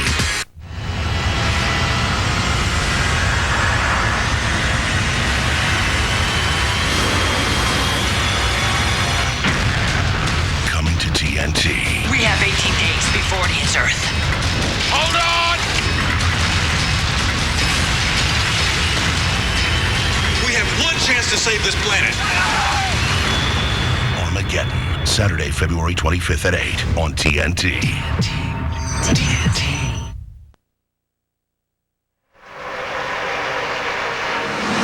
Saturday at 1 o'clock on TNT, it's the Hershey's Kissables 300, Wally's favorite race. It's the NASCAR Busch Series in action here at Daytona. Then Sunday over on NBC, the Great American Race, the 48th annual Daytona 500. A weekend of racing from Daytona coming up on TNT and NBC. Kyle Busch continues to lead, but while we were away, things got exciting for Robbie Gordon. And Robbie Gordon in the 7 car got a little bit loose. Biffle was right up on the back bumper. Took a little bit of air off Robbie's spoiler, and Robbie did a nice job saving it. But I think Robbie may think that he's got some problems because he's kind of dropped back. 14th last time by, looking back from Kevin Harvick. It doesn't look like much, but you know what? At 185, it's a lot. That's a sitting in that race car. And currently it's Travis Quapple and Mike Wallace in the 09 car. As a matter of fact, Wallace just goes by Quapple to move into the top position of the non-qualified cars. Dave on Travis. Having just a little trouble with his car right now, Bill. He was really free on the bottom of the track, so he moved up to the high line, and now he's reporting that the car wants to push toward the wall, exiting the corner. So talking about making some adjustments as for the 32 on this next stop. It's not good when you're pushing toward the wall, is it? No. Mike Wallace, that 09 car goes by Biffle. Moves into the 9th position. How about the Biff, Marty? He has a very tight race car, and he said he just cannot keep that car on the bottom. You see, that's why he's running high right now. Doug Richard came on the radio because Greg keeps saying it's getting tighter the longer I run. Take care of that right front. We saw some right front problems in race number 1 today. So when that race car is tight, you don't want to force it to turn, do you guys? And they talked about the 29 car having an experimental setup under it. I don't think it's working well. No, I don't think it is either, BP. He looks like he's struggling, although Bobby Labonte is back to 6th spot. So he kind of dropped back in the middle of the pack, and now he's fighting his way back up. He's right behind Mark Martin in the 6th car. Marty, what are they saying about 43 car? You know, he's happy, and we were talking earlier about he may have lost the handle. Bobby just got shuffled out of the draft. He said the car handling very well. In fact, he's commenting on everybody else's car, saying, man, that car's a little bit tight. He's kind of drifting up through the corners, but his car handling just fine right now. He's a blast to listen to on the radio, too, isn't he, Marty? Oh, he's a lot of fun, Bill, and he's like one of you guys. He's a booth commentator because he knows what's going on in the race. He's like Matt Kenseth is the same way. They understand what's going on in the race and kind of dissect it during the race themselves. Did he say we knew what was going on during the race? Unlike the booth guys, she was talking about you. Not you, Wally. I meant the other booth guys. You're not really. I don't know what you are. Thank you, Marty. Marty got out of that just in time before he brought out the first caution. We got smoke out of the 01 car. Joe Nemechek blows an engine. We just broke a motor. Something just happened. And remember, Ryan Vickers in the 25 car, another Hendrick car, had problems earlier in the week. Pit lane's going to get busy now. Boy, is it ever. Perfect timing for these guys. Almost the exact same time of the caution in the first race. Let's go back and look at it. Just watch the 01 car. You see the smoke just starting to come out of the exhaust pipes, and Nemechek knows he's got something going on and reaches up and shuts it off. Kevin Harvick is on board with Kevin Harvick because he sees the 01 car and he says, oh, no. That is just, you look up and see that smoke, and it's terrifying because you know there's going to be oil on the racetrack, water, something, and you're going to have no control. You're going to back it in the fence. But it looked like Nemechek actually got to it pretty quick. It looks like he went up and shut the engine off before it really hand grenaded. Alan? Yeah, just the vibration, and they're not exactly sure what it is, but they're going to have Joe take the car to the garage, diagnose it from there. They're in the 500, so there's no sense in trying to bring it down pit road and check it out. You know, the problem is they're going to have to start way in the back on Sunday. And look at this car. Stanton Barrett, the flat right front. And other problems. Yeah, we've seen that problem already today, and it's about that time, 25 laps. Right. Yep. And there she goes. That was the inner liner, I think, that just blew. And Benny, you had a feel from the guys in the garage that right fronts were going to be an issue, even though this tire is slightly different for this race. They had this problem last year, and Goodyear bought a tire that's a little bit different this year and trying to cure the problem, but some teams had some issues with it, and obviously some other cars have had issues today. And don't you think, though, a little bit of that is because this racetrack is probably so green, too? I mean, more rubber on the racetrack should help that later on in the weekend. I would think it would get better, yes. I agree with you, Paul. Mike Wallace, who had the 46th fastest time in qualifying, currently 6th in this race, trying to race his way in to the Daytona 500. Bill, let me tell you something. There's very few that gets around Daytona Talladega better than Mike Wallace. Hoping for a good run today. The field to pit road, we go to Matt. The 26, McMurray, the first of the leaders to peel off. Now, he told crew chief Jimmy Finney the car is just getting tighter and tighter as we run. Do not be scared to make significant adjustments. That's what he did. Significant wedge and air pressure. Marty? Bobby Labonte in the 4th position, Matt. They asked what changes he wanted with the car. Bobby paused for a moment and said, nothing. 4 tires, no chassis changes. Alan? If you saw the shot of Kyle Busch in the top left box in the 5 car, he overshot that white line in front of his car. He had to back the car up inside the pit box before the service started. Lost him a lot of spots, Dave. Dave Blaney very happy with his car. Not going to be happy with this pit stop. Trouble on the left rear will make him lose positions. Now he stalls and heads back out. They were making no chassis adjustments, but a big problem on the left rear for Dave Blaney. Well, really the first pit stop for most of these teams, the guys that weren't in the shootout. Now see David Stremia stall the 40 car and the team trying to get it restarted as they push it down the straightaway, down the pit road. There it goes. So Stremme gets underway. Kyle Busch lost a lot of positions, came in as the race leader. Just slides through his pit. Officials tell him that you've got to go back behind that line. Cannot make mistakes on pit road. Costs you too much track position. Kyle Busch will have to work his way forward when we go back to green at Daytona. The countdown to NBA All-Star Weekend is on. The excitement tips off Friday with the T-Mobile Rookie Challenge. Then enjoy the brilliant spectacle of All-Star Saturday night presented by AOL. See the Radio Shack Shooting Stars, the PlayStation Skills Challenge, the Foot Locker 3-point Shootout, and the Sprite Rising Stars Slam Dunk Contest. On Sunday, watch the show of shows, the All-Star Game, where the league's best come together on a night of dreams. Don't miss NBA All-Star 2006 beginning tomorrow on TNT.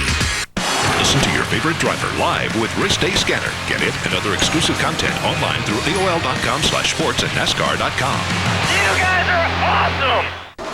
Speed, action, excitement. Get on top of the action at one of the most exciting tracks in NASCAR, Martinsville Speedway. It's the half-mile short track where every seat pulls you closer to the action. Sunday, April 2nd, the Nextel Cup drivers hit the oval for the Virginia 500. And Saturday, April 1st, it's the NASCAR Craftsman Truck Series Kroger 250. It's a weekend of excitement you don't want to miss. To feel the thrill of NASCAR, get your tickets now. Call 1-877-RACETIX or visit racetickets.com. Why do they call 7 lucky? Go ahead. I'm buying. Because it all goes down at 7. Take a long walk, fellas. The crime. Detective! The case. I don't buy this for a minute. Arrest him. The cause. Now's the time to round them all up. Excuse us. New York City Police Department. Weeknights at 7.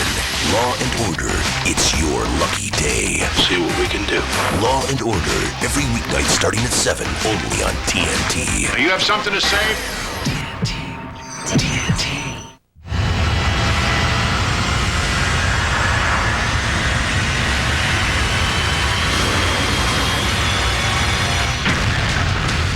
TNT. We have 18 days before it hits Earth. Hold on! We have one chance to save this planet. Armageddon, Saturday, February 25th at 8 on TNT. TNT.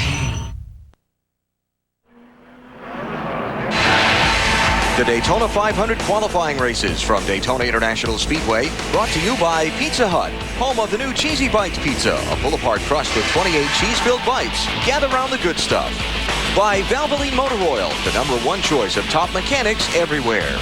And by new Gillette Fusion, the best shave ever in manual and battery power. The infield at the Daytona International Speedway is packed.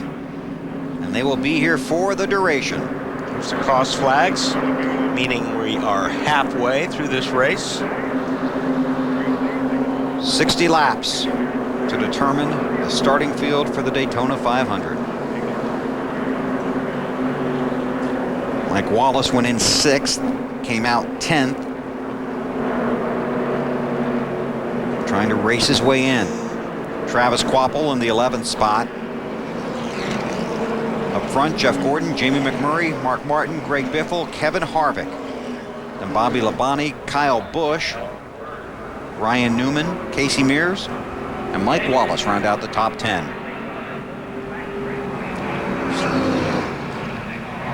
Never see the 95 car. I think the 95 should probably go ahead and call it a day. Yeah, looks that way. He's been on pit road for some repairs, but clearly not enough. 3 laps down for Stanton Barrett. You see all the NASCAR vehicles on the back straightaway. That's cleaning up the debris that he caused when he had that right front tire problem earlier. Marty, what are you working on?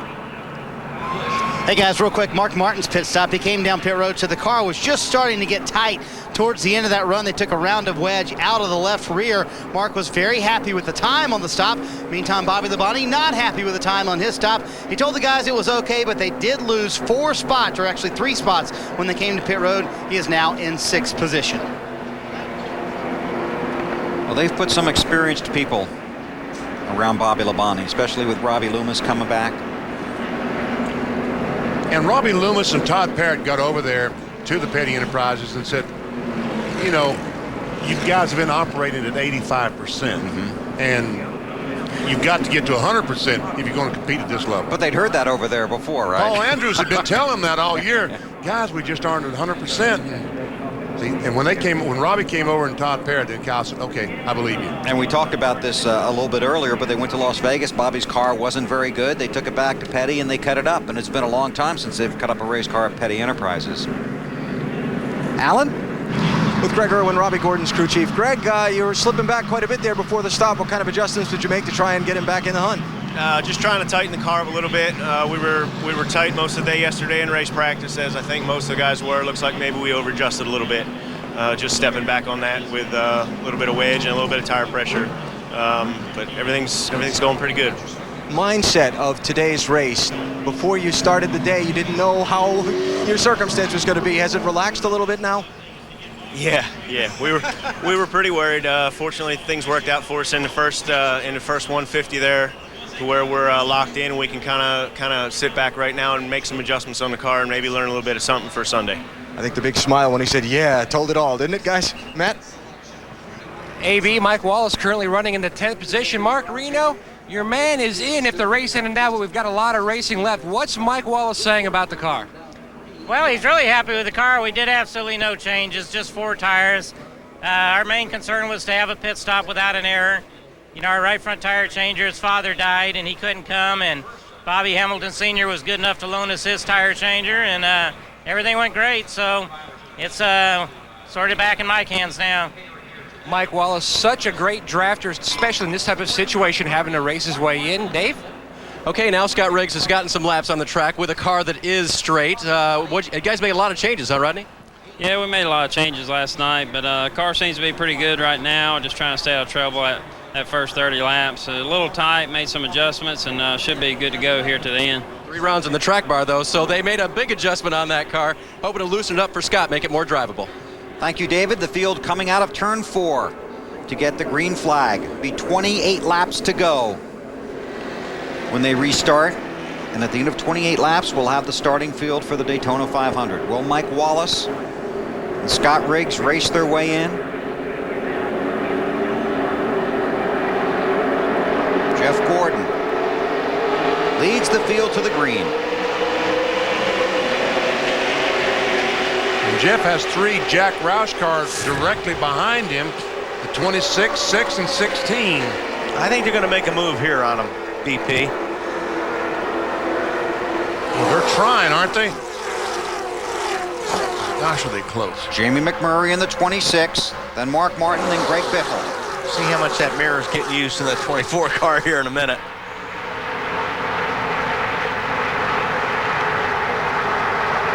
Mark wants McMurray to go. Mark's not going to wait.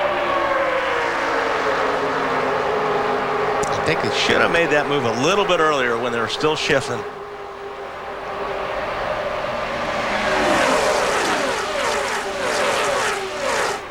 Single file through the first dozen cars.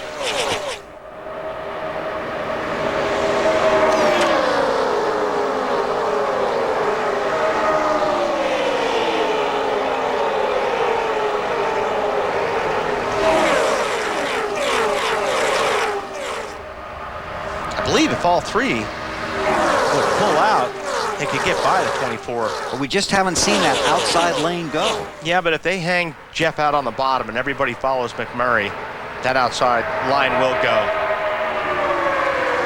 Marty?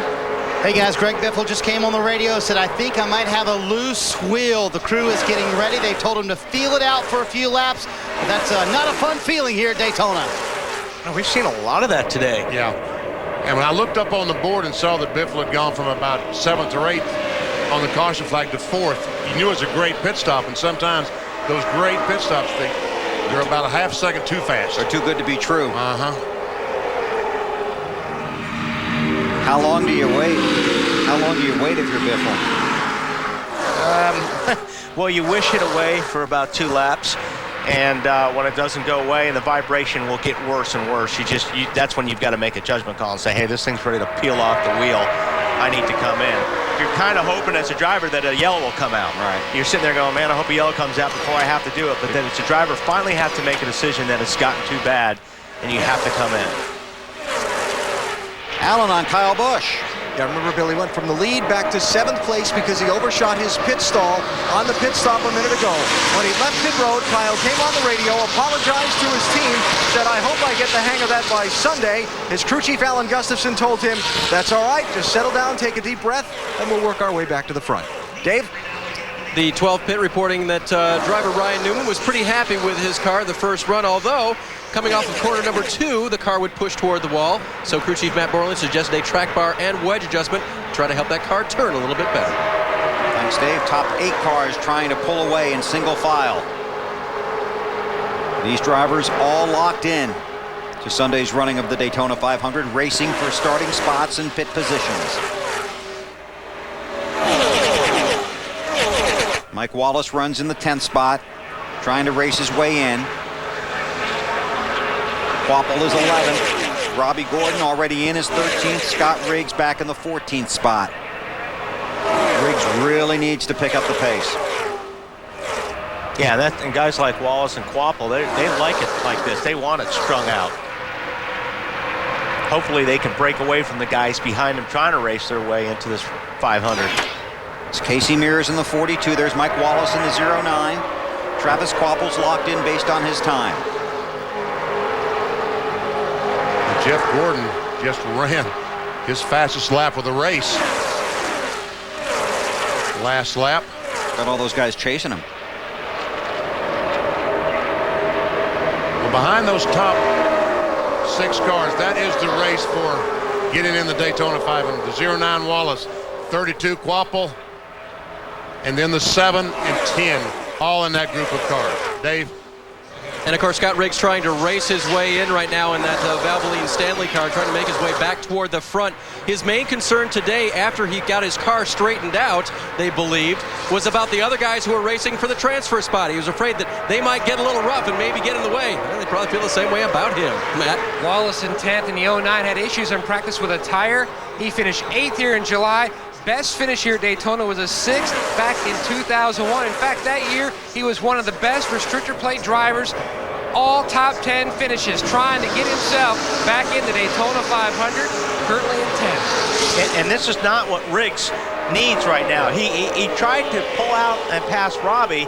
Now he's hurting himself and Robbie because they've lost that pack they were racing in. Now they get back in a line, but I don't know if they're going to be able to catch that pack. That's right. Robbie backed off to let Scott get in front of him and see if they could run those guys down. But Robbie Gordon's car is not handling correctly. You can see that he just can't quite keep up. Does Riggs get impatient back there because nobody else is making a move? Well, and he's the last guy in line, and that's the worst place you want to be in the draft because you have a chance of losing that draft because you have nobody behind you. So, yeah, he said, man, I got to do something here. But the thing is, on a situation like that, when you get 2 cars running side by side, everybody else is single file, you lose the pack. Riggs runs 13th, must get to 11th. A lot easier than it sounds. There's Riggs in the 10. A lot easier than it sounds? I'm sorry, a lot tougher, not as easy as it sounds. For you, it's a lot easier than it sounds.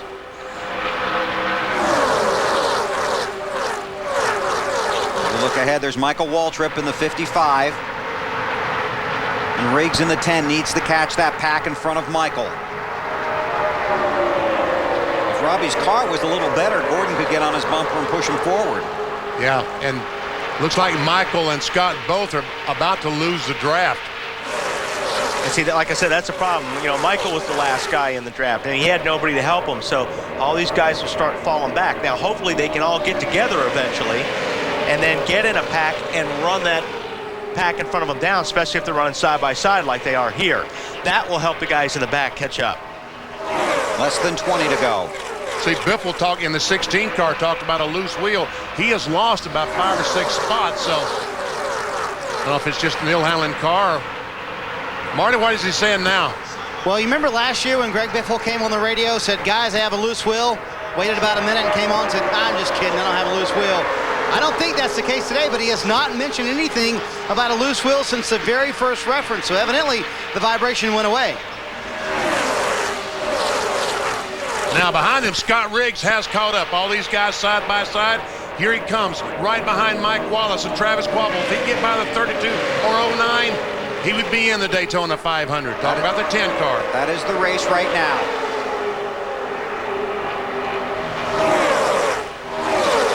So those cars doubling up hurt their own chances. Put Riggs right back into it. Riggs is looking in the mirror saying, come on, guys, I need some help back here, because he needs those cars behind him to get on his bumper to help him push him up through the pack. Robbie Gordon goes to the bottom in the 7 car. Here we go again. Robbie backs off, and they get back in line. Coach Robbie, when he goes to the corner, his car goes up to racetrack. Now Riggs gets in front of the 32. That means he's in, right? He's in now when they cross the line if the race ended here. But it won't. 18 to go when they cross the line. Now Mike Wallace looks up in the mirror and goes, man, I better get going. Got 2 guys in his mirror that are trying to take that spot away. There's Riggs in the 10 right behind the 09 of Mike Wallace. And here comes Quapple back on the outside in the 32 car. Those 4 cars, 0, 9, 10, 32, 7, racing for 2 spots. Allen on Robbie Gordon. Hey, Bill, Robbie Gordon did come on his radio after that little traffic jam cleared and said, I did back off. I didn't want to have any trouble with this car. He was waiting for the 22 of Dave Blaney to catch him from behind, hoping they could draft up through the traffic together. That hasn't worked out quite like he was hoping for the moment, has it? Now he kind of pulled on the bottom side of him there, Allen, and now Robbie's got some cars behind him if they can get to him. Quapple and Robbie Gordon are in the Daytona 500. They are racing for position. The 09 of Mike Wallace, the 10 of Scott Riggs must finish in front of them, or they will go home. Now the 22 lines up behind Robbie Gordon. Now the question is, will somebody fall in behind the 10 and push both of them by Kyle Busch? Scott Riggs thought about trying to go up and follow the 5 car of Kyle Busch, and he might have wished he had done that. Yeah. Now he should be able to get in line. Hurry, hurry, hurry. But that's going to be too late. He has to be in front of the 32. Well, the problem is that whole line's going to go by him now. His foot's through the floor, isn't it? Oh, it's yes. to the floor. Really needs to try to slide up in front of that 32 car, but I think he missed his opportunity. Dave? And no comments from Scott Riggs on the radio, just his spotter giving him occasional idea of where the corners of the other cars are. Scott concentrating, not saying anything back. He knows he has what he has, and he has to race it to the finish here. Right now he's got enough, BP. He caught a break because this bottom, the low line took off, and he went with them by Travis Quapple in 32. Come with it.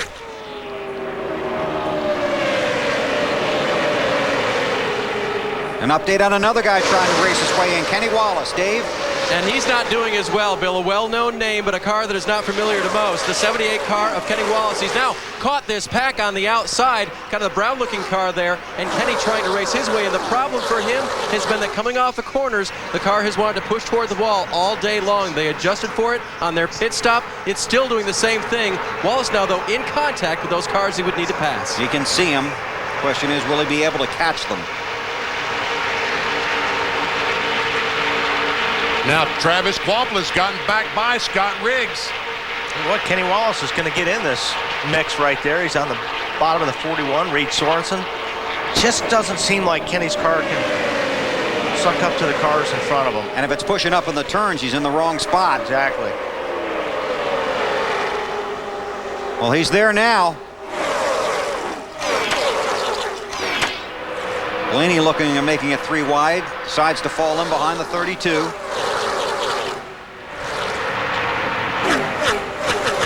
Dave? Another car the 78 would look for would be that 32 of Quapple. There is a working arrangement between these two teams. The 78 car actually, as he gets very close on the inside of the 19 car of Mayfield, a working association, and now though he is blocked behind the 41 of Sorensen. He couldn't stay down on that inside lane. No. Now, it looks like the Kenny's having to get out of the throttle because the car is tight or pushing. And if he's doing that, he's in for a long day here because he's not going to be able to keep up with that group. That's on board with Terry Labonte, 2-time series champion, driving for Roger Staubach and Troy Aikman, and locked into the starting field for the Daytona 500. J.J. Yaley in the 18, the next Nextel Cup rookie. You see the yellow stripe on the back of the car. That indicates it's a rookie driver.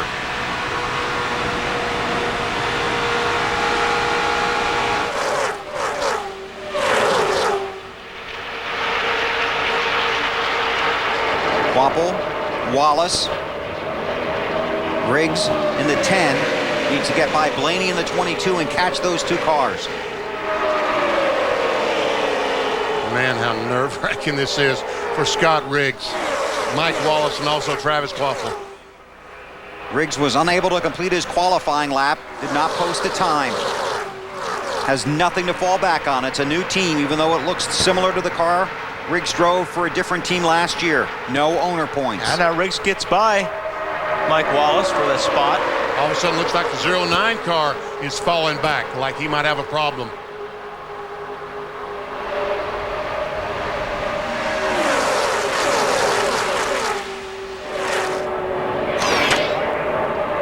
Wallace trying to lock onto the bumper of Riggs. Robbie Gordon making the move inside of Harvick. That 5 car, Kyle Busch, is on the inside with no draft and help. A string of cars going by on the outside. Here comes Mike Wallace to try to draft for that 5. That might work. Underneath Riggs. Side by side to get into the Daytona 500. You know how hard they're pushing that gas pedal right now.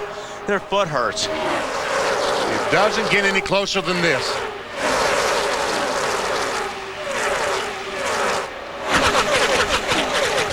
Ten laps to go. And that's what makes it frustrating for these guys. There's nothing else you can do. All you're doing is looking in the mirror, hoping somebody will get on your bumper and push you past the guy that you're racing. Now both these guys have some help. It's Harvick trying to close in on Mike Wallace. You see him bottom out. Robbie Gordon on the high side there in the 7 car, and he's going to go up. See who he decides to stay with. Scott Riggs maintains his position in front of Mike Wallace. Trying to get on the inside of the 30. Oh, car sideways right in Blaney is around.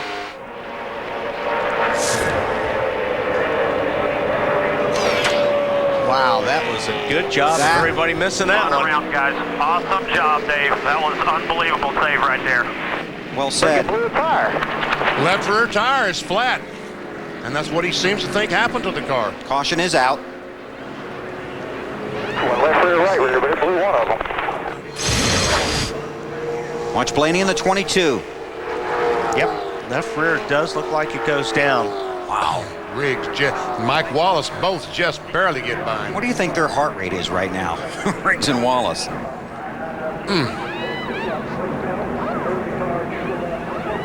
I'll tell you, drivers don't get enough credit for preventing big wrecks, but this Blaney with a great job here. Yeah, they're both Riggs, Mike Wallace did good jobs avoiding that wreck. Harvick as well.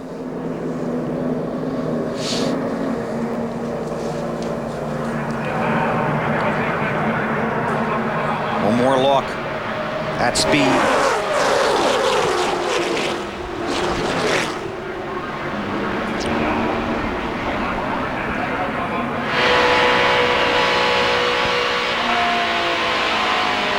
Spin in front of you. Go high, go high. That was all on board with Terry Labonte. Check up, Terry. Check up, Terry. Check up, check up, check up. Now watch this. I thought he was going to smoke. Won't be able to see anything. Make sure he doesn't come up in front of you. Come. Wow. Well, he's lost a little bit of the front air valence, so that's going to definitely affect the way that car handles. But he is in the Daytona 500. And he is in one piece. Yes. Okay, now we saw how much pit stops helped Bill Elliott late in the first race. Yeah, everybody's got, except Jeff Gordon stays out. Michael Waltrip stays out. Newman stays out. Mike Wallace stays out. Matt. And the 26 slides to a stop. They were looking at going 2 tires. Let's see if they feel like when you slid into the box up, they're going to stick to their game plan. Don't feel like they flat spotted them to Snyder. Mark Martin's already gone, Matt. Just 2 tires handling perfectly. We'll see if those 2 tires can get in the lead. Dave. 4 fresh tires for Scott Riggs. No adjustments to the chassis. Slight air pressure adjustment. Wants it to turn just a little bit better. Scott trying to get the fresh rubber for better handling on the racetrack. They talked about staying out for track position, which he had. Oh, trouble with the jack. The jack fell. They're going to have to push it up by hand. Now they have it back up. Scott losing all his positions, and their one fear was that they would go back out single file and not have enough time to get their position back. That's one thing you said earlier, that one mistake like that can keep you out of the Daytona 500. And you'd have to believe the guys that came in and got tires have an advantage, but Mike Wallace stayed out. They didn't make any mistakes on his pit stop. Only a handful of laps to go. Will it pay off for him? Track position. Yep. With only 8 or 7 laps to go, and this thing all goes back to racing. Here we see them coming around the other side. Jackman trips, he falls.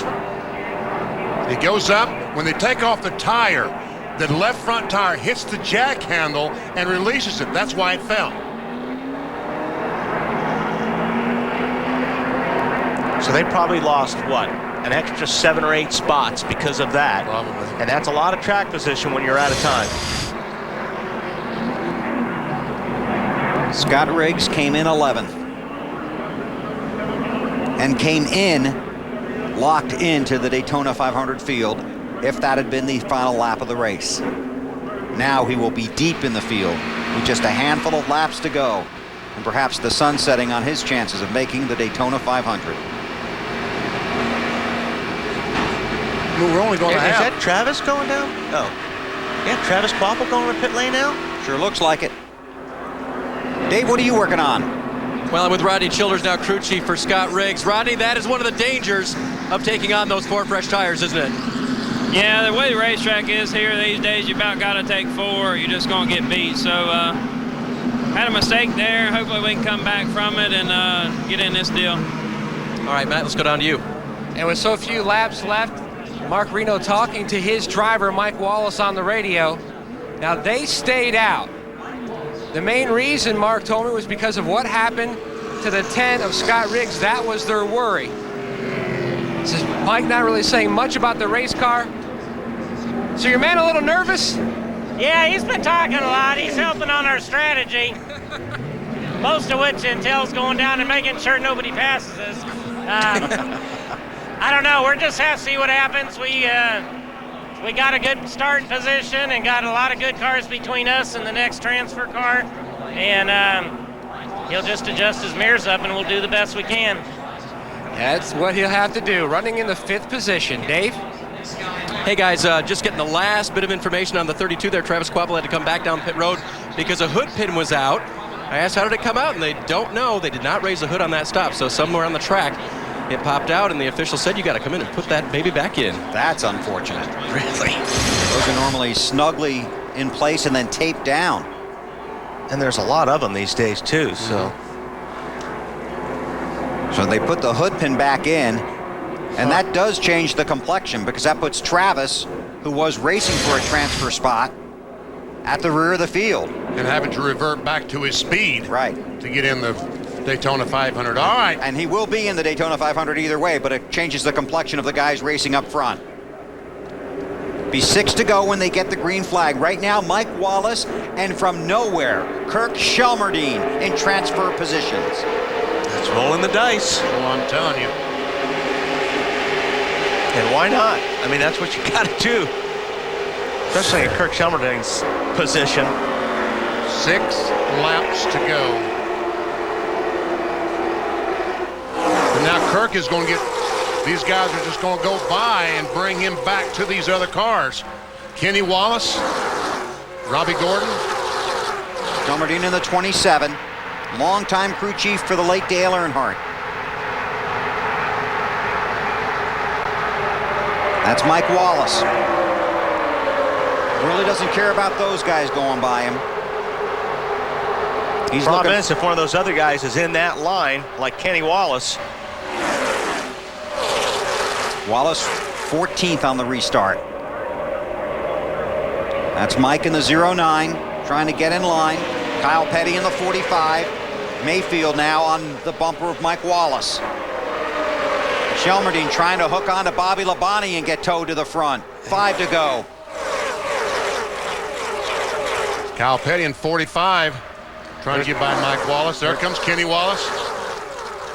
Kenny Wallace on the low side, now pulling up to the back of Kirk in that 27 car, and he goes to the inside, makes it 3 wide. Oh, he's getting squeezed down there. Kirk's going to make that car as wide as he can. Yeah, and needs to. This is for everything right here, for a spot in the Daytona 500. Got to get a little dirty at this point. Wallace in the 09. There goes Robbie Gordon on the high side in the 7 car. He goes by Kenny Wallace, and that would put Kenny out of the Daytona 500.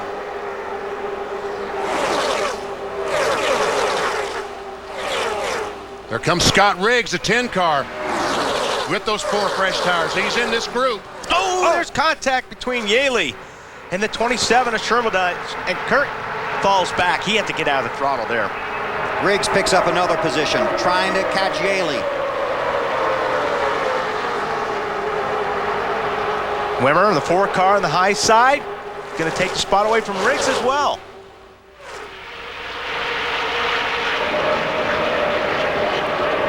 All of a sudden, the 10 car, Riggs, is losing. He's lost his momentum. Lost his momentum, but he looks like he's lost more than that. Well, maybe not. Quapple. Car that had to have the hood pin replaced, the 32 of Quapple. Oh, Michael Waltrip slides up the racetrack. Up front, Kyle Busch. On the inside. And Kyle Petty trying to get around Biffle. 2 Petty Enterprises cars in the top 10.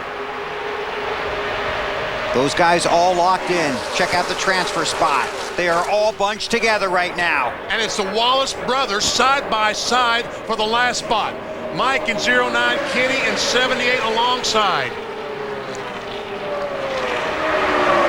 Here's Terry Labonte in the 96 car, the high side of Kenny Wallace. Less than 2 to go. Riding with Terry.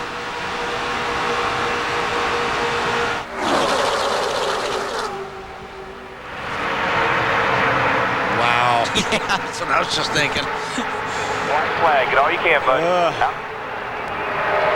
Robbie Gordon on the bottom. You got the 09 car, Mike Wallace, right next to his brother Kenny in the 78 car, tucked up behind 29 of Kevin Harvick. And there's Riggs on the bottom. Coming to get the white flag. Oh, there's somebody sideways. J.J. Yaley. Yellow is out before the white. Looks like Travis Quapple went screaming down pit road. NASCAR won't appreciate that. Well, they did say in the driver's meeting, if you have to take pit lane to avoid a wreck, just reduce your speed. I think you forgot the second half of that. Yaley to pit road. Nextel Cup rookie. Well, there he is on the high side. He just comes down while the other cars were going up. There was contact, and that's Stremme in the 40 car. Got sandwiched.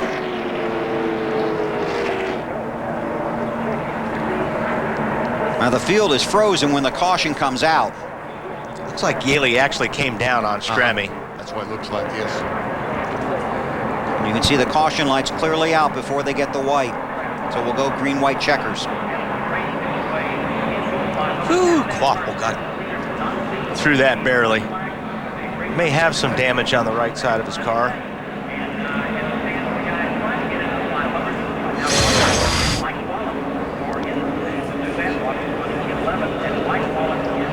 NASCAR reporting that the 32 did decrease his speed, no penalty. Now then, how they line these cars up for 2 laps to go is going to be critical. And I don't know how you figure out when the field is frozen who's in front of who, but that's NASCAR's job, and it's going to be crucial. There are 18 scoring loops around the track. The scoring reverts to the last loop you passed.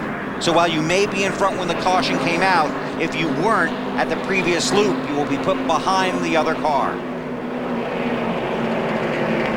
Because they've got to get it there. You see there is some damage on the right side of that 32, Wally. And they've got to get it right for this restart. Yeah. Yes, they do. They also have the use of video replays to determine where the cars are at. And that's the thing about the green-white checkered here, BP, is one of these deals, it takes a lap and a half to get up to speed. So it's so hard to make a pass on a green-white checkered on a restrictor plate race because it takes forever to get to top speed. Oh, by the way, Jeff Gordon's leading. Yes. Kyle Busch is second, Mark Martin's third. Bobby Labonte continues a great run in fourth. Then it's Biffle McMurray and Kyle Petty, Casey Mears, Ryan Newman, and Michael Waltrip. Now, just to clarify, NASCAR only uses video at the end of the race, just like the situation we had at Talladega last fall. For this restart, they will rely on the scoring loops around the track. Let's check with Dave. Joe Garone, crew chief for Kenny Wallace in the 78, very calmly and coolly sitting here. Didn't look like he had a shot there for a while, and then Kenny came up through there. Yeah, he's so good in the draft. You know, the Furniture Row Chevrolet here has been a little bit tight, and that's been hurting us. But we got it freed up on the last pit stop, and it's just a matter of track position. Now he's up here with 2 tires. Hopefully we can get her done. Do you think you have enough people around you that want to help him get into the 500? There's a few of them, you know. Maybe his TV career helps. I don't know. Well, that could be. I don't know. He's got a lot of TV going on, but after that last caution, too, you realize you got to go back behind the 10, but that's scoring. You're okay with that? Yeah, well, there's nothing we can do about that, yeah. I mean, with the segments the way they are, it is what it is. And I'm more concerned about the 19 being lined up behind the 10, but or the 2 of them being lined up, so we'll see what we got here. It's a very good point there. Remember, the 78 couldn't get around the 19 earlier, and now that's a teammate to the 10 car he's trying to race. Alan? Oh, there we go. Hey, Dave, just a little note here. The guys up front in the top 2 spots, those that did not pit under that last caution, they're very tight on fuel to the finish of this. Just something to watch in these final couple laps. In fact, Michael Waltrip just came in and topped off, put a little fuel in his car to have enough to make the checkers. Gave up the 10th position to do that. And we're going overtime. That's right. These 2 extra laps, or these extra laps that we're running, might mean something for fuel. Well, we've already completed 61, the race scheduled for 60.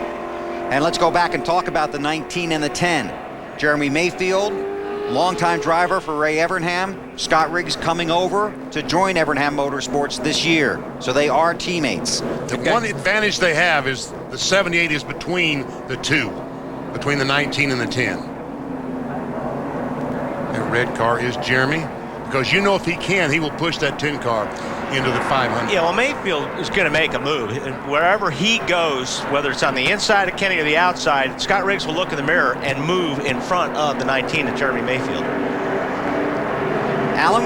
Yeah, the question is whether Jeremy Mayfield can keep up to help out. Mayfield has struggled with the front end of his car the entire race. It's the reason we really haven't talked about him much this entire distance. A tight race car. Can he help Scott Riggs in these final few laps is the big question mark. And if he knows, well, he's got a tight race car too, so yeah, that may be a problem. If he knows 78, Kenny Wallace is tight, he wants to try to pass him on the outside. Because Kenny will have to lift because his car's sliding so much. One crack at it. One attempt to finish under the green. Green flag, then the white flag, then the checkers to determine the final drivers in the 48th running of the Daytona 500. The battle begins back in the 14th spot. Gordon leads the race. We'll watch the guys up front for fuel.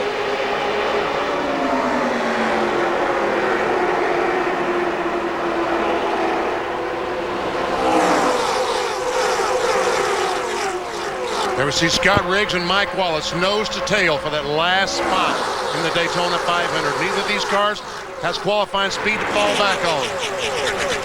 Wallace in the 09, Riggs in the 10. And Kenny Wallace in the 78, the other player.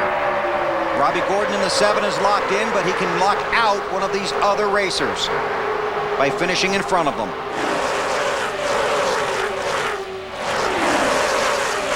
Riggs has got to make something happen here pretty quick. Because he's running out of time. He needs to get on the side of Mike Wallace somehow. Last lap. Up front, Gordon continues to lead, Busch in second. He has pressure tires on Mike Wallace. I don't know if it's going to make any difference or not. Here comes Kenny Wallace. The 0. Oh, he turns him sideways. Oh, great save by Scott Riggs. Dave. Moments ago, Kenny Wallace radioed, I can't get to him. Then he got a big draw down the front straightaway, got all the way to the 10, got through the 10. Through 3 and 4 for the final time.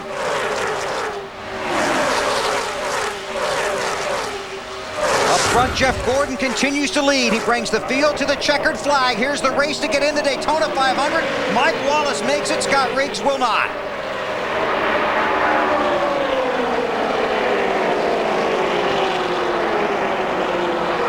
Unofficial results. Wow. Mike Wallace unofficially 12th gets in. Scott Riggs 13th. Kenny Wallace 14th do not.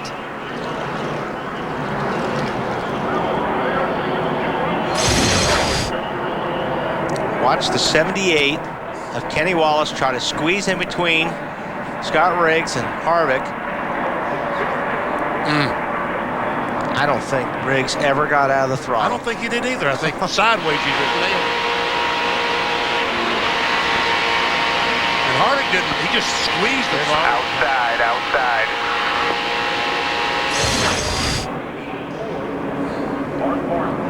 That's going to be a happy fellow right there.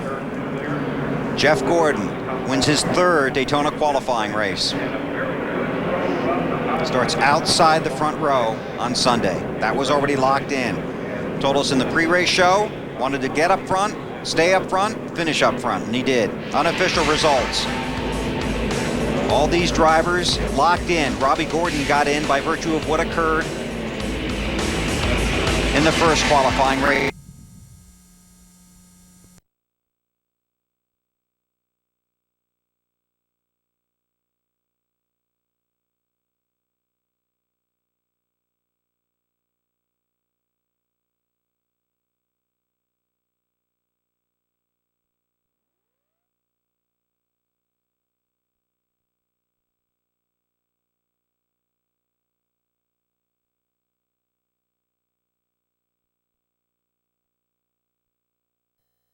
Run from those guys, I mean, been in that position, and it's a tough deal to go through. These guys, Scott Riggs, Kenny Wallace, Scott Wimmer, tough day for them. Michael Waltrip is in. Kurt Shelmerdine. And the 32 car, Travis Kvapil, he will be in the show based on his qualifying speed last Sunday.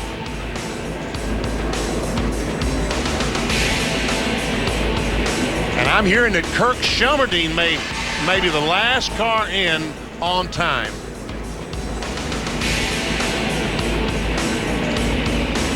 He will be just thrilled. Oh my gosh, can you imagine? Paul Menard would have been the next guy. Every spot counts. It sure does. Yes, if the 32 had gotten in by position, right, then Menard would have made it on time. Exactly right.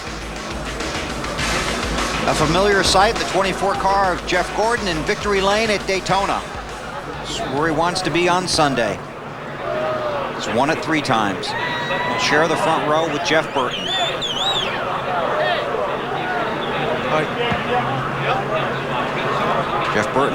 Jeff Gordon rather, taking off the wheel.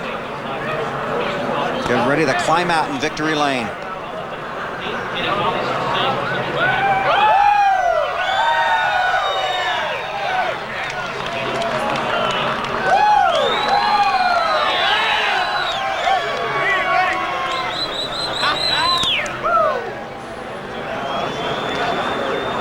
Jeff, you lost the lead at the early part of the race. Once you got it back, no one could get around me. Tell me about your car in this event. Car was awesome. Obviously we wanted to be out front the whole time, and in those restarts when you're side by side, just depends on where you get the push from. And Bobby seemed to get a little bit better push. Kyle Busch, my teammate, had a great car, and he got by all of us. And I just really was fine just riding there in second behind him.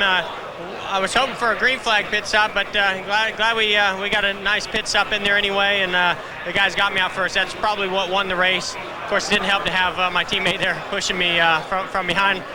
Even though that young guy, he's so full of just enthusiasm and that youthfulness that you never know when he's going to pull out and pass. He's awesome. I want to thank DuPont and Chevy, Monte Carlo, GMHC, Pepsi, Quaker State. We've got some new folks on board, Nicorette and Sparkle with GP. So I want to thank them all, but I know I can't. Yeah, time short. Right. See you Sunday. Thanks, Jeff. Marty? At the Jackson, Scott Riggs walking from the car. Walk me through those last few laps. You knew what you had to do. Just trying to get to the front, just proud of all the guys that give a great effort. We had a gear failure in qualifying, so we didn't get our time that we needed. Didn't get up to the front where we needed to, didn't have any help. Just tried to get there, worked on the car all night. Got there a couple times, kept getting hung out. There's nothing I could say negative about anybody on this Valvoline, Stanley Tools, Dodge, because everybody did a great effort. I got to thank everybody at the Fab Shop and the Motor Shop and the Chassis Shop. Everybody at Abraham Motorsports gave me what we needed. We just, that's the kind of risk you take when you come down here with no points. I think if it wasn't for the gear failure, we wouldn't be in the situation during qualifying, but just hate it. Scott will not be in the Daytona 500, Bill. Thanks, Marty. Here is the starting grid for the Daytona 500. It includes 10 drivers that will be making their first start in the Great American Race. See Junior back in row 4 alongside Bobby Labonte. Jimmy Johnson worked his way up to the 5th row. Kyle Petty in row 6. Tony Stewart, one of the favorites to win the 500, back in row 8. Denny Hamlin won the Bud Shootout. Martin Truex Jr., a rookie. There's some of the guys that got in today, raced their way in. Robbie Gordon, Mike Wallace in row 12. Brent Sherman back in row 15 alongside Michael Waltrip. Kevin LePage raced his way in, finished 9th in the Daytona 500 1 year ago. J.J. Yaley, a rookie, driving for Joe Gibbs. See Travis Quapple back in row 20, but he's in. Kurt Shelmerdine, row 22. Terry Labonte, 43rd. Here are the gentlemen going home from speed weeks before the Daytona 500. Saturday on TNT, 1 o'clock, the Hershey's Kissable 300 for the NASCAR Busch Series. Sunday on NBC, the Great American Race, the 48th annual Daytona 500 begins at 1:30 with the Bank of America Countdown to Green. In the NBA All-Star coverage this weekend on TNT, a doubleheader tonight at 7 o'clock. The 76ers and the Bulls lead it off at 7. This copyrighted telecast may not be reproduced, retransmitted, or used in any form without the authorized written consent of NASCAR Broadcasting. NASCAR would like to thank all of our loyal fans for your continued support, and we hope you enjoyed today's broadcast.